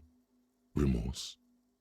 She acknowledges the passing of someone who is still alive. You.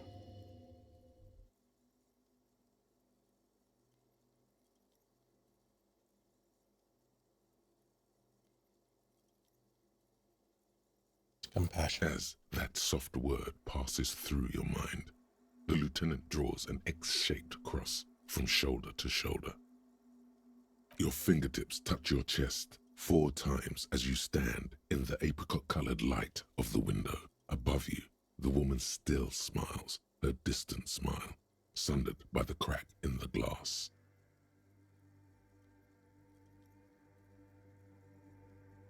140 months, that sounds fake.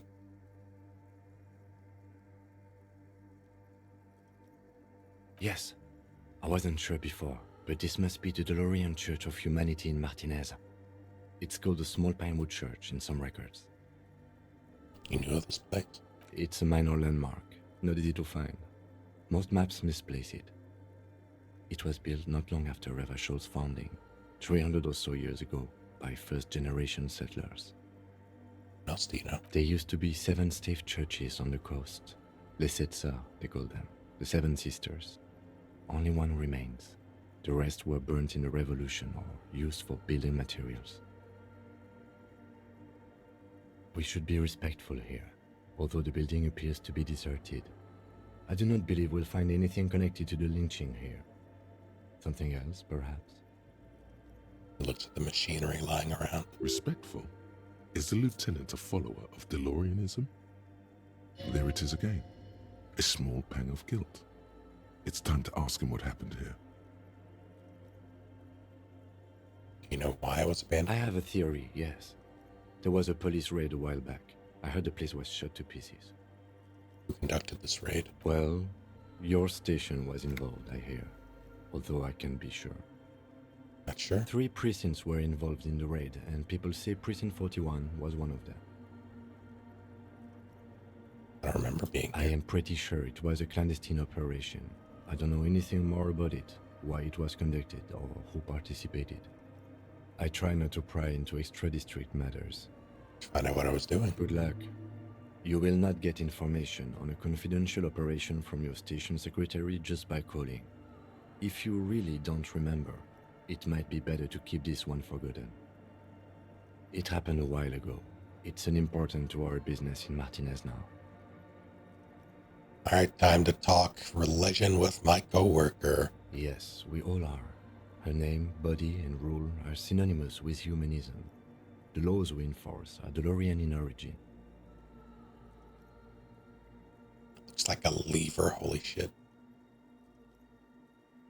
Didn't think you're spiritual. It's not spiritual, it's constitutional. The DeLorean system does not demand faith, only accordance. What the fuck?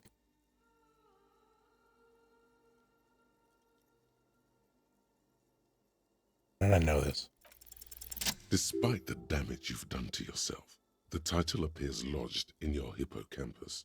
This is Her Innocence Dolores Day, the innocence of humanism, internationalism, and the welfare state. Perhaps the most famous human being ever to have lived. No amount of Commodore Red can wipe her sad smile from your brain thing. It has survived the deluge and haunts you still, and will haunt you forever, as it haunts all men. Okay, when did she rule? 300 years ago, in the wake of the discovery of this Isola, the Insulindian, by explorers from the continent of Muindi, she is, among other things, the innocence of inter-isolary travel and the connected world. Exactly, it's an innocence. The highest category of historic individual, an embodiment of the world spirit. Ruler? More, an innocence is elected to office by the founding party, a precedent that has taken place a mere 6 times in the entirety of history. The legal system of the Real Belt is built to accommodate an authentic rule should it coincide with our time. An innocence is infallible. The decisions made by one are not decisions. They are inevitabilities. What would have happened anyway? Only accelerated, packed into decades instead of centuries. An innocence is a continuous, compressed event, a sacred human being. It is an honor and a glory to live when one is in office. Is one in office now? No, we are alone. What else do I know about her? Many things. You know she was a woman of the court, the wife of an influential Marchese, and eventually the principal advisor to Irene La Navigateur, Queen of Suresnes, modern-day Sir Clay, also that she was gorgeous beyond beauty.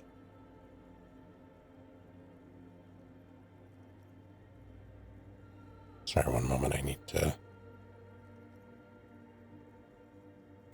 to do the word before my family kills me.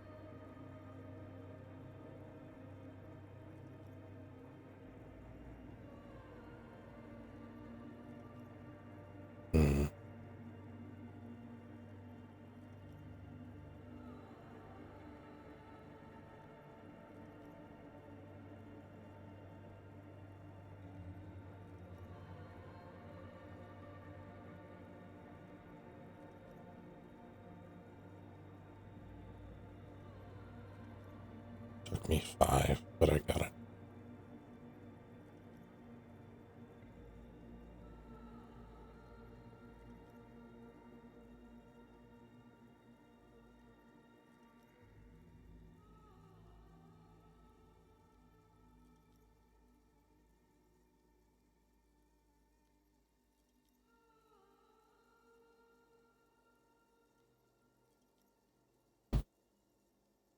There we go.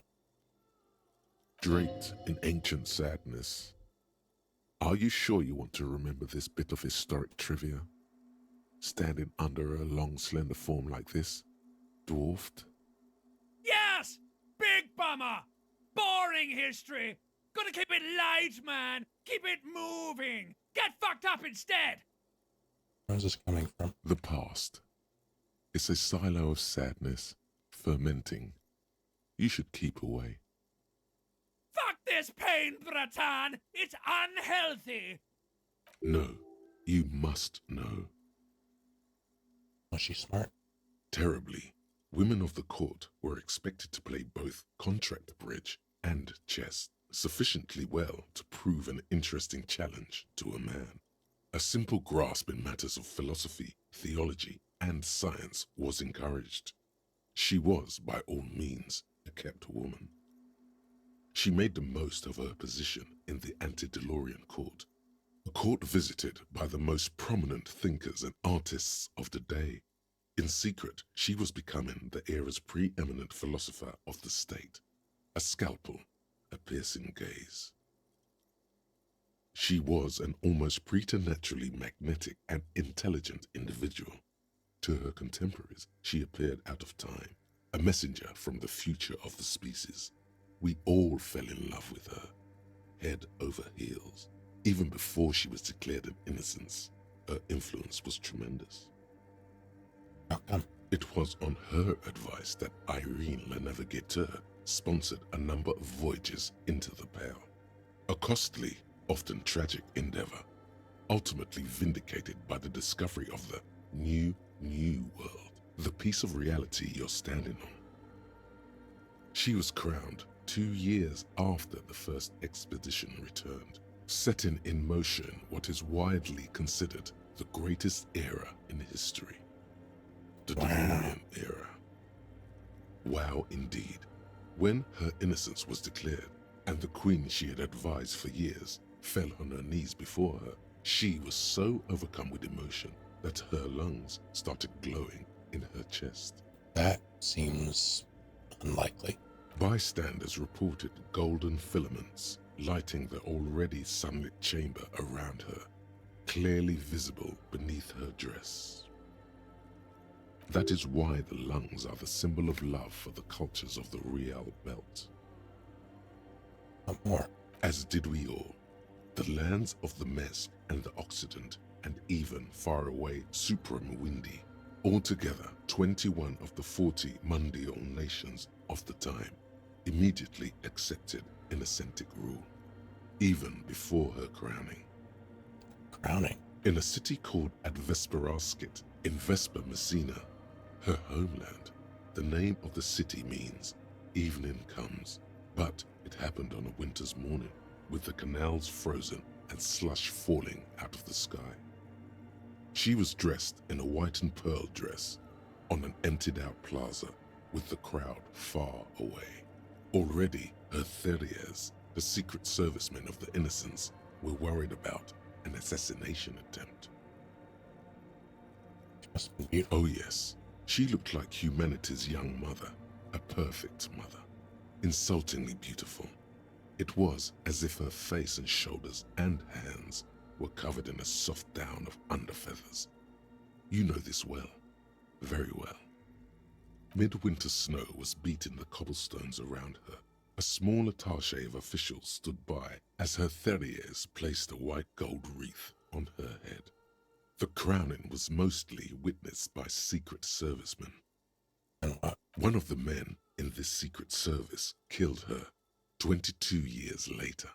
A young man who had come to suspect that Dolores Day was not entirely human, but something else.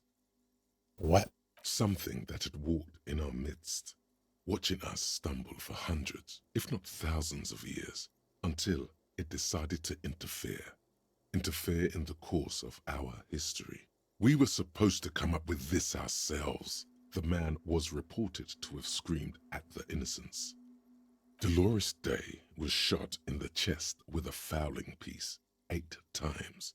The man, thought to be insane, said he once touched her and her body had been unnaturally warm, like a furnace, and that sometimes, while on duty, he observed her forgetting to breathe for over 10 minutes. This inhuman quality was witnessed by many others as well, glowing lungs and all. It is commonly attributed to mass hysteria and religious psychology. This is all horrifying. There's something terrifying about her? Terrifying is a term too emotionally charged for your semantic memory, or what remains of it. But terrifying, it's a simple word. She was bad for humanity, and you shouldn't have started thinking about her. No, is there something bad about her? I want to know. You already do. Although she is often considered to be the greatest human being to ever live, there was something ominous about Dolores Day, constantly surrounded by her Theriers. She was the most socially secluded and least self-aware of all the Innocences. Some modern thinkers would consider her a war criminal for the campaigns she waged against the Mesk state. And then there were the resettlement programs. Oh no. What happened? The Mesk state tried to detach itself from Innocentic rule. Parts of the world were experiencing whiplash from accelerating into secularism. Her mandatory education programs and mass resettlement of upstream Marguerite were problematic as well.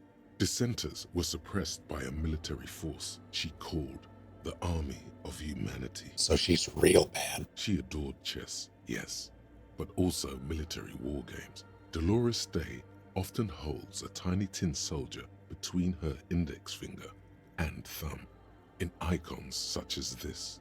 She was also blonde, the blondest woman you have ever seen, with green eyes the color of the Pacentic, mare interregnum. Little is known of her Marchese husband. It's as if he vanished from history after completing his role, which was to introduce Dolores Day to court. In conclusion, yes, there is something lonely, paranoid, and even terrifying that people seldom mention, but feel when they think of her. This subtle terror is part of her iconography. Officer, you've stood there for over 5 minutes. The lieutenant's calm voice echoes in the cold air of the church. What are you thinking of, if I may ask?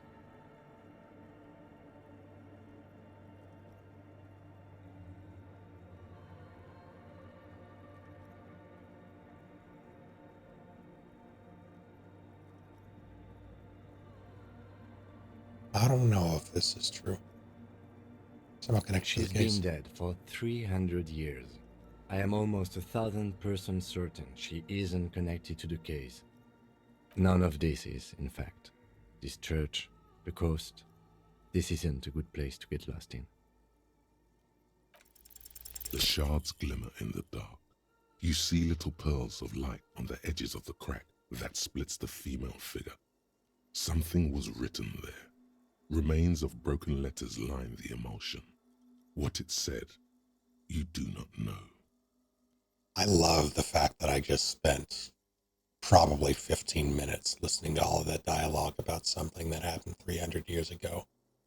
And then I looked down at the hole in this wall, or this stained glass, and I can't make heads or tails out of it.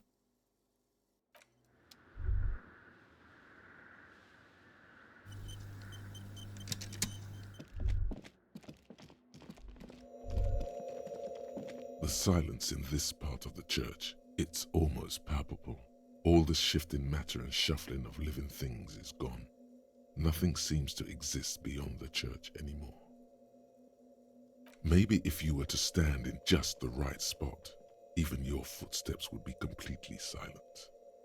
Wait, I think I hear something. And then it's gone. Almost all of it, but for the faintest of hums. You can hardly hear your own breathing. Your voice is barely audible. Not a howl, but the softest of whimpers. You produce a few muffled thumps, after which the silence feels even more total, somehow. What's happening? The lieutenant points to his ears and shakes his head. Then he leans closer. Can you hear anything?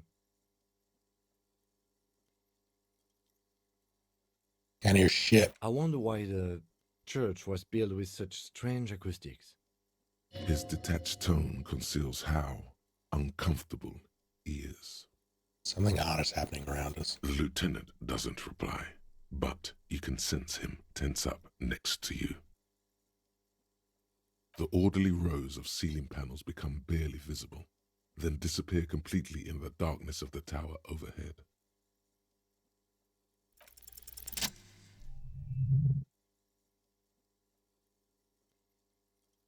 Bears. Bears in the bell tower.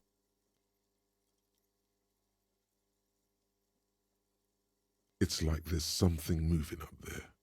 A shadow has emerged from the tower and it's making its way toward you through all the other shadows. It's not a shadow anymore, becoming more substantial as it gets closer. The shape of an animal descends. Officer, is there something up there?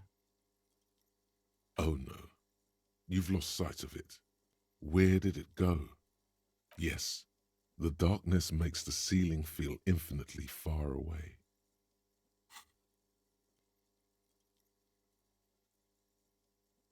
You see something hanging from the rafters, looking straight at you with dark eyes. Maybe it's possible to talk to it.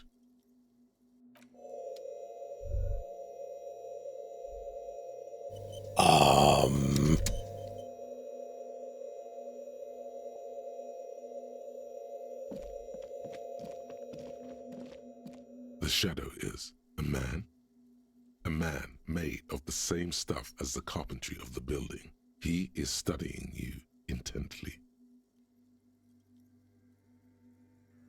The man leaned forward a little, fixing you with a steady, unreadable gaze, then speaks. Habitual alcohol use has made you into a scared little pussy, Holmes. But don't worry, everything's gonna be alright. You come to the right place. Right place for what? Here you can receive the mother's love. And when you're ready, she will take your hand and lift you out of the despair at the bottom of that bottle. This man is obviously a habitual narcotics user. Do we really need to question him? I'm put off by this religious stuff, he thinks. And maybe the ceiling climbing, too. It's all very hard to square with the lieutenant's own view of reality. Hey, and what was that about the bottle again? You haven't even drank that much lately. Lay off it already. Shish.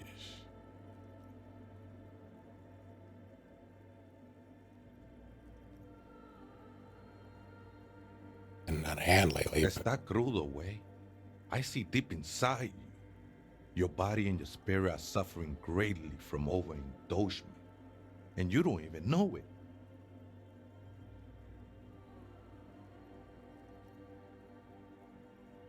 You know what I'm feeling? I was like you once, just dragging my feet to the next bottle. Shit was dark, Holmes. You know, actually, since we're here, you may want to pay attention to what the ceiling climber is saying.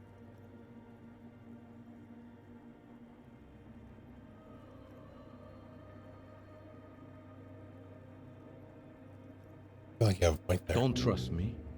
Trust the mother. I'm only the messenger, Holmes. His voice echoes in the cold air of the church. This is the Church of the Mother of Silence. You are welcome here. He sways gently on the beams, waiting for you to take it all in. This Mother of Silence sounds like a serious player. You might want to be careful until you find out what you're dealing with.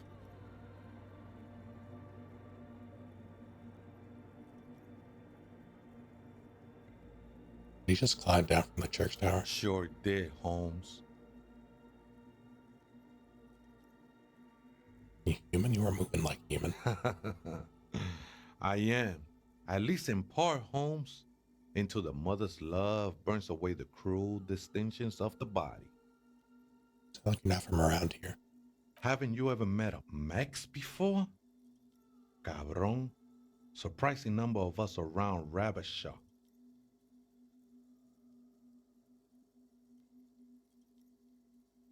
That's great. Not sure I'm contributing to the economy none, Holmes. I got an achievement for that. That's the second achievement I've got for this game. At least you're human, that's relief. Glad you're feeling more comfortable. First-timers are always nervous.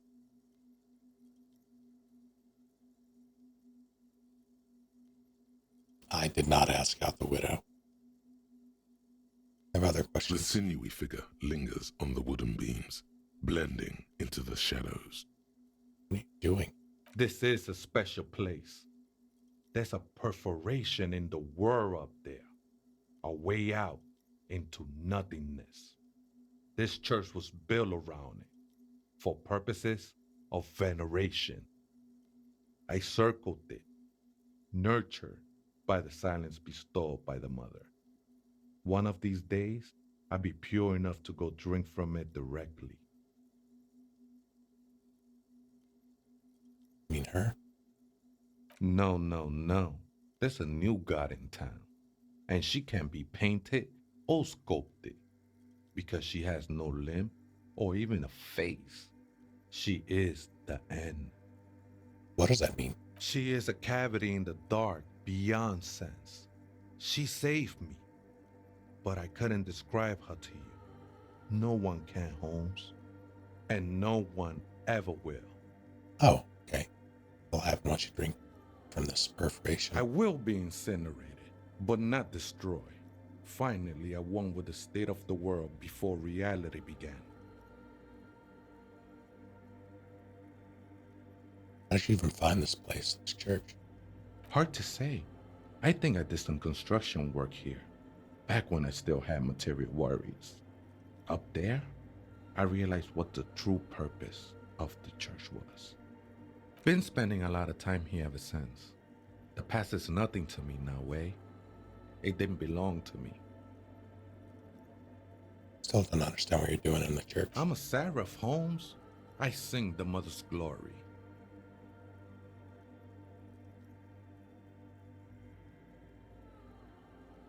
Doesn't really make sense for you to sing if she's the mother of silence. I don't mean literal singing, Holmes. This is the mother of silence we're talking about.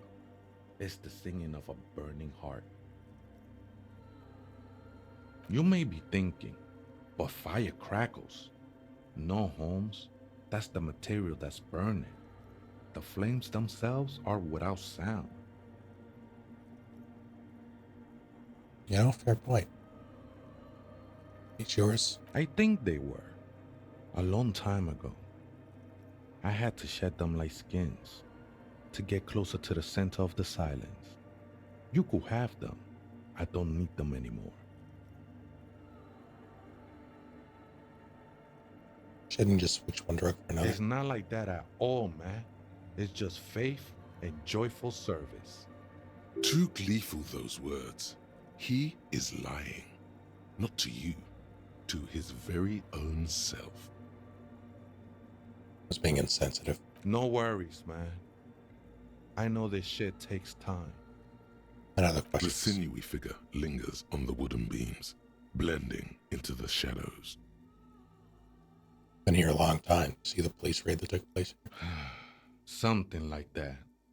He responds, his voice suddenly flat. Did you witness it? Not really. Or at least I don't remember much of it anymore. The mother's love has done its job. That's what's so great about the mother. It lets you forget about everything. Some ravers want to turn this place into a nightclub. The ones in the tent outside, right? I see them, think they scared of me.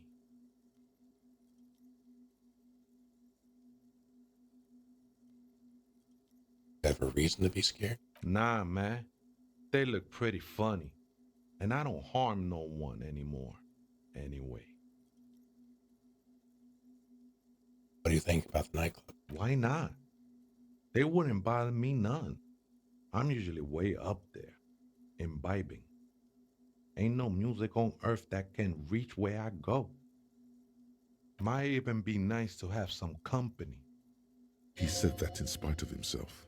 He's more attached to the human than he'd like to think. Or the other spooker is? ¿Other spooker?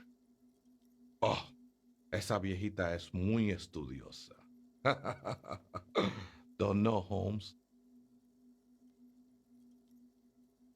Another person? No.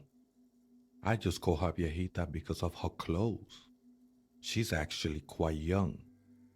Or maybe not that young. Age is just one of the many masks we wear. You don't know where she is? That's what I said, Holmes. How can you not know when you both live here? Don't really follow her comings and goings. Just see her typing on her computer now and then. We got different interests. So you got nothing else to tell me? How she looks, what she does, who is she? I'm afraid not, Essay. You just have to wait until she comes back, or search through her radio computer. Have you by any chance heard the... He does say the password to her computer. Too many times, Essay. You need it for something. Surveys are a good way to fish for personal information, especially in the name of public safety.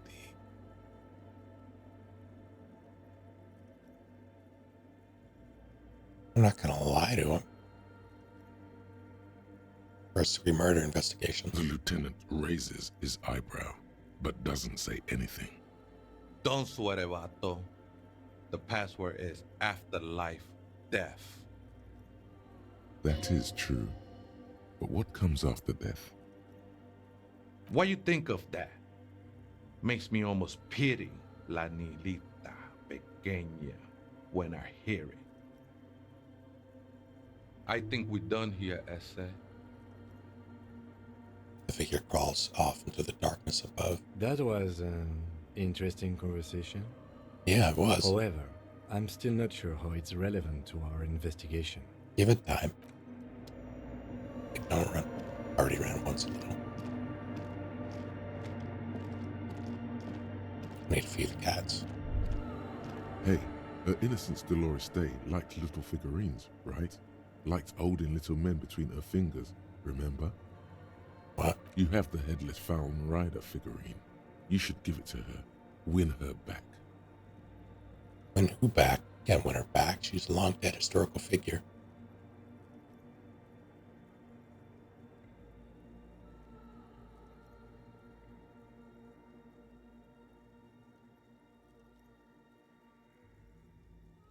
Don't be so pessimistic. Love doesn't die that easily. This isn't funny. You have a bad feeling about this one. Nah, sis. So very, very, very nifty. Nifty and mysterious. This is surely what the figurines are for. What the hell? I'll be right back. I'm gonna feed the cats.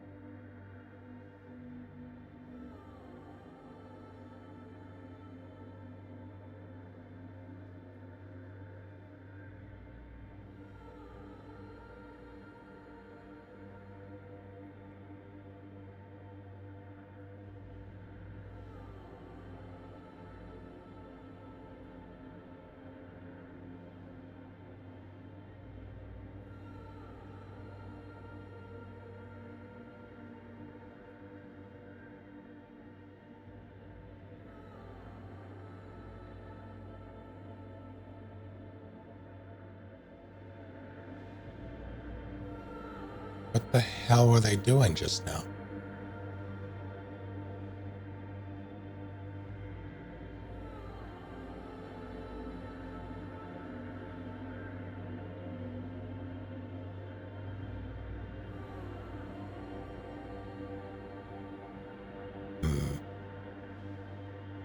I just made a sandwich, so I'm gonna eat that, but I'm gonna let this idle again.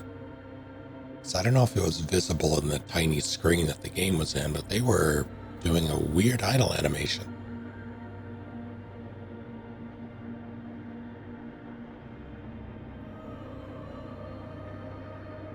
Meantime, how are you all doing?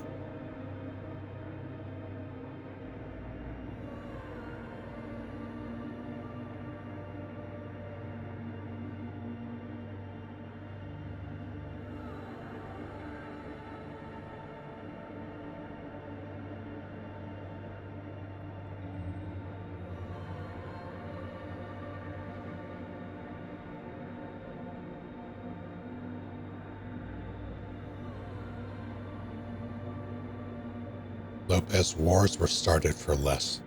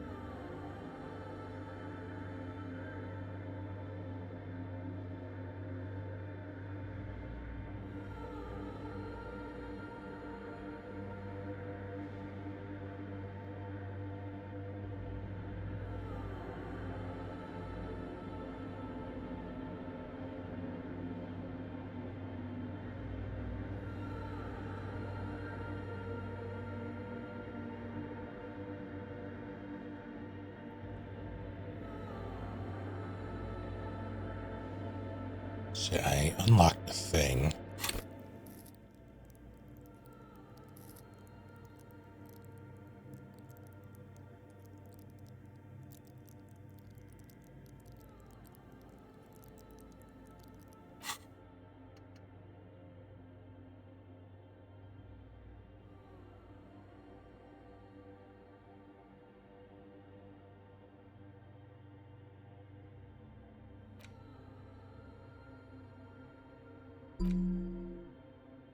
I'm gonna do this, and then I'll do...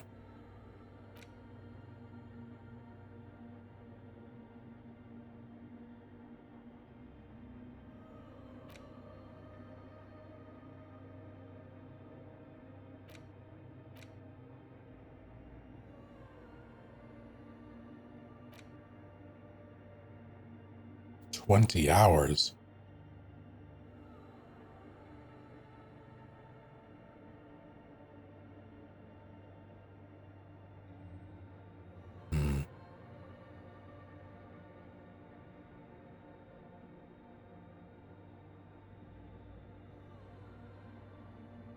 I feel like this is a good one.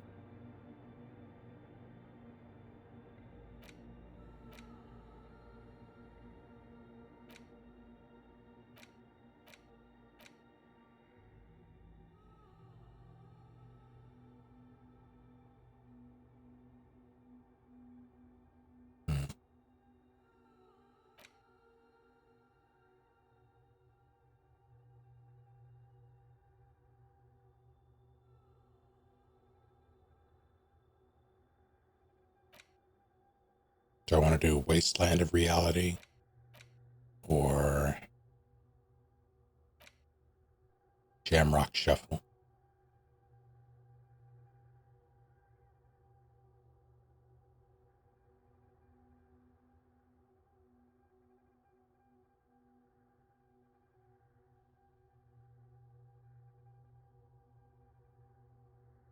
Let's see.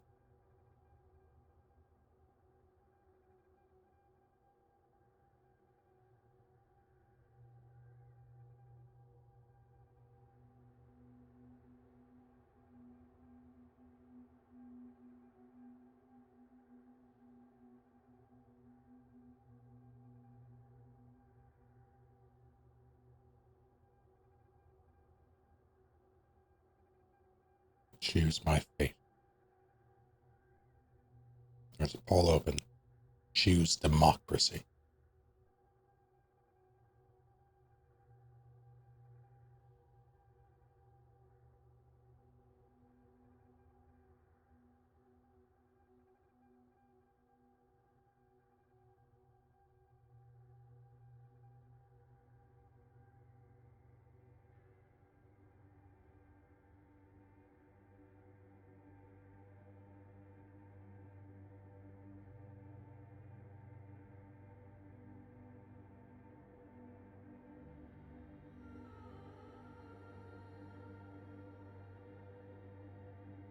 Streaming games like this is always intimidating. Especially ones that are as beloved as this one.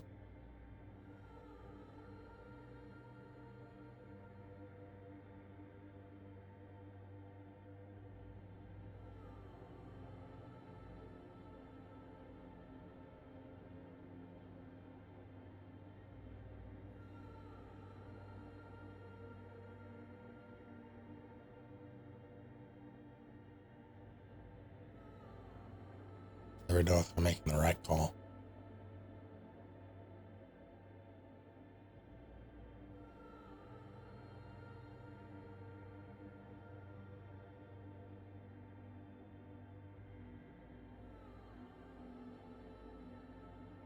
When you look at that.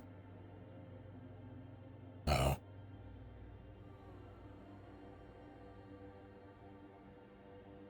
Oh my God. Someone really wanted Wasteland of Reality.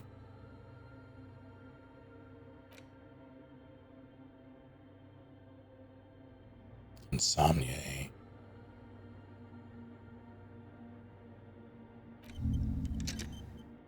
"20 hours.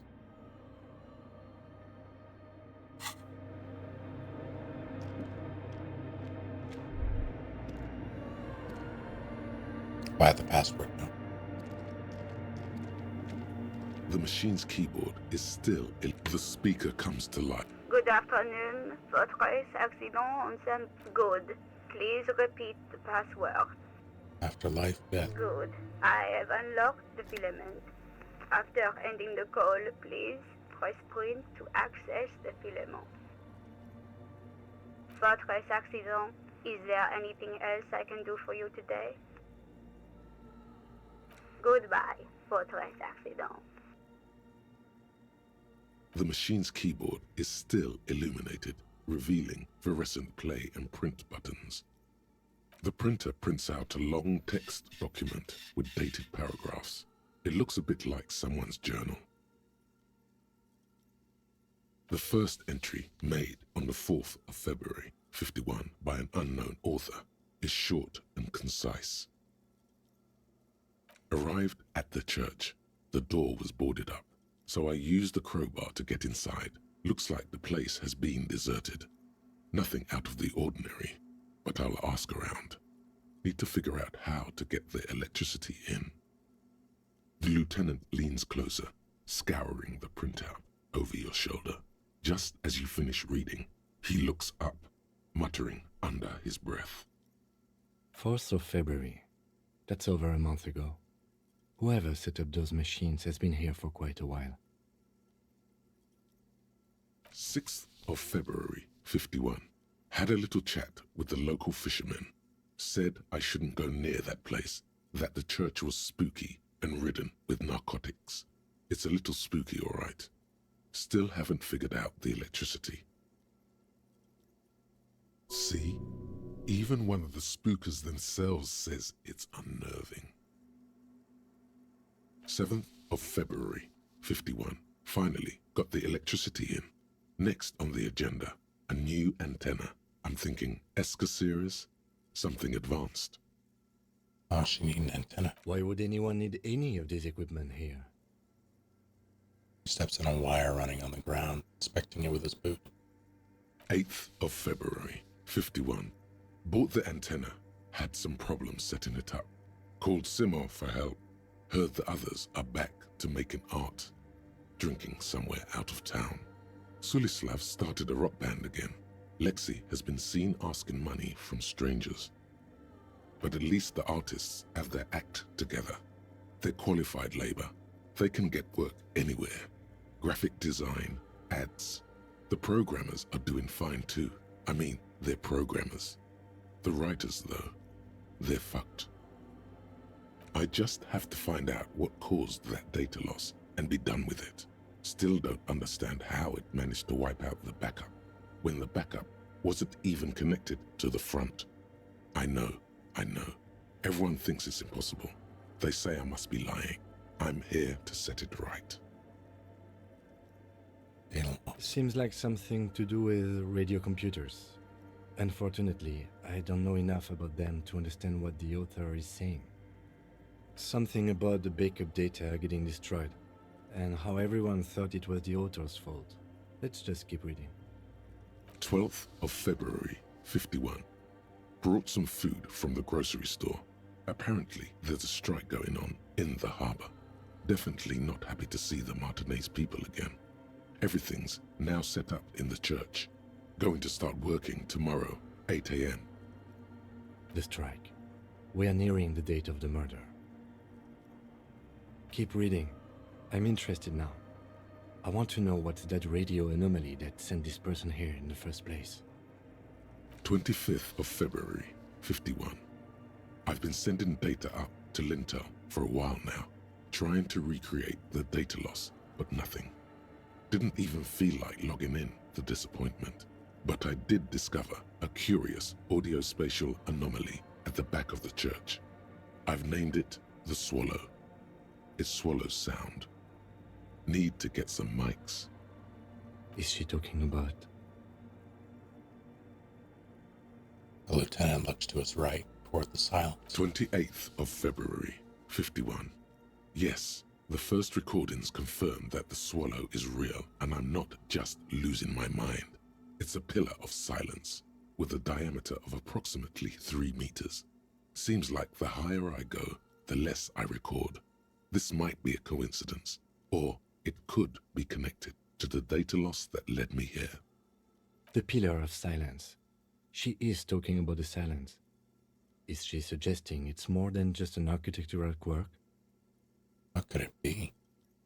The lieutenant doesn't answer. He follows your gaze, studying the basins.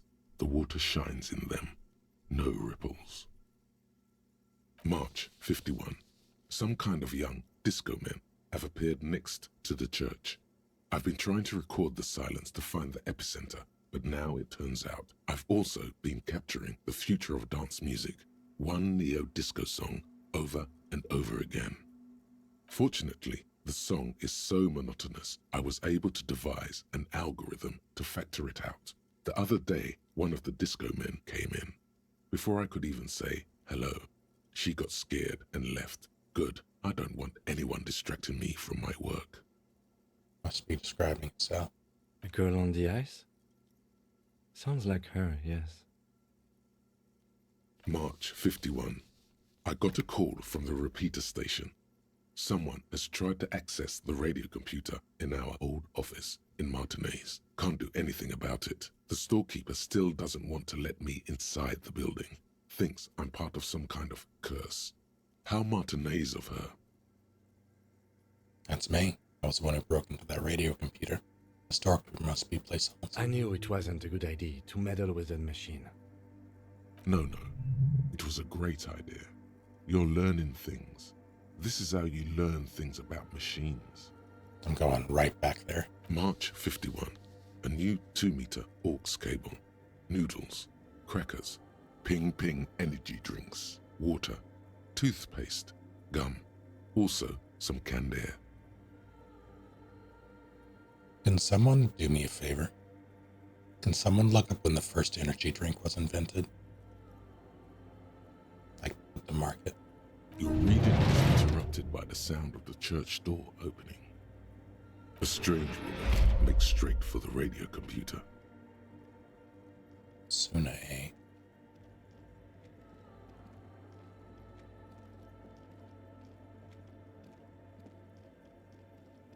I don't like that this person looks like Kamashita. Breaking into my radio computer, I see. She glares at you as she holds down the off button for several seconds. The machine reboots. I do apologize for the intrusion, madame. We are with the RCM, you see. 1962 in Japan.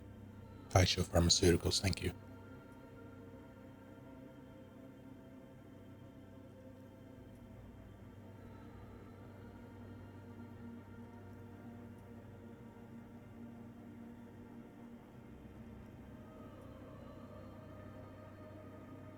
Case. Well, you won't find any music venue organizers here. She barely looks up from the keyboard to hear the machine whir back to life. It's just me and my computer, and it has been this way for weeks. Now please give me some room.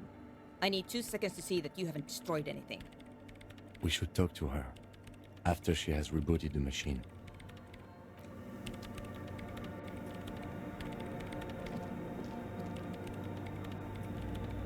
How long is that gonna take? Yes? Not you.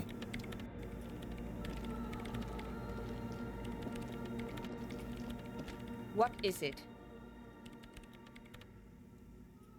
Didn't break anything, did I? No, you just printed out my personal log and wasted some paper. Does not sound like a big loss to her.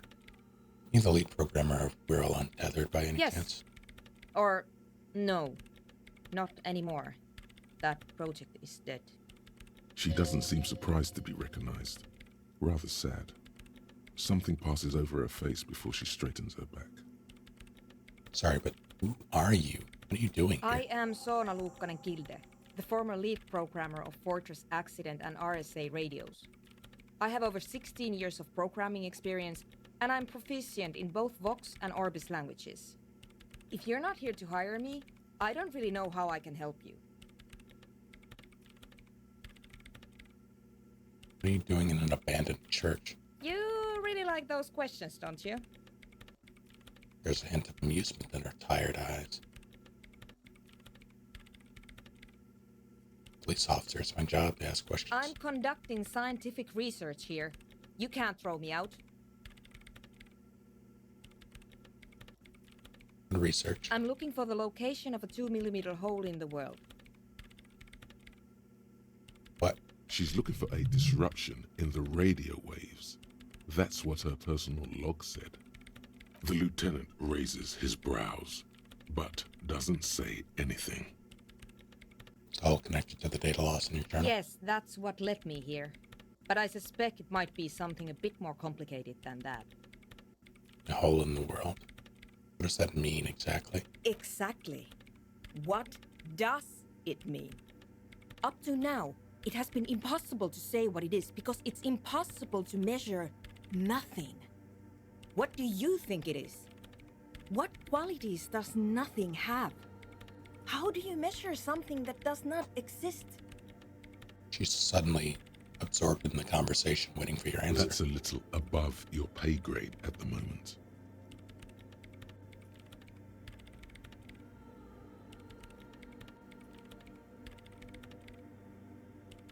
And we're living in a world that has holes in it. I don't know. Are we? That's what I'm trying to figure out here. But how do I figure it out? Can't even understand how we're talking about something that doesn't exist, let alone measure it. You measure it by its surroundings, by that which does exist, which is what I've been trying to do. I've tried using hydro transducers to record the silence, to find out where it begins. But honestly, it's not progressing very well. She grows silent, staring at her circle of basins. It looks like some ancient ritual. But does it have anything to do with necroplasmic life forms? Ghosts, in everyday parlance. Anything to do with ghosts? Ghosts? No, I don't think so. I don't believe in ghosts. Right, nothing to do with She ghosts. has already turned back to her keyboard. So the research isn't going well, why not? Because it's just trial and error, trying to locate the swallow, the exact point in space. And I don't have a... You know what? It would be really helpful if you could just stop talking and let me work. Where is it? Somewhere underneath those roof beams, I assume. She looks up, eyes trying to pierce the pitch-black heights above, but without much success. Only a faint crisscross of rafters can be made out from the dark, most of the tower disappearing into the shade. Strange things may flourish in the dark. Why there? There's this place at the back of the church, a place where all audible vibrations seem to decease. I've named it the Swallow, and the higher you go, the less you record. The Pillar of Silence? Are you sure it's not just an architectural quirk? Maybe, but it's oddly close to the physical coordinates of the data loss that led me to this place. This is where the Crab Man lives. I know. You don't think the Crab Man might be somehow responsible here? No, I don't. She sounds mildly annoyed by this line of questioning, her hands typing hundreds of commands into the machine. That's all I wanted to know about the scary 2mm hole in the world for now. Great. Thanks. How do you feel about hypnotic dance What? music? I hate it. I bet she hasn't even heard it.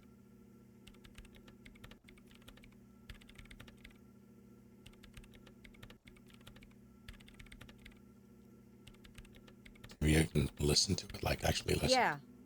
Like all the time. My tent neighbors don't really ease up with their partying, do they?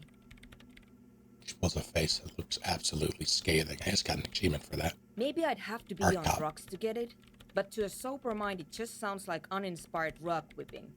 No idea what it has to do with either dancing or music.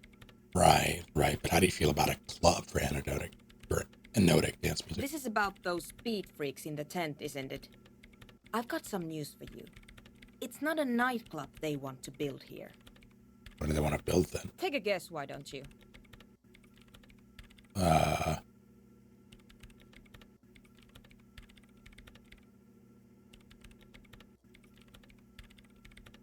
Youth center would be nice. I can't believe they got you so easily. Go have another talk with those up-and-coming entrepreneurs, will you? Thanks. Good luck. I'm not coming in there. Seen the man living up in the rafters? Nope. But you know he's around. Yes.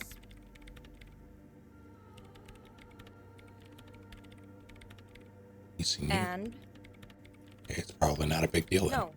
You're right. I'm not. But her voice trails off as she bends over to tinker with the machine's printer. Why are there so many machines in this place? I brought them here. These are my machines. Please don't touch anything. What do you need an antenna? I use the AR-1 as my RAIN prefix processing unit.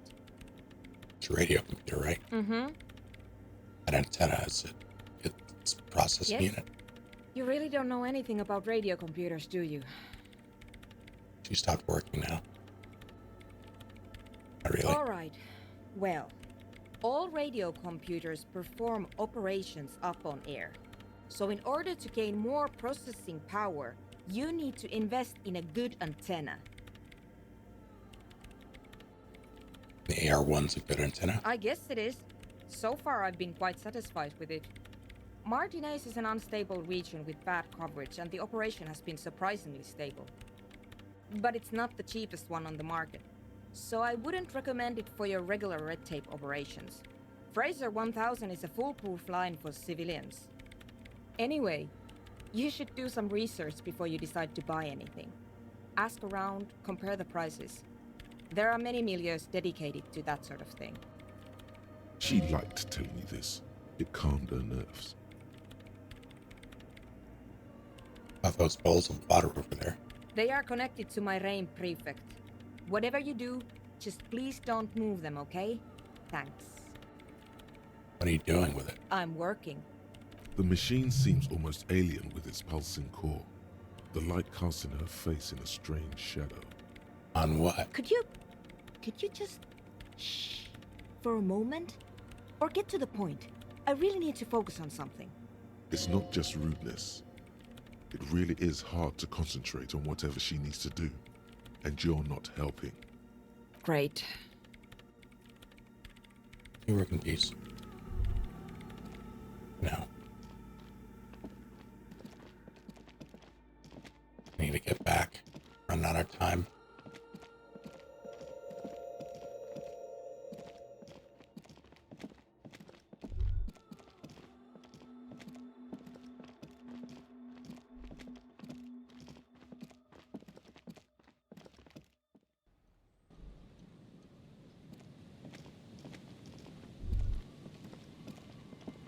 Still haven't found the two men.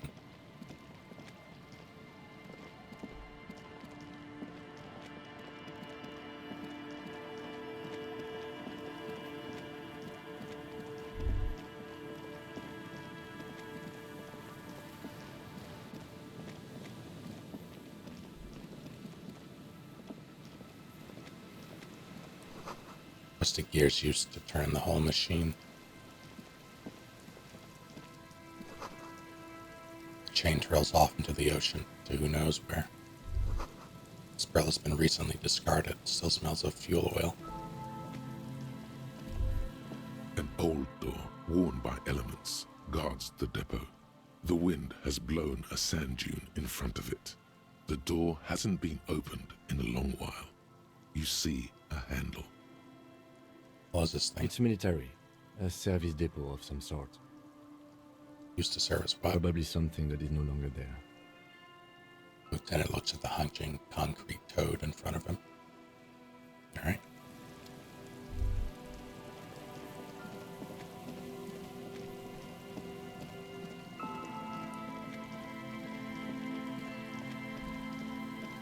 This just keeps going. Cigarette butts cleaned away under a rock. Brand.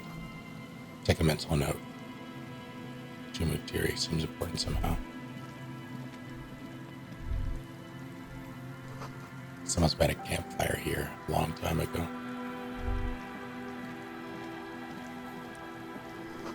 Rusted broken control box for the radio relay tower. Ladder's too rusty to climb. Sierra's eating away at it. Coordinates boat traffic in the bay, barely.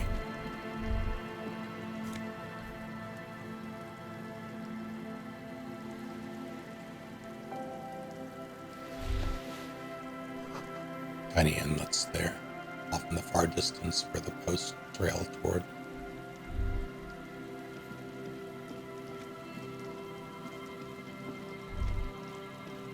Unbeatable was the other game that I was thinking of.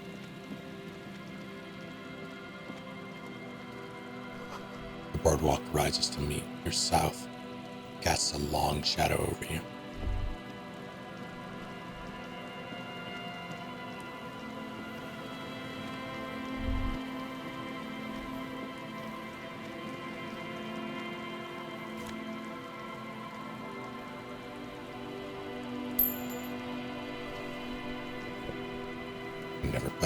polo.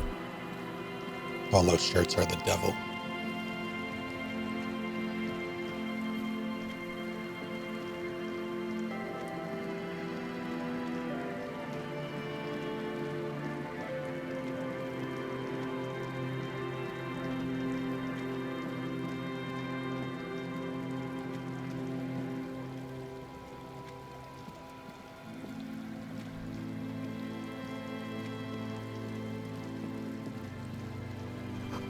Looking back at you from the rust-colored water, you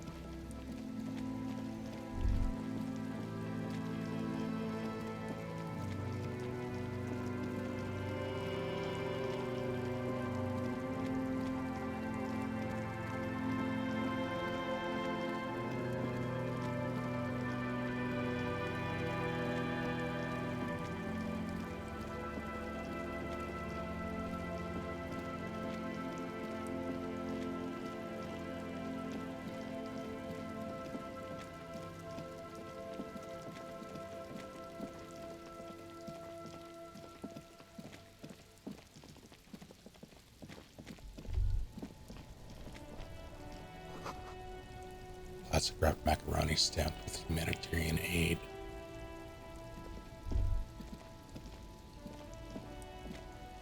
It says food gift from the people of Messina.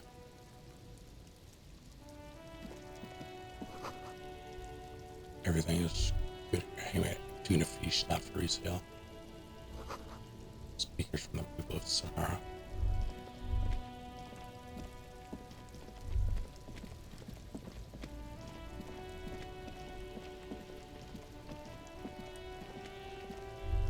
Inside, you see a set of steering levers, a radio microphone, a pull-out toolbox, and the soft glow of the fuel preheater gauge.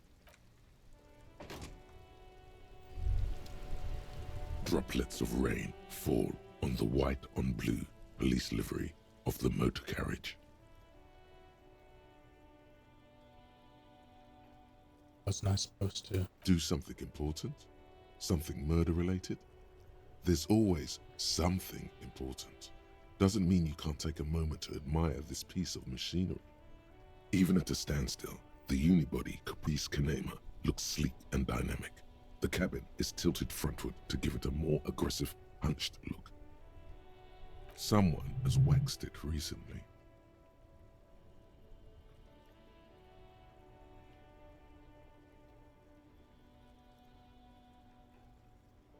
Very cool. Mm-hmm. You want to take a closer look?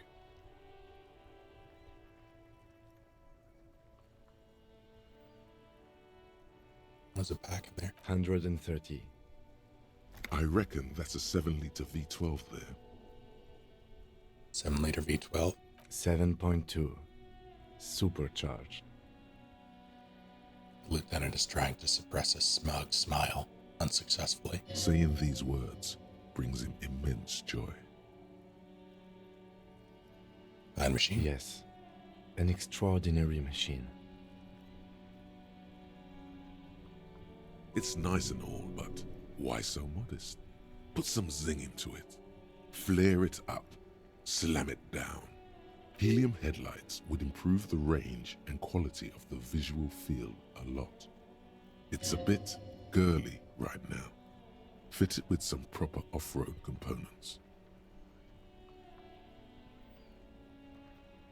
Ever thought about switching to helium headlights? Actually, I have a pair at home. Just haven't gotten around to fitting them yet. I need to lay some wiring for the ballast first. I'll help. Maybe. Yes, definitely maybe.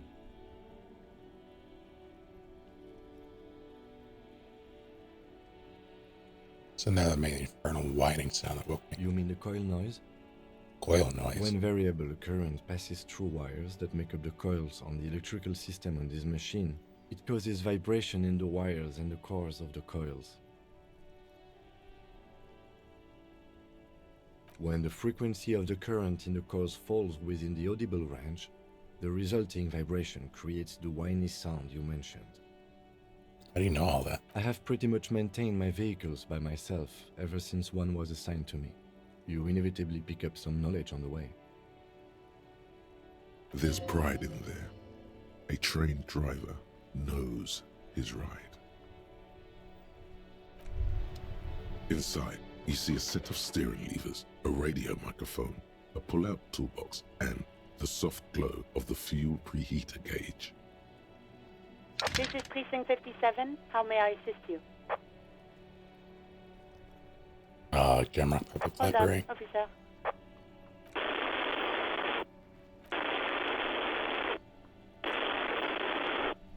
I've got Central Jamrock Public Library on the line, and I've already introduced you to the librarian. Connecting the call in 2, 1. Yes, this is Central Jamrock Public Library here. How can I help you, officer? He sounds worried, yet ready to assist. This is how people get when the police call. Looking for any information that you can provide on a Billy Majon? Billy Majon, you said. Give me a moment, I'll have to check our database. Puts down the receiver. Awful sound. Stop it. Stop. Yes, hello, are you still there? I found Billy Majon's home address, is that alright? No phone number, unfortunately.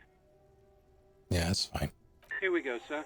Rue de Saint-Ghislain, 33B, apartment number 20. It's in Martinez, I believe.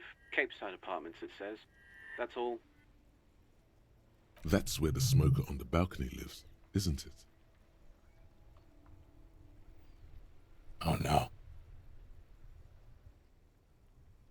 Have any information?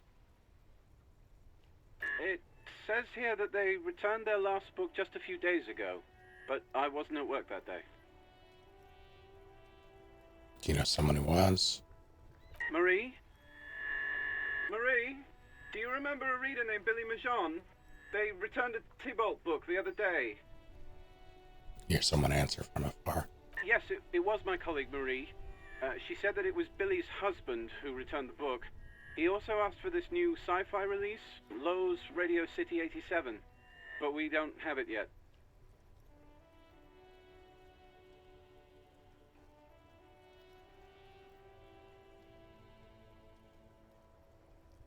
Can Marie describe to me what the husband looked like? Marie! Moment passes. She said it was an older man, and that she's pretty sure he'd had a drink or two the last time she saw him. What was he wearing? 1 second. Librarian turns away from the phone again and relays the question. Sorry, Marie wasn't really paying any attention to that. Know the husband's name? Sorry, no. Marie only knows him by sight. The Majon's a woman, not a man? Marie knows Billy. She's been working here longer than me. Sometimes her husband returns some books for her. And then goes for a little drink later, on the lookout. Thank you. That's all for me. I have no other questions. Happy we could help. Goodbye, officer. The librarian hangs up the call and gets redirected back to the station. Anything Hangs that up you need and from the call me? gets... Or a dead body. 1 moment. They're shuffling through some papers. Can you please describe the body? Age, sex, cause of death? Unidentified middle-aged man. Maybe height 170 to 175 centimeters, dark hair, medium build. Looks like he slipped, fell through a hole in the boardwalk and hit his head against the metal We bench. suspect he might have been inebriated when he fell. There were bottles all around him, and traces of vomit on his shirt. Any signs of violence? Seems like it was an accident. No field autopsy necessary. She repeats. You can hear her quickly typing in the background. What about his belongings? Did you examine his clothes? Boots, trousers, and a leather jacket with bright blue lining. Found a library card from his pocket. Any information on the library card? Central Jamrock Public Library. Belongs to someone named Billy Majol. Good. You have a lead. Do you and Lieutenant Kitsuragi want to take the case, or should I assign it to someone else? We're taking it. I have assigned the case to Lieutenant Kim Kitsuragi. Please follow up on this library lead to identify the man. We'll send someone to take the body to the morgue. That's all for now. Thank you for reporting in. Is there anything else I can do for you? Armor boots. Sorry, sir. I still haven't heard back from the database people. Try calling again later. Is there anything else I can do for you? Done with the radio for now. 57th, over and out. In the cabin, you see a set of steering levers. The white suede feels luxurious under the touch, and the metal clutch handle so very familiar in your palm. As you tap on the gauge, the indicator pin. There's no use pressing the heat button. It won't start without the ignition key. Translation. We're not going anywhere right now. Alternative translation. Don't even think you can drive my...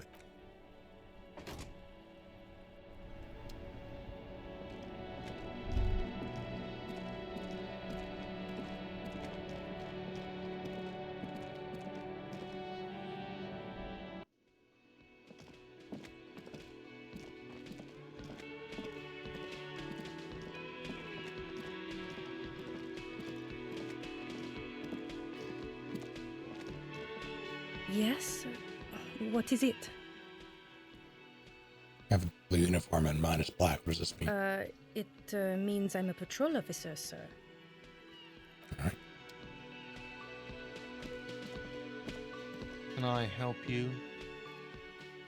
Found a new bird for the Warling. What is this thing? It's no biggie. Just thought it would look nice on the wall. I'm that kind of cop. What, the interior decorating kind? You know, I'm sorry. This is actually a nice bird. A competent piece of taxidermy. I can fix it to the plaque and have a new bird in the establishment, I guess. So, I don't know. Thank you. I'm gonna go with thank you. People just don't know how to accept gifts, especially taxidermy. He likes it. He likes the bird. It solves his broken bird problem. I feel good about our work here today. It's all about the little things, like bringing people random stuffed animals. That might be all. Got the 20 real? Good. You got the room for the night, but remember, you'll need another 20 real tomorrow. Over here.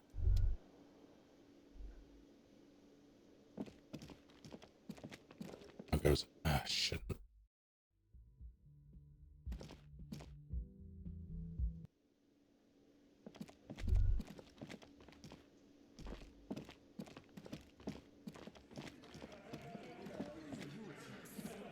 Looks like the circus left town, but the clowns are still here.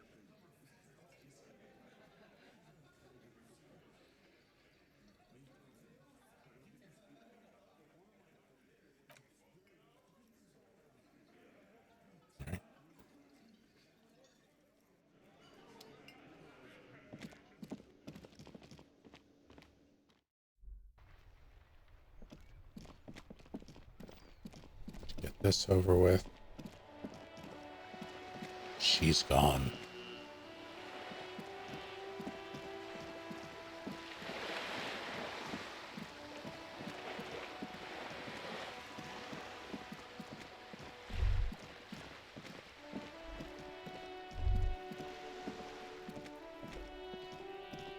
Just an ordinary wall. Nothing to see here.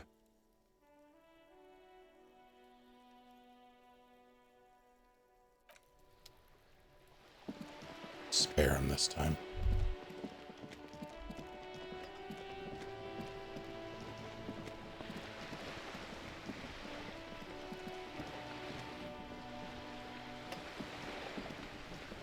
You're back. Good. What can I help you with? By love, you did. She inspects the piece of blue plastic, her eyes scanning it from left to right. Pleased to meet you, Lieutenant W. Frater Dubois. I am glad to see a man of high qualification. The situation is precarious. What can I help you with, Lieutenant Frater?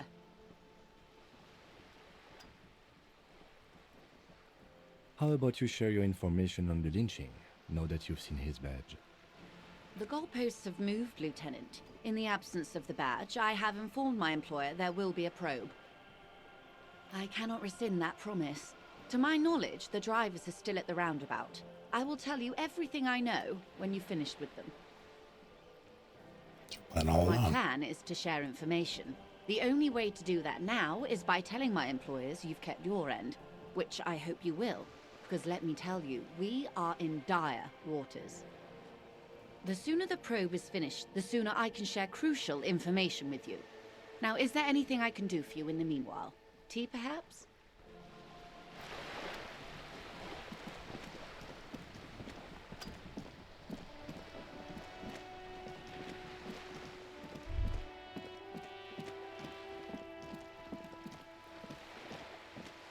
Great. Gotta see how the thing is defrosted.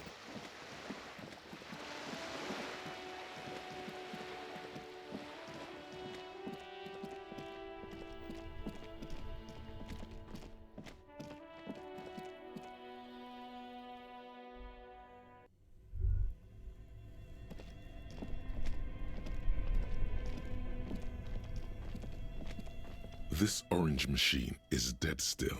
It has a hand-cranked ice cream churner and an electric freezer. The ice around it slowly melting. The ice squeaks beneath the pry bar. You think you've got the bar jammed in there pretty well, but the lid simply won't budge. What is this? You see the pry bar's metal handle bending right before your very eyes. Yeah, well, that's a good pry bar. I'm not criticizing it, but this ice cream maker is frozen shut. It takes an advanced tool to get it open. Advanced? Where do we get I one? have no idea, officer. This ice cream maker isn't important enough to requisition a special tool. Sooner or later, you will stumble upon a tool mighty enough. Then we will know what's in this mysterious ice cream maker.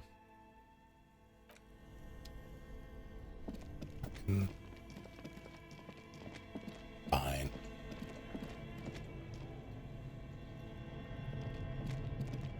Since I'm here, I might as well look at the corpse.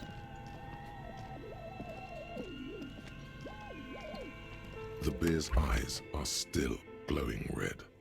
It's guarding over the freezing corpse hidden inside its belly.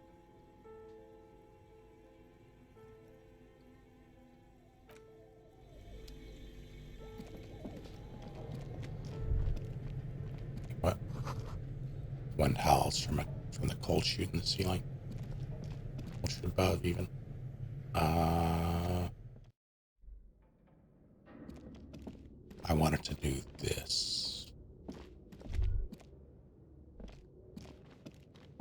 Tiles on the cube are still smoldering.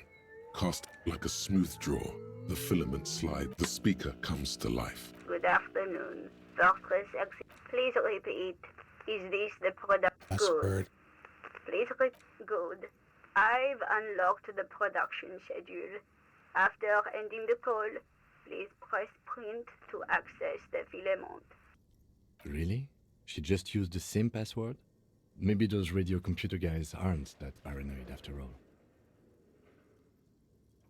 Fortress accident. Is there anything else I can do for you today? Thank you, and goodbye.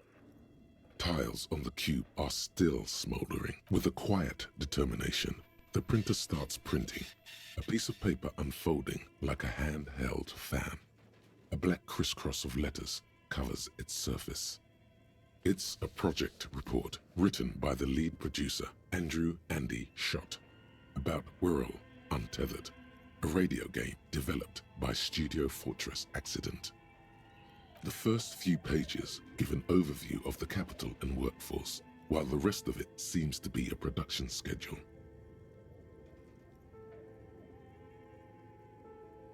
Worked there for how long? Fortress Accident employed 18 people, the bulk of the team composed of writers and concept artists.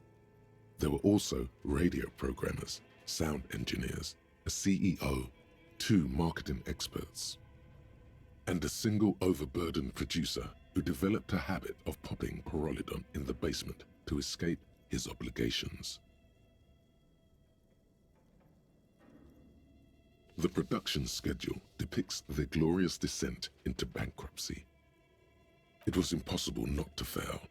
The project was too large, and no amount of money could satiate the ever-expanding ambitions of the development team. They tried to make a 4 million real game with 400,000 in their bank account. They thought they could bridge the gap with pure willpower and imagination. They couldn't. They were done in by their own ambition. No. Even then, success remained within an ever-narrowing margin of possibility that, despite everything, never entirely disappeared.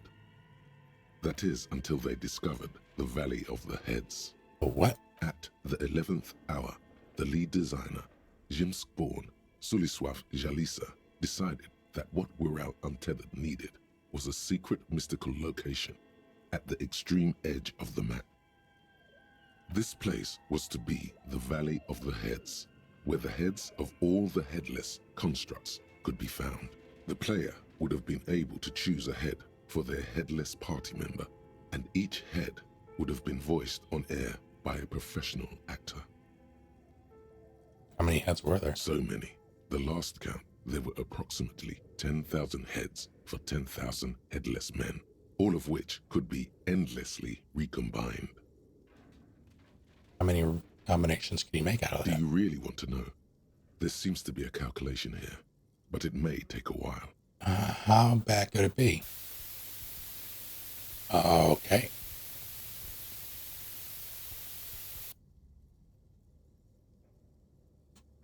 All right. Just gonna, there we go.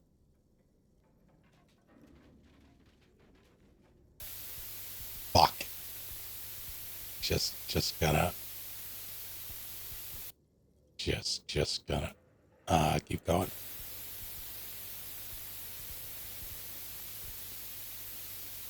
Oh, this poor printer.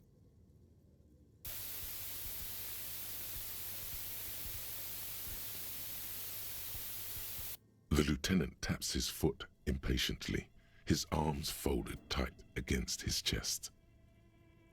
Fuck. Keep going. Yep.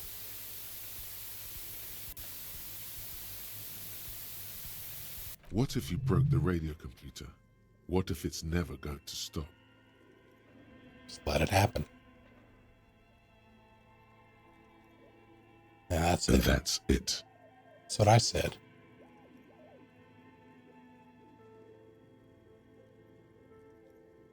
So that's what did them in. Well, yeah, that and the catastrophic data loss. This must be the anomaly Suna mentioned in the church log. On the nature of the data loss, there's ominously little information in the production log. It comes at the very end where things get fuzzy and dark, where tables and numbers seem to vanish into an eerie nothingness before the Igaunian investors pulled the plug. What is clear is that one day an unidentified numeric anomaly occurred on the East Insulindian lintel front, just as the Wirral Untethered project was being compiled that day.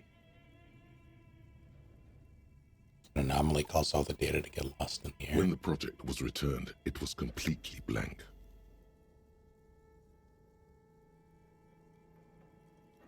The team spent weeks on the phone with Lintel, the service provider, but despite their diagnostics, they could never produce a satisfactory explanation or pay for the loss. Our backup. Mysteriously enough, it seems that the off-site copy happened to be on-site when the catastrophic data loss occurred. It was the lead programmer's responsibility to oversee weekly maintenance of the off-site copy and, well, keep it off-site. An explanatory note from the lead programmer has been attached. What does it say? Just whoops. S. Luukinen Kilda, the lead programmer of Fortress Accident. The off-site copy was on-site because there was no off-site anymore. Not for me, not after 8 months of crunch. I didn't have a home anymore, so I started keeping it in the basement in the ice bear refrigerator near where I went to sleep. It was perfectly safe there. The temperature conditions were optimal.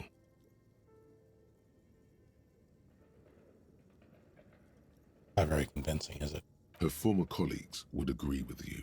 Is there anything else from this lead programmer? The production schedule ends with a few random notes that seem to be added sometime later. Read the notes. 4 months later, by an unknown author. I am the only one left, and it's gotten rather damp here. A few other businesses have gone under, too. Slipstream switched to making skis, and the hairdressers just left, cursing Martinez. They're right, though. Something's seriously wrong with this place. Martinez. All of it. Still haven't got an answer from Lintel about what happened. All I could get were the physical coordinates of the error on the East Insulindian front on that day. Since the computation happened on air, I reckoned it had to coincide with an actually existing location. I have compared the coordinates to a map of Revachol West. Turns out it's only 800 meters from here. The address is Saint-Brun 1147. I am going there to look this thing in the eye. Saint-Brun 1147? That's what the street sign next to the church said. Capital. In its short time of existence, Fortress Accident SCA managed to burn through truly insane amounts of money. The first tranche of seed financing brought in 150,000 Ria, but then came the delays. Eventually, the damage reached 400,000 Ria, with only half of the game finished. Where do they get all this money? Let's just say it was a real adventure for their Igaunian investor. Tiles on the cube are still smoldering, casting the framework in a soft glow. Fluorescent play and print keys shine on the keyboard. The filament slides out of its glowing nest.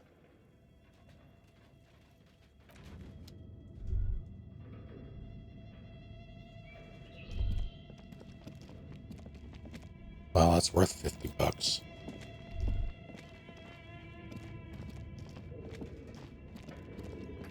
Looks like someone tried to reconceptualize their business here. I don't get it. Look, the skis and rotor blades both bear the same Slipstream logo. It seems likely that they started out making one, failed to turn a profit, and then pivoted to producing the other. Question is, what should they start with and what should they pivot to?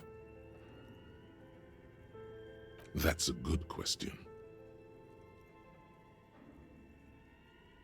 And it still failed. Reality is ruthless. Like how's the game? It's going.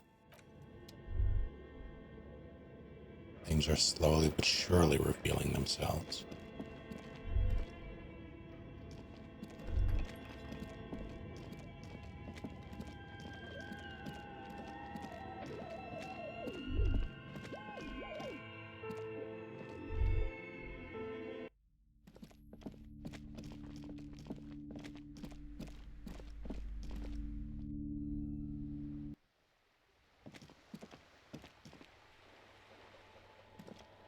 Every snowflake is like a little gift from the sky.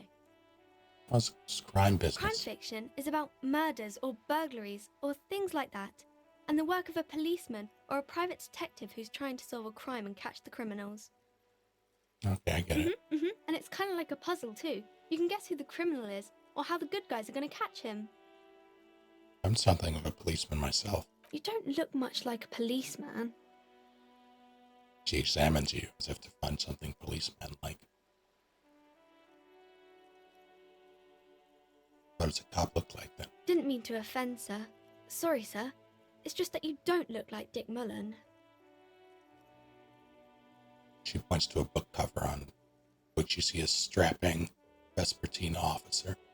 He stands grimly over a body of a dead woman.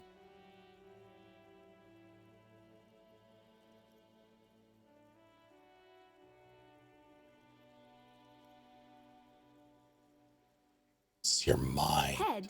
Yes. No, it's your soul. Your blue soul. No, your resilience. Not head, child. Heads.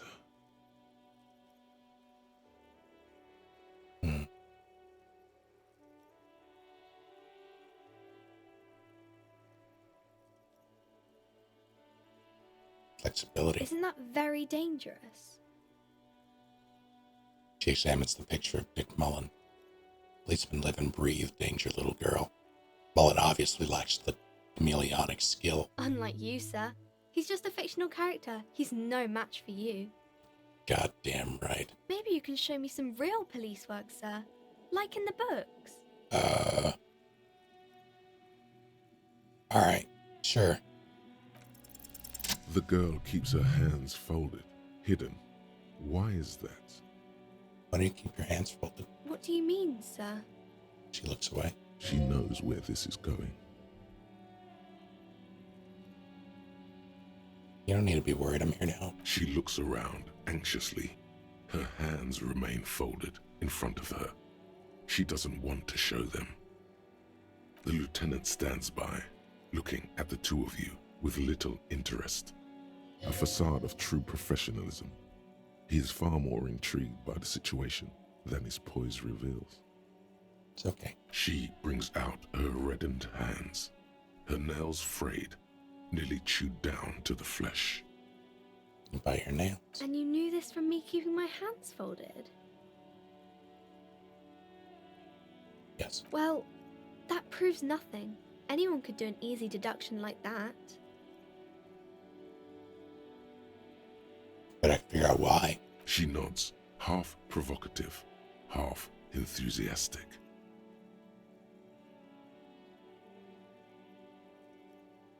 Probably because of your mother and the pressure she's been putting on you. Maybe so, sir. Okay, I know it's a bad habit, and I shouldn't. Hope this entertained you. It was okay, sir. She's still got a rebellious streak. There's more that can be achieved here. Ask her to do the same. To do something about me. You're quite sober. She snaps back quickly. The lieutenant does not flinch at the comment. He does not flinch even a single bit. He is intensely not flinching. It takes effort.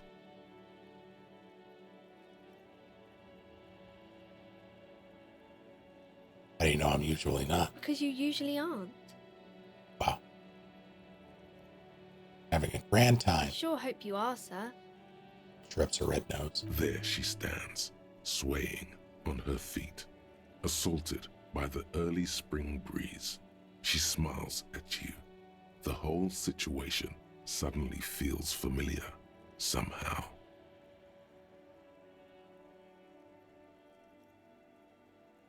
What is romance? It's the type of book where there's a rich lady and she has to choose between the good man and the bad man. She smiles at the thought, perhaps imagining herself in that situation. Or there could be a story about a poor lady getting a rich man. It's about man and lady business, sir.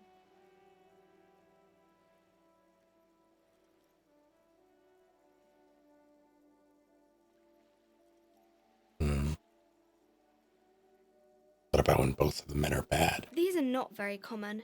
You can't have a choice between bad and bad. Nobody wants to read a story like that. What if it's written really well? Well, maybe then it's fine. Maybe if the lady then decides not to pick either, because she doesn't need a bad man. Yes, that would be interesting. What about a poor man getting a rich lady? It happens, but usually the guy gets rich in the process. Or should actually be rich himself, but has lost his family property unjustly, like during the revolution or something. I see. Those are unhappy books, for most of the pages. People sad about what they have lost, but then it all turns out just fine in the end. What about when everyone's poor? That's really not a proper romance story. That's more like everyday life. Yeah, poor people. Christ. Sometimes you have to write about real things. Not in romance books, sir. These are about nice and pretty people, and everyone is happy in the end. Okay. What about a book where the man and lady business doesn't work out at all? I haven't read many of those. Maybe you should ask Mum. think she has one about an excruciatingly painful breakup. I don't think it's a romance story if the main characters break up, though. Okay. Sometimes they break up for a little while, but then they always get back together. It's enough romance for me. I had other Maybe questions. some about other books? All these famous people. Oh, kings and queens and generals of old, or artists and writers, or musicians, those kinds of people. There's usually something extraordinary about them. She scratches her cold, reddened cheek and continues. I think that's why people read them, to find the secrets of their fame. Seems like most people who read those books fail to get more famous from reading them. Reading those doesn't make the readers more famous, does it? But it does make the famous people more famous. She smiles gleefully.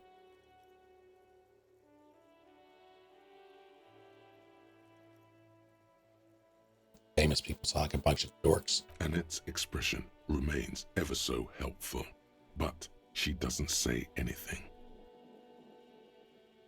Never mind. Okay. What are you missing here? Why does it seem familiar? You have absolutely no idea. Familiar? How? You must have forgotten something you heard again.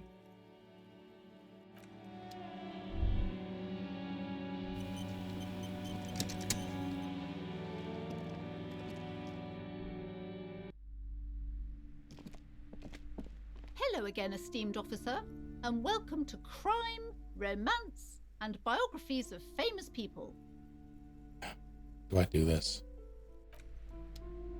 I feel like I'm gonna get her in trouble. Hello again, esteemed officer, and welcome to Crime, Romance. Chewing her I nails. told her not to do that. It's disgusting. And I told you to mind your own business. Clearly, you have no idea how hard it is to raise a girl in this economy.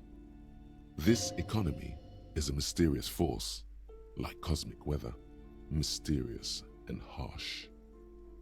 I don't think she can do anything about it. She can, if she has enough willpower. This is what's called growing pains. Life isn't easy.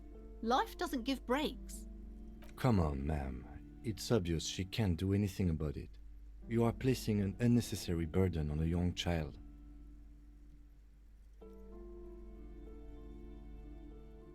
What you're doing is wrong. Even I know that, and I usually don't know anything. She stands stiff and severe, silently fuming. 10 or so seconds pass without change. This is a person coming to terms with a new reality, one where they are wrong. It's not easy. Oh no. Hold on. I need to invite her inside and apologize. She must be freezing out there. That sounded so insincere. There. I don't know what to say to you. My husband, he tries to teach me business lessons. I have what my mother called a dull mind. All this stress. She stops, but her mouth keeps moving. It sounds like both the husband and the mother treat her the way she treats Annette.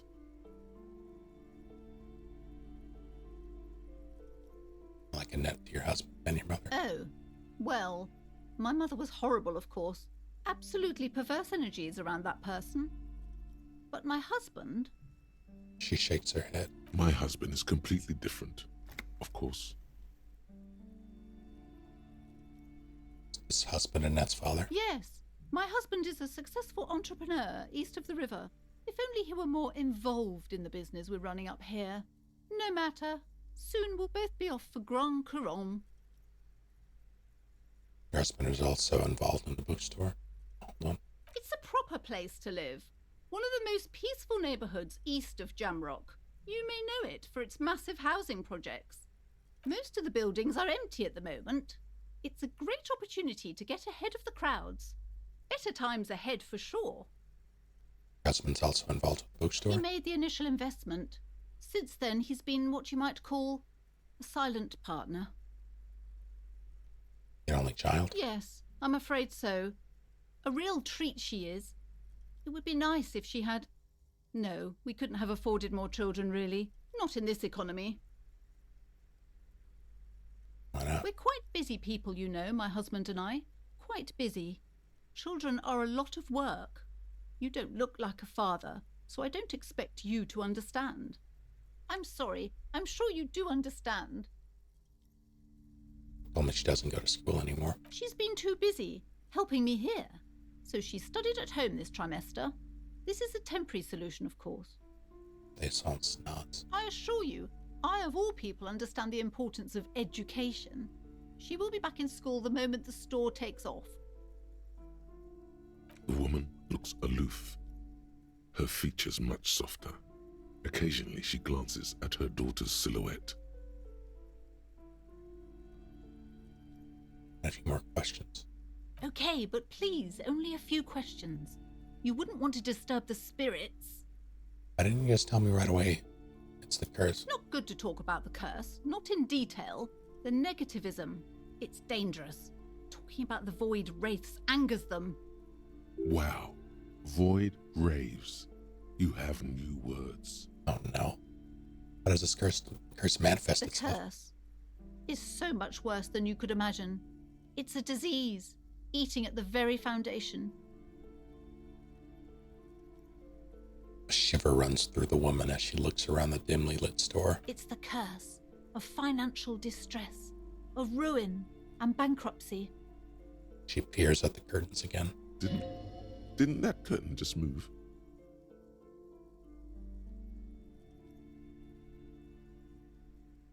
I mentioned that the previous tenants have experienced some financial troubles. It's not just that, officer. We're dealing with something supernatural here. It's the cacodemons feeding off bad business practices and disappointing income statements.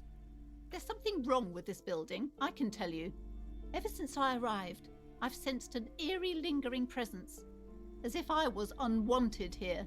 Maybe that's because you're unwanted here. Sounds familiar.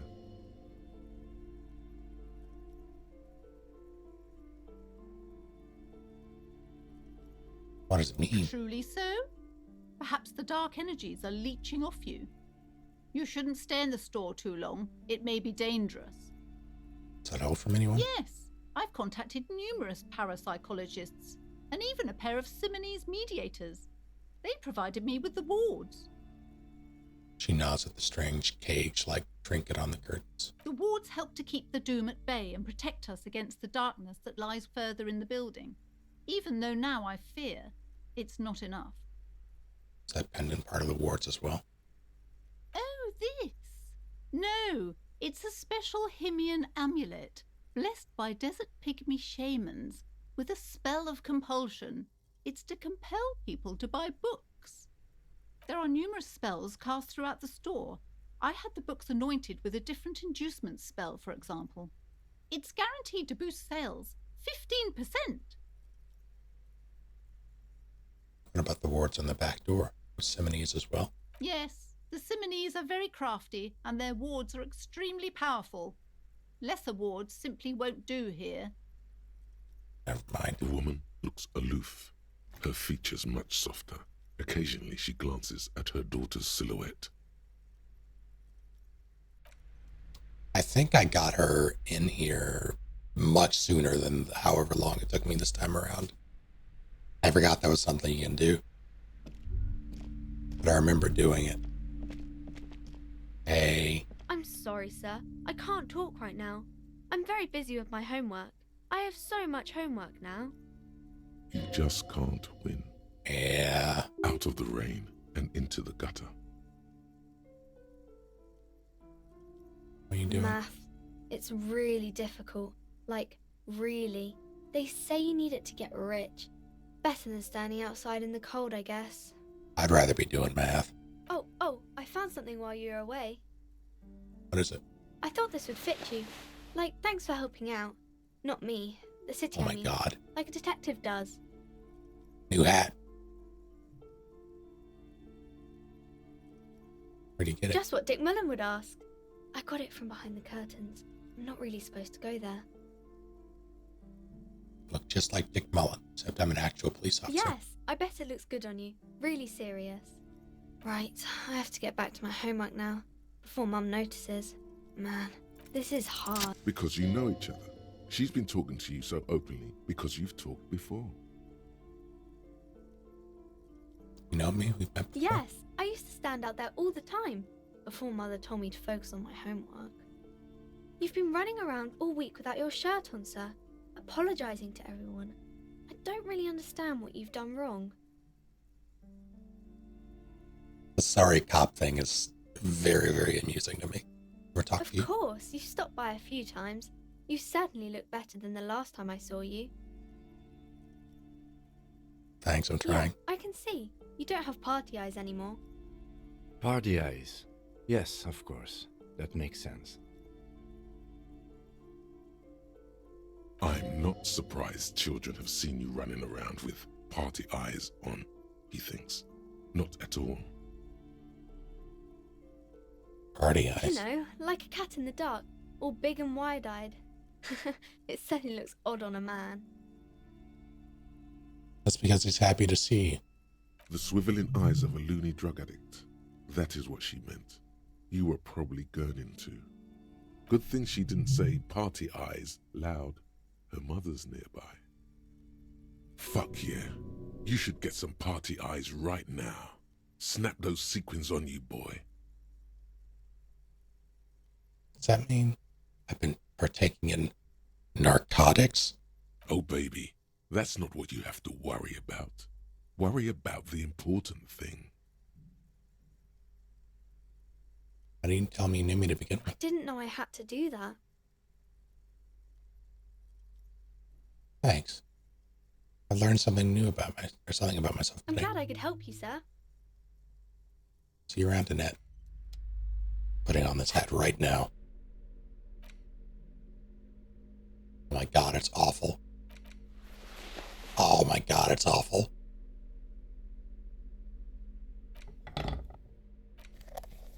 No.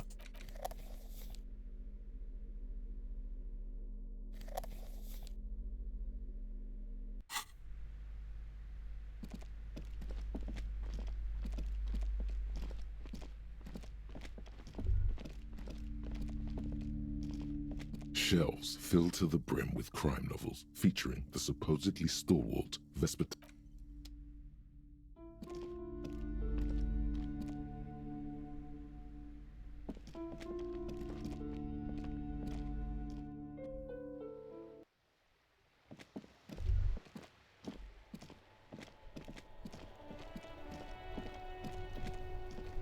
Okay, what did I want to do while I was here?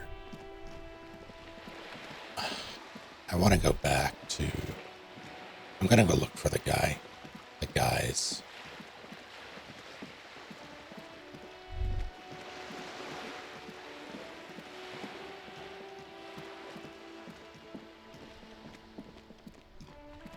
Gentlemen.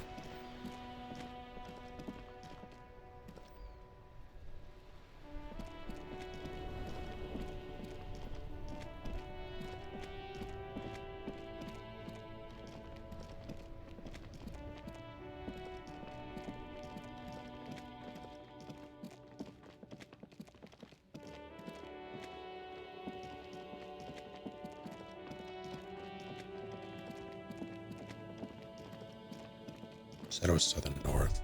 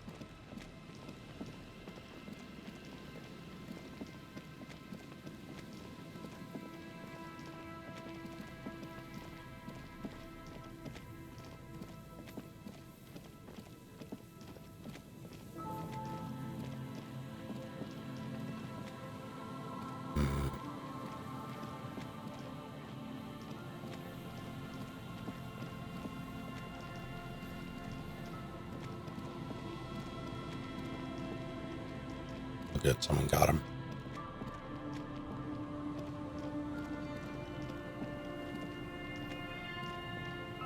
That was fast.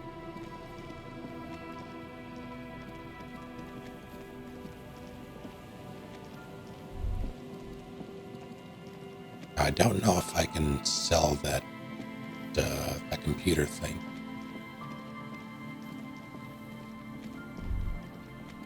But it is worth 50 whole ass dollars.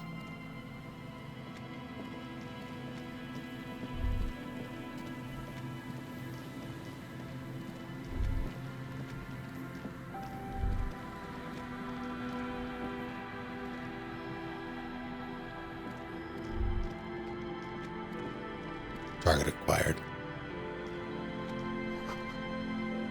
Tiny cages carefully constructed.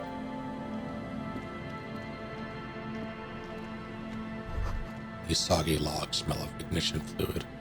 Still, they won't light up. It's almost impossible to get a fire going this near to the ocean. Hello. There we go. Nice and easy. No way out, little guys. Not out of this jam. There's a cylinder on the ground in which the man is arranging some netting. It looks like some kind of trap. He notices you. Who's there? Oh, the police. Hello, officers. Is that the police? Why are the police here? Don't worry, Gary. I'll handle it. It must be Morel, cryptozoologist. To what do I owe the pleasure? Lena sent me. She's been really worried about you and was waiting for you to get back. Of course. Thank you for passing along the message. That damn water lock is broken, and we can't go all the way around the 881.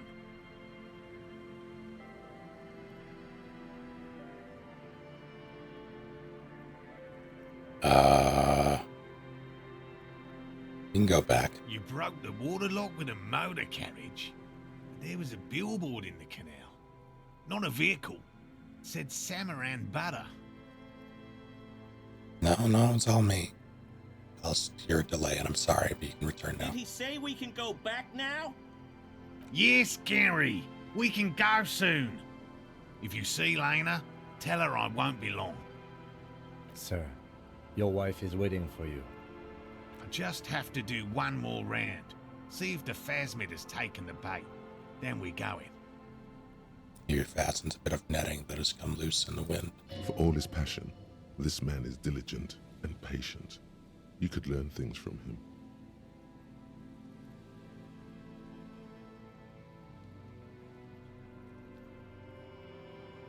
Seems pretty eager. And I'm eager to return to her, I assure you. But I can't leave before we finish with these traps. My wife understands that just as well as anyone. He looks south, where Lena would be. Come on, Morale. We've been soaking out here for days. It's time to go back. And leave the traps? Absolutely not. I won't let Lena down. Come on, she wants us back. I'm soaked up to my nuts over here. We'll both catch reed crabs if we don't dry out soon. Reed crabs?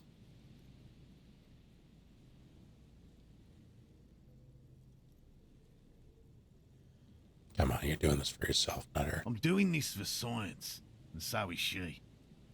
Didn't know Phasma was so important to Lena. Of course it's important to her. She's seen it. A verified sighting, on record. One of only 4 this century, and it's hers.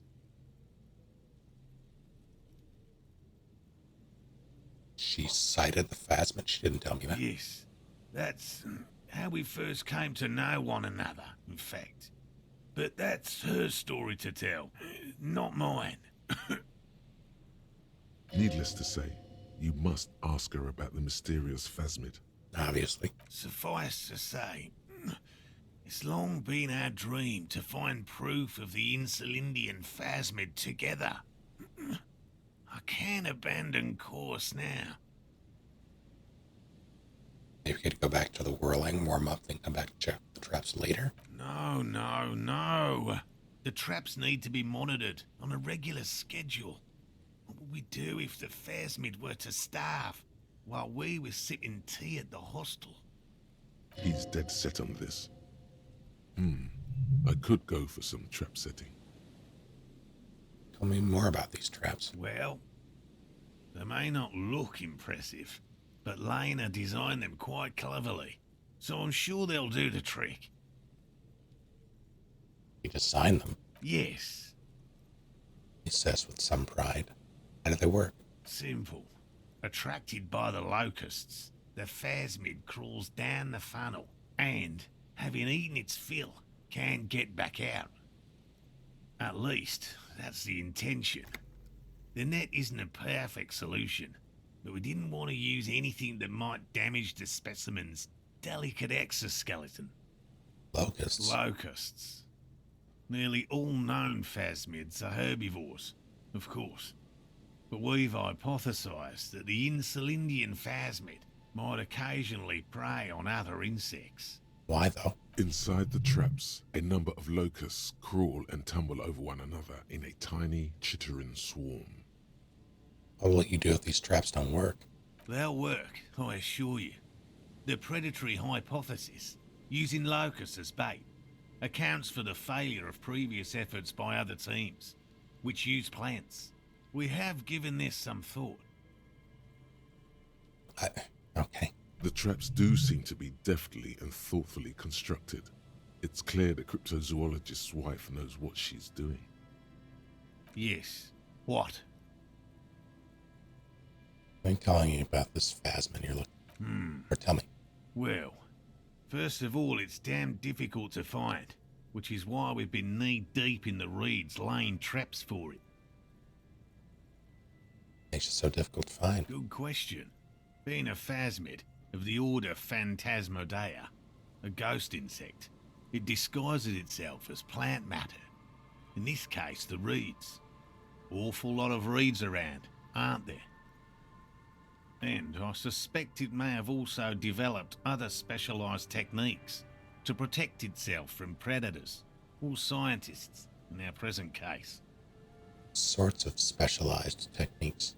It's my hypothesis that it has evolved certain electrochemical defences that allow it to interfere with animal perception, impeding pattern recognition, confusing the visual cortex. Based on what? But I cannot describe how these defences work, much less how they evolved, without studying a live specimen. Yes, it makes perfect sense. You're beginning to suspect there's something paranatural about this phasmid. How big? I'm expecting it to be quite giant. One known species of phasmid, called the Megaphasmodea zoensis, is about the size of a grown man's forearm. So, Leaves the conclusion up to you. Why are you so interested in the stick bug? typical rookie assumption. Insects are much more sophisticated creatures than those unversed in zoology give them credit for. Even simply catching a glimpse of the Insulindian phasmid would be the apex of my, of any, cryptozoologist's career. But to study it and its defences, find out how it stayed hidden so long. He shakes his head. What have you discovered about it so far? Very little, I'm sorry to say. No one's ever captured a specimen, so all our information is based on first and third-hand accounts. So no one's ever found one? Not yet. That's what makes it a cryptid.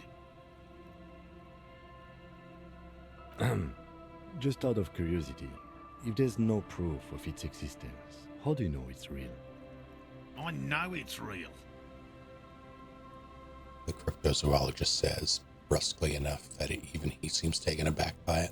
By which I mean, I've heard enough first-hand accounts to believe quite firmly that the Insulindian phasmid is more than mere superstition. Nina said that there's been a sighting here in Martinaise. Yes, the most recent sighting was by a couple of teenagers along the coast here. That's what brought us to Martinaise specifically. It's the first credible sighting in several decades. Admittedly, it's an unusual location for this species, but with all the sewage runoff upstream, it probably doesn't matter much anymore. Maybe it's died out. I have to resist the thought. Such an extraordinary creature is doubtlessly highly resilient. After all, it's generally thought to be capable of parthenogenesis. Even with my hat, I failed. Parthenogenesis? Yes. The females don't need males to reproduce. Makes it easier for a species to survive in adverse conditions. It's pretty clever. Yes, the Insulindian phasmid is a very clever insect. That's why it's so damn difficult to catch. But as a scientist, I'll try my best to remain dispassionate. How did you become a cryptozoologist? I've just always liked animals and puzzles. Searching for cryptids is a bit of both. Why not be a zoologist? Real animals are puzzling too. Real? I know you think one is a respectable profession, while the other is superstition. Everyone does. I know, it's a profession just like any other. Indeed. My methods do not differ from other scientists. I simply draw upon a wider variety of evidence. And I have more hope that something truly surprising might happen. Your nerve endings tell you there is no such thing as a positive surprise. Has anything truly surprising ever happened to you? No, as I said, I have yet to catch a cryptid, although I have come close. Close enough to keep trying. You've never discovered a cryptid? No. Very few cryptids are ever discovered, and not for a lack of trying. To stay hidden is a cryptid's primary quality. It's even in the name, cryptid. How many cryptids have been found? Of the list of cryptids kept by the Cryptozoological Society of Chemnee, which is 4,082 items long, about 2,000 have been confirmed as hoaxes.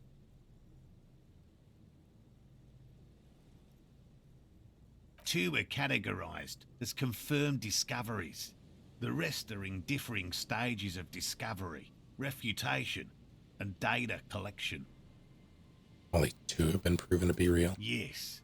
The Chateau Quan forest pygmy, who turned out to be an extinct species of primate, and a cave salamander from Yugograd, who is, honestly, quite unremarkable. It's in a zoo somewhere. We cryptozoologists are brutally honest with ourselves, more so even than the public. With cryptids, most cryptids are hoaxes or they are never found. That does not mean we should stop searching. I don't even know what to say. That's a small number of discoveries. Do you know what the success rate in pharmacological research is? 0.00003% of bioreactive agents have reproducibly beneficial effects. Yet science persists in the search for medicine, as we persist in our search for new species. I don't think that's comparable. So you're living your childhood dream out here. It's not child's play, just because I have to traipse through the mud every so often. What kind of evidence do you use? Everything from forgotten regional lore to newspaper accounts, like the one that brought us here, to look for the phasmid. I keep a very open mind. He's interested in things that people believe that scientists don't. I think other scientists don't listen to ordinary people enough. Most establishment scientists only care about reputation and remuneration, not real research, and certainly not the truth. They're a cowardly lot, and both the field and basement archives can be dangerous places. Thanks for explaining. Now about something else. Yes? What if we check the traps for you? I didn't expect you to take such an interest in our work here, officer.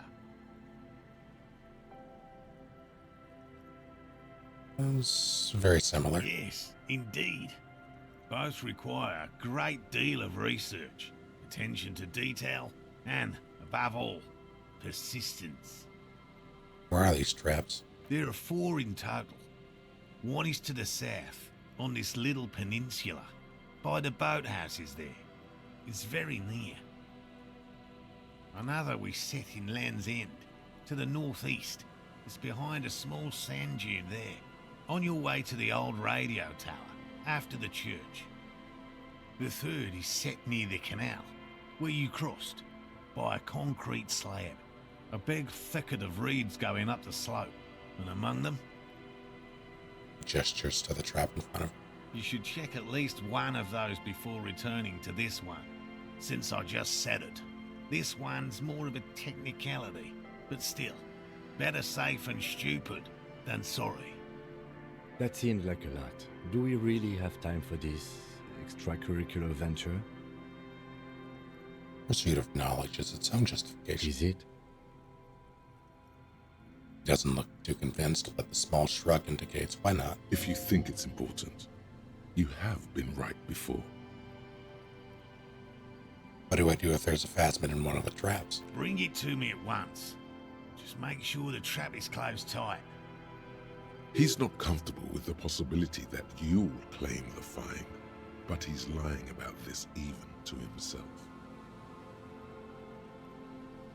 What if I encounter the phasmid in the wild? That's highly unlikely, officer.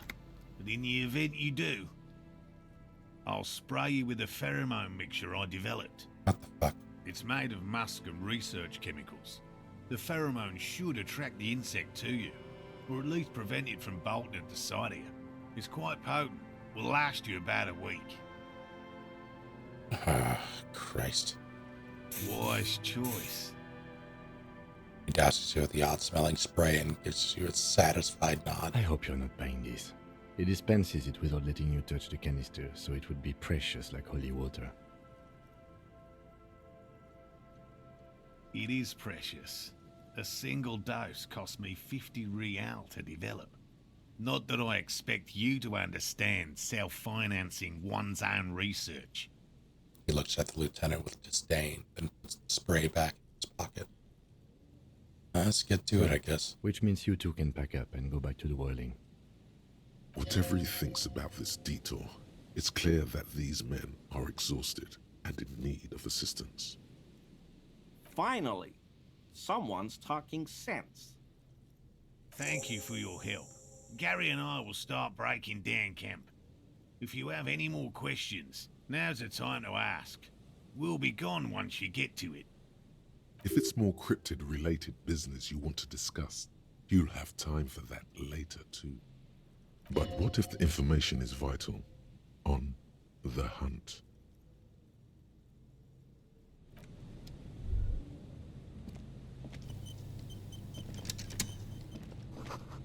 Heavy military blockades are riddled with bullet holes crumbling. Hey, free money.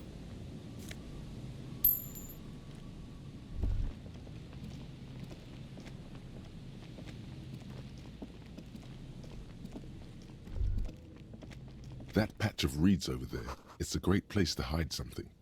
Kind of out of the way, being so close to the water. You don't have a reason to. Yet. What's this about? Nothing. Just a hunch. The hunch passes, leaving you there, by the old boy bobbing in the water. Time to go.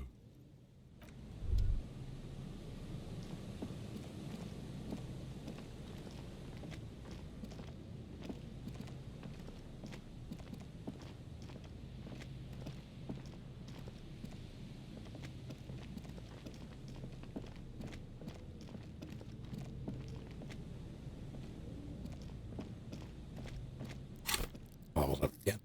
Let's do...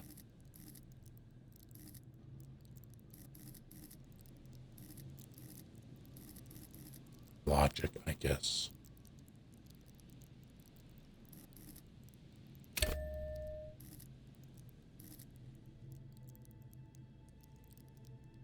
Wait.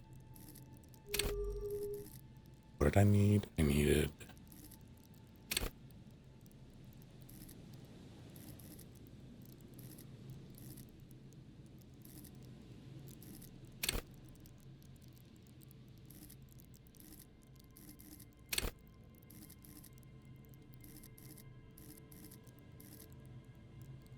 did I need?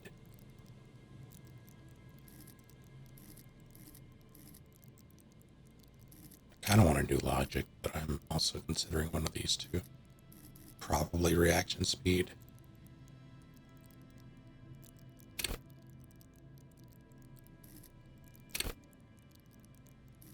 I'll do logic.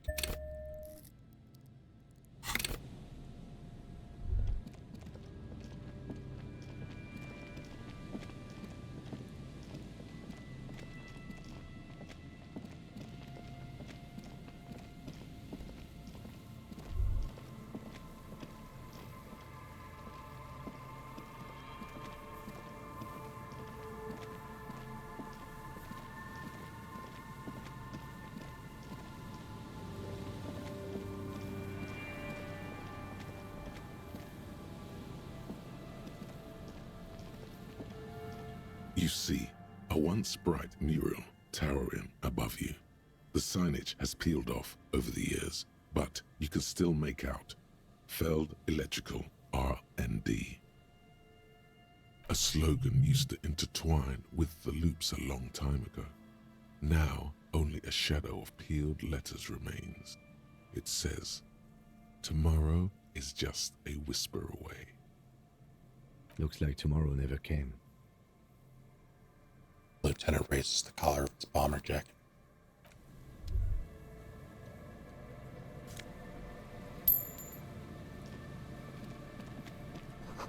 Other power box charges nothing now. It's empty.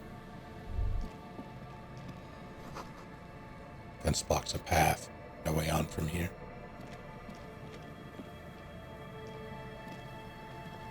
And Mikhail noticed the windows, especially with how there are no windows on the south side. This was to deal with. The blond man stands next to his son, pointing to the weather-worn ruins.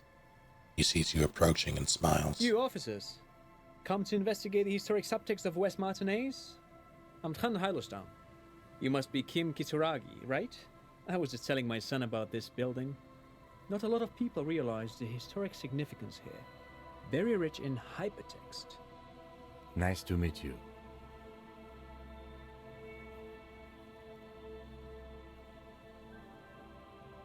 Hypertext? Yes, hypertext. Young Carp and the collection of cultural hyperlinks. What's that about the windows? Oh yes, so Mikhail. They had to deal with monitor glare, especially in the summer. They still had vector monitors back then. That was 49 years ago. So they didn't have windows on the south wall. You and Kim know each other? No, I can't say that we've met before, but I've heard of Kim, of course. Mikhail, say hi to the officers. He rests his hand on the boy's shoulder. The child stays hidden behind the hem of his father's coat, clutching to his worm-themed coloring book. Mikhail's a little tired today. We spent all night trying to run Orbis on his radio computer. Have you heard of it? It's a programming language used in Grad. Quite tricky, but he wanted to play this Grad-made adventure program. We've been getting really into Worms lately. The man speaks in the artificial cadence of a professor, or someone who's been on too many radio shows. But I assume you're not here for giant worms when there are so many real things to see. Just as I was telling Mikhail before, this is where the Coalition landed in 08. We could be standing on what is the most interesting landmark in Revachol West. Don't die, Dower. Thank you for hanging out. He points to the building again. This man is your half-brother. You feel it. But why? Well, get a load of this guy. He really enjoys his trivia. The Orbis programming language was named after its inventor, Victor Orbis, a cybernetician from Grad. They run Vox in the Occidental countries. So fascinating about an empty old building. Aha! But it's not just any empty old building. He raises his hand to his eyes to shield himself from the freezing snow. All four of you turn to admire the mural before you. What not a lot of people know is, this used to be the R&D department of Feld Electrical. And Feld, which now sells ink cartridges mostly, was once a top dog in the turn-of-the-century cybernetics boom. See, this is what I'm talking about. There is no way to place what period this is. Hold on. What's R&D?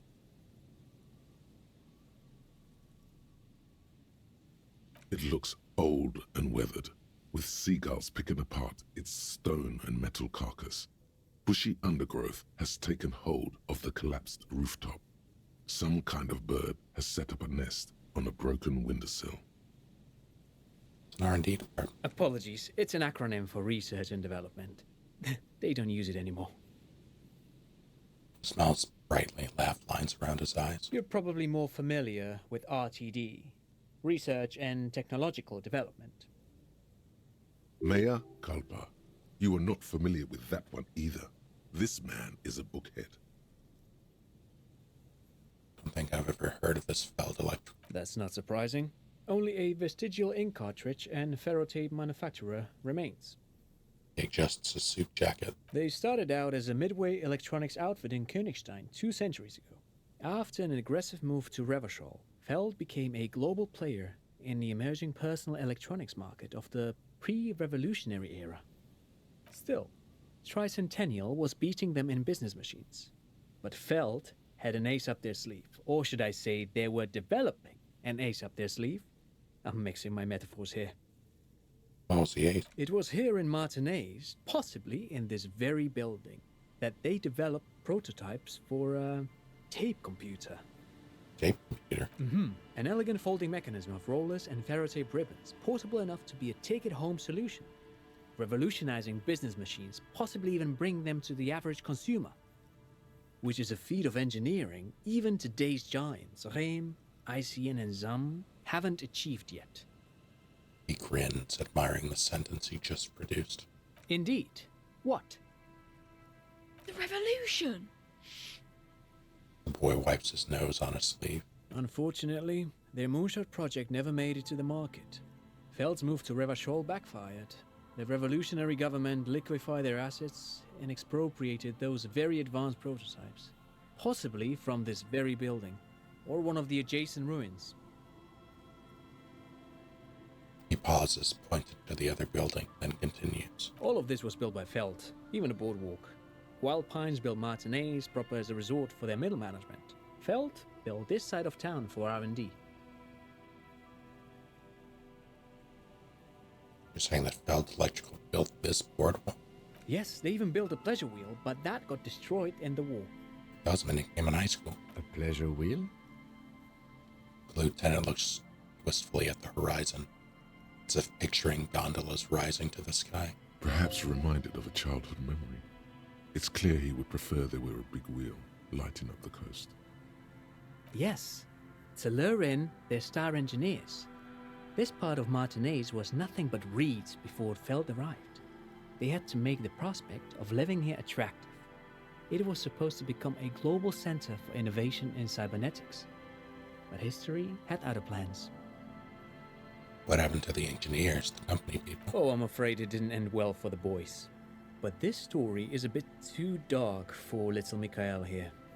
Now, if you were to ask about tape computers...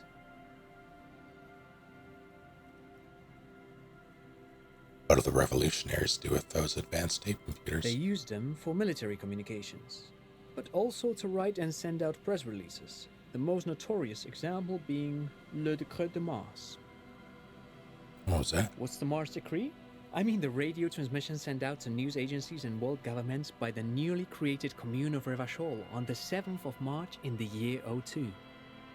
A short-lived legislative foundation for a short-lived utopia. It's a beautiful piece of text, actually. A singer-songwriter I know, Charette, called it a love poem to Revachol on her political concept album, Bon Baiser dans ce Lind. You should read it. Every local library in Revachol stocks a copy of the decree. I tried to get Mikhail to memorize it. Tried to. Someone was much too interested in worms to be paying any attention. Sorry, what? The kid takes a peek at the green and silver worm on the cover of the book, already forgetting about this part of the discussion. How do those tape computers work? Do they work like radio computers? Actually, no one knows. No one even knows what a computer made entirely of tape would look like. But word has it, they were very elegant, exquisite, alien-looking turn-of-the-century hardware. He raises his finger, remembering something. Buckle up. 10 years ago, I did a little freelancing, I guess you could say. I was a special consultant for an exhibition at the Wompty Dumpty Dum Center in Vredefort, Oranje. It raised the same questions, and we had lengthy discussions with Paul Ockerman, who was head curator at the time. This was before the twins Keith and Guy Jews joined the team, trying to... Wait, did he just say Wumpty Dumpty Dum Center? He did. He did it. He said Wumpty Dumpty Dum Center, like it's the most natural thing in the world. He did. What the hell is a Wumpty Dumpty Dum Center? And who the hell are Keith and Guy Juiced? Tell me more, I guess. The Wumpty Dumpty Dum Center for Contemporary Arts. The exhibition itself drew on Lagerman's notion of memory, and so there were some parallels. That's why the head curator, Paul Ockerman, chose to... Is he making this up? In fact, I'm not. The Wompty Dumpty Dum Center is a place you can visit if you're ever in Vredefort and are ever in the market for an exhibition space / contemporary art research center. But perhaps I should return to the tape computers. As I was saying, the device itself was very elegant, fragile even. One could write directly on the tape using a special chemical solution.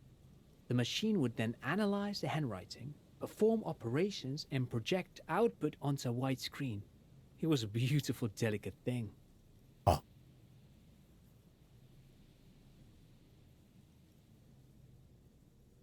But why?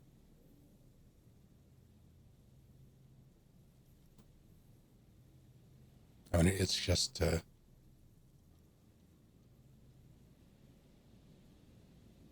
well, I'm trying to think of how useful that would even be.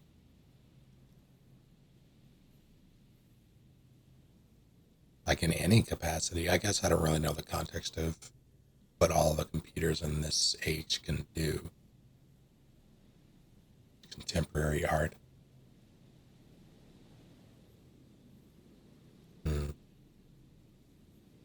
Also, you know the Wompty Dumpty Dum Center is gonna poke at the British. Made of black film and folding tape structures. Cool. Very, very cool. Though I understand the socio-economic causes of the revolution, it pains me to imagine the revolutionary setting fire to this precious device. But so they did. The felt playback experiment vanished into the fires of '07. Felt playback experiment? Yes, the official name of the prototype. Some sources report it as the Felt Playback Experience, but those are incorrect. Why they destroy it? Who knows? Maybe it was an accident, or maybe they didn't want the technology to end up in the wrong hands. Either way, they're all gone now. All 3 versions of the prototype. Nothing but debris and ashes remain inside that building. He takes a step back. The boardwalk creaks mournfully in the wind. I want to ask something else. But of course. What else? Thanks. No, thanks to you for having me and little Mikhail here to pick your brain. A very interesting conversation indeed. All right.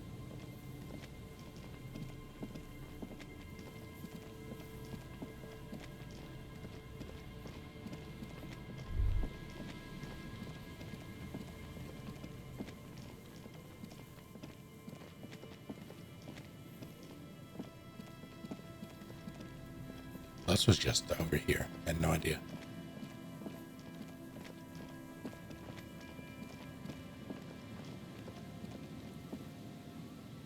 All right. I'm going to call it here for the evening, I think. Come back tomorrow. / today.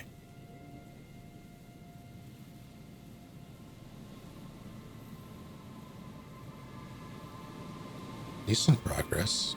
Well, actually, I don't know. Mostly through another day.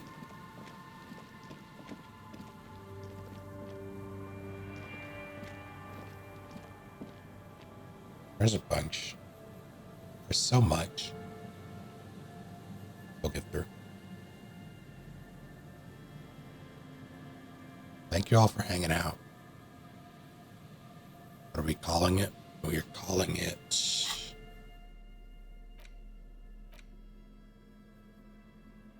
Kind Green Ape.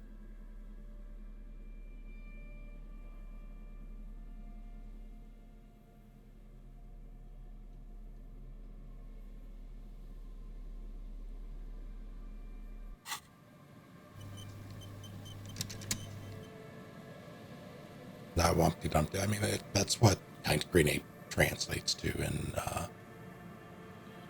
Simones.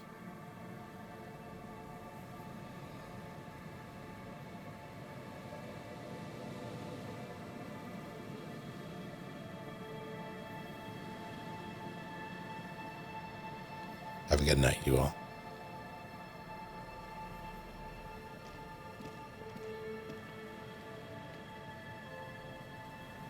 Oh,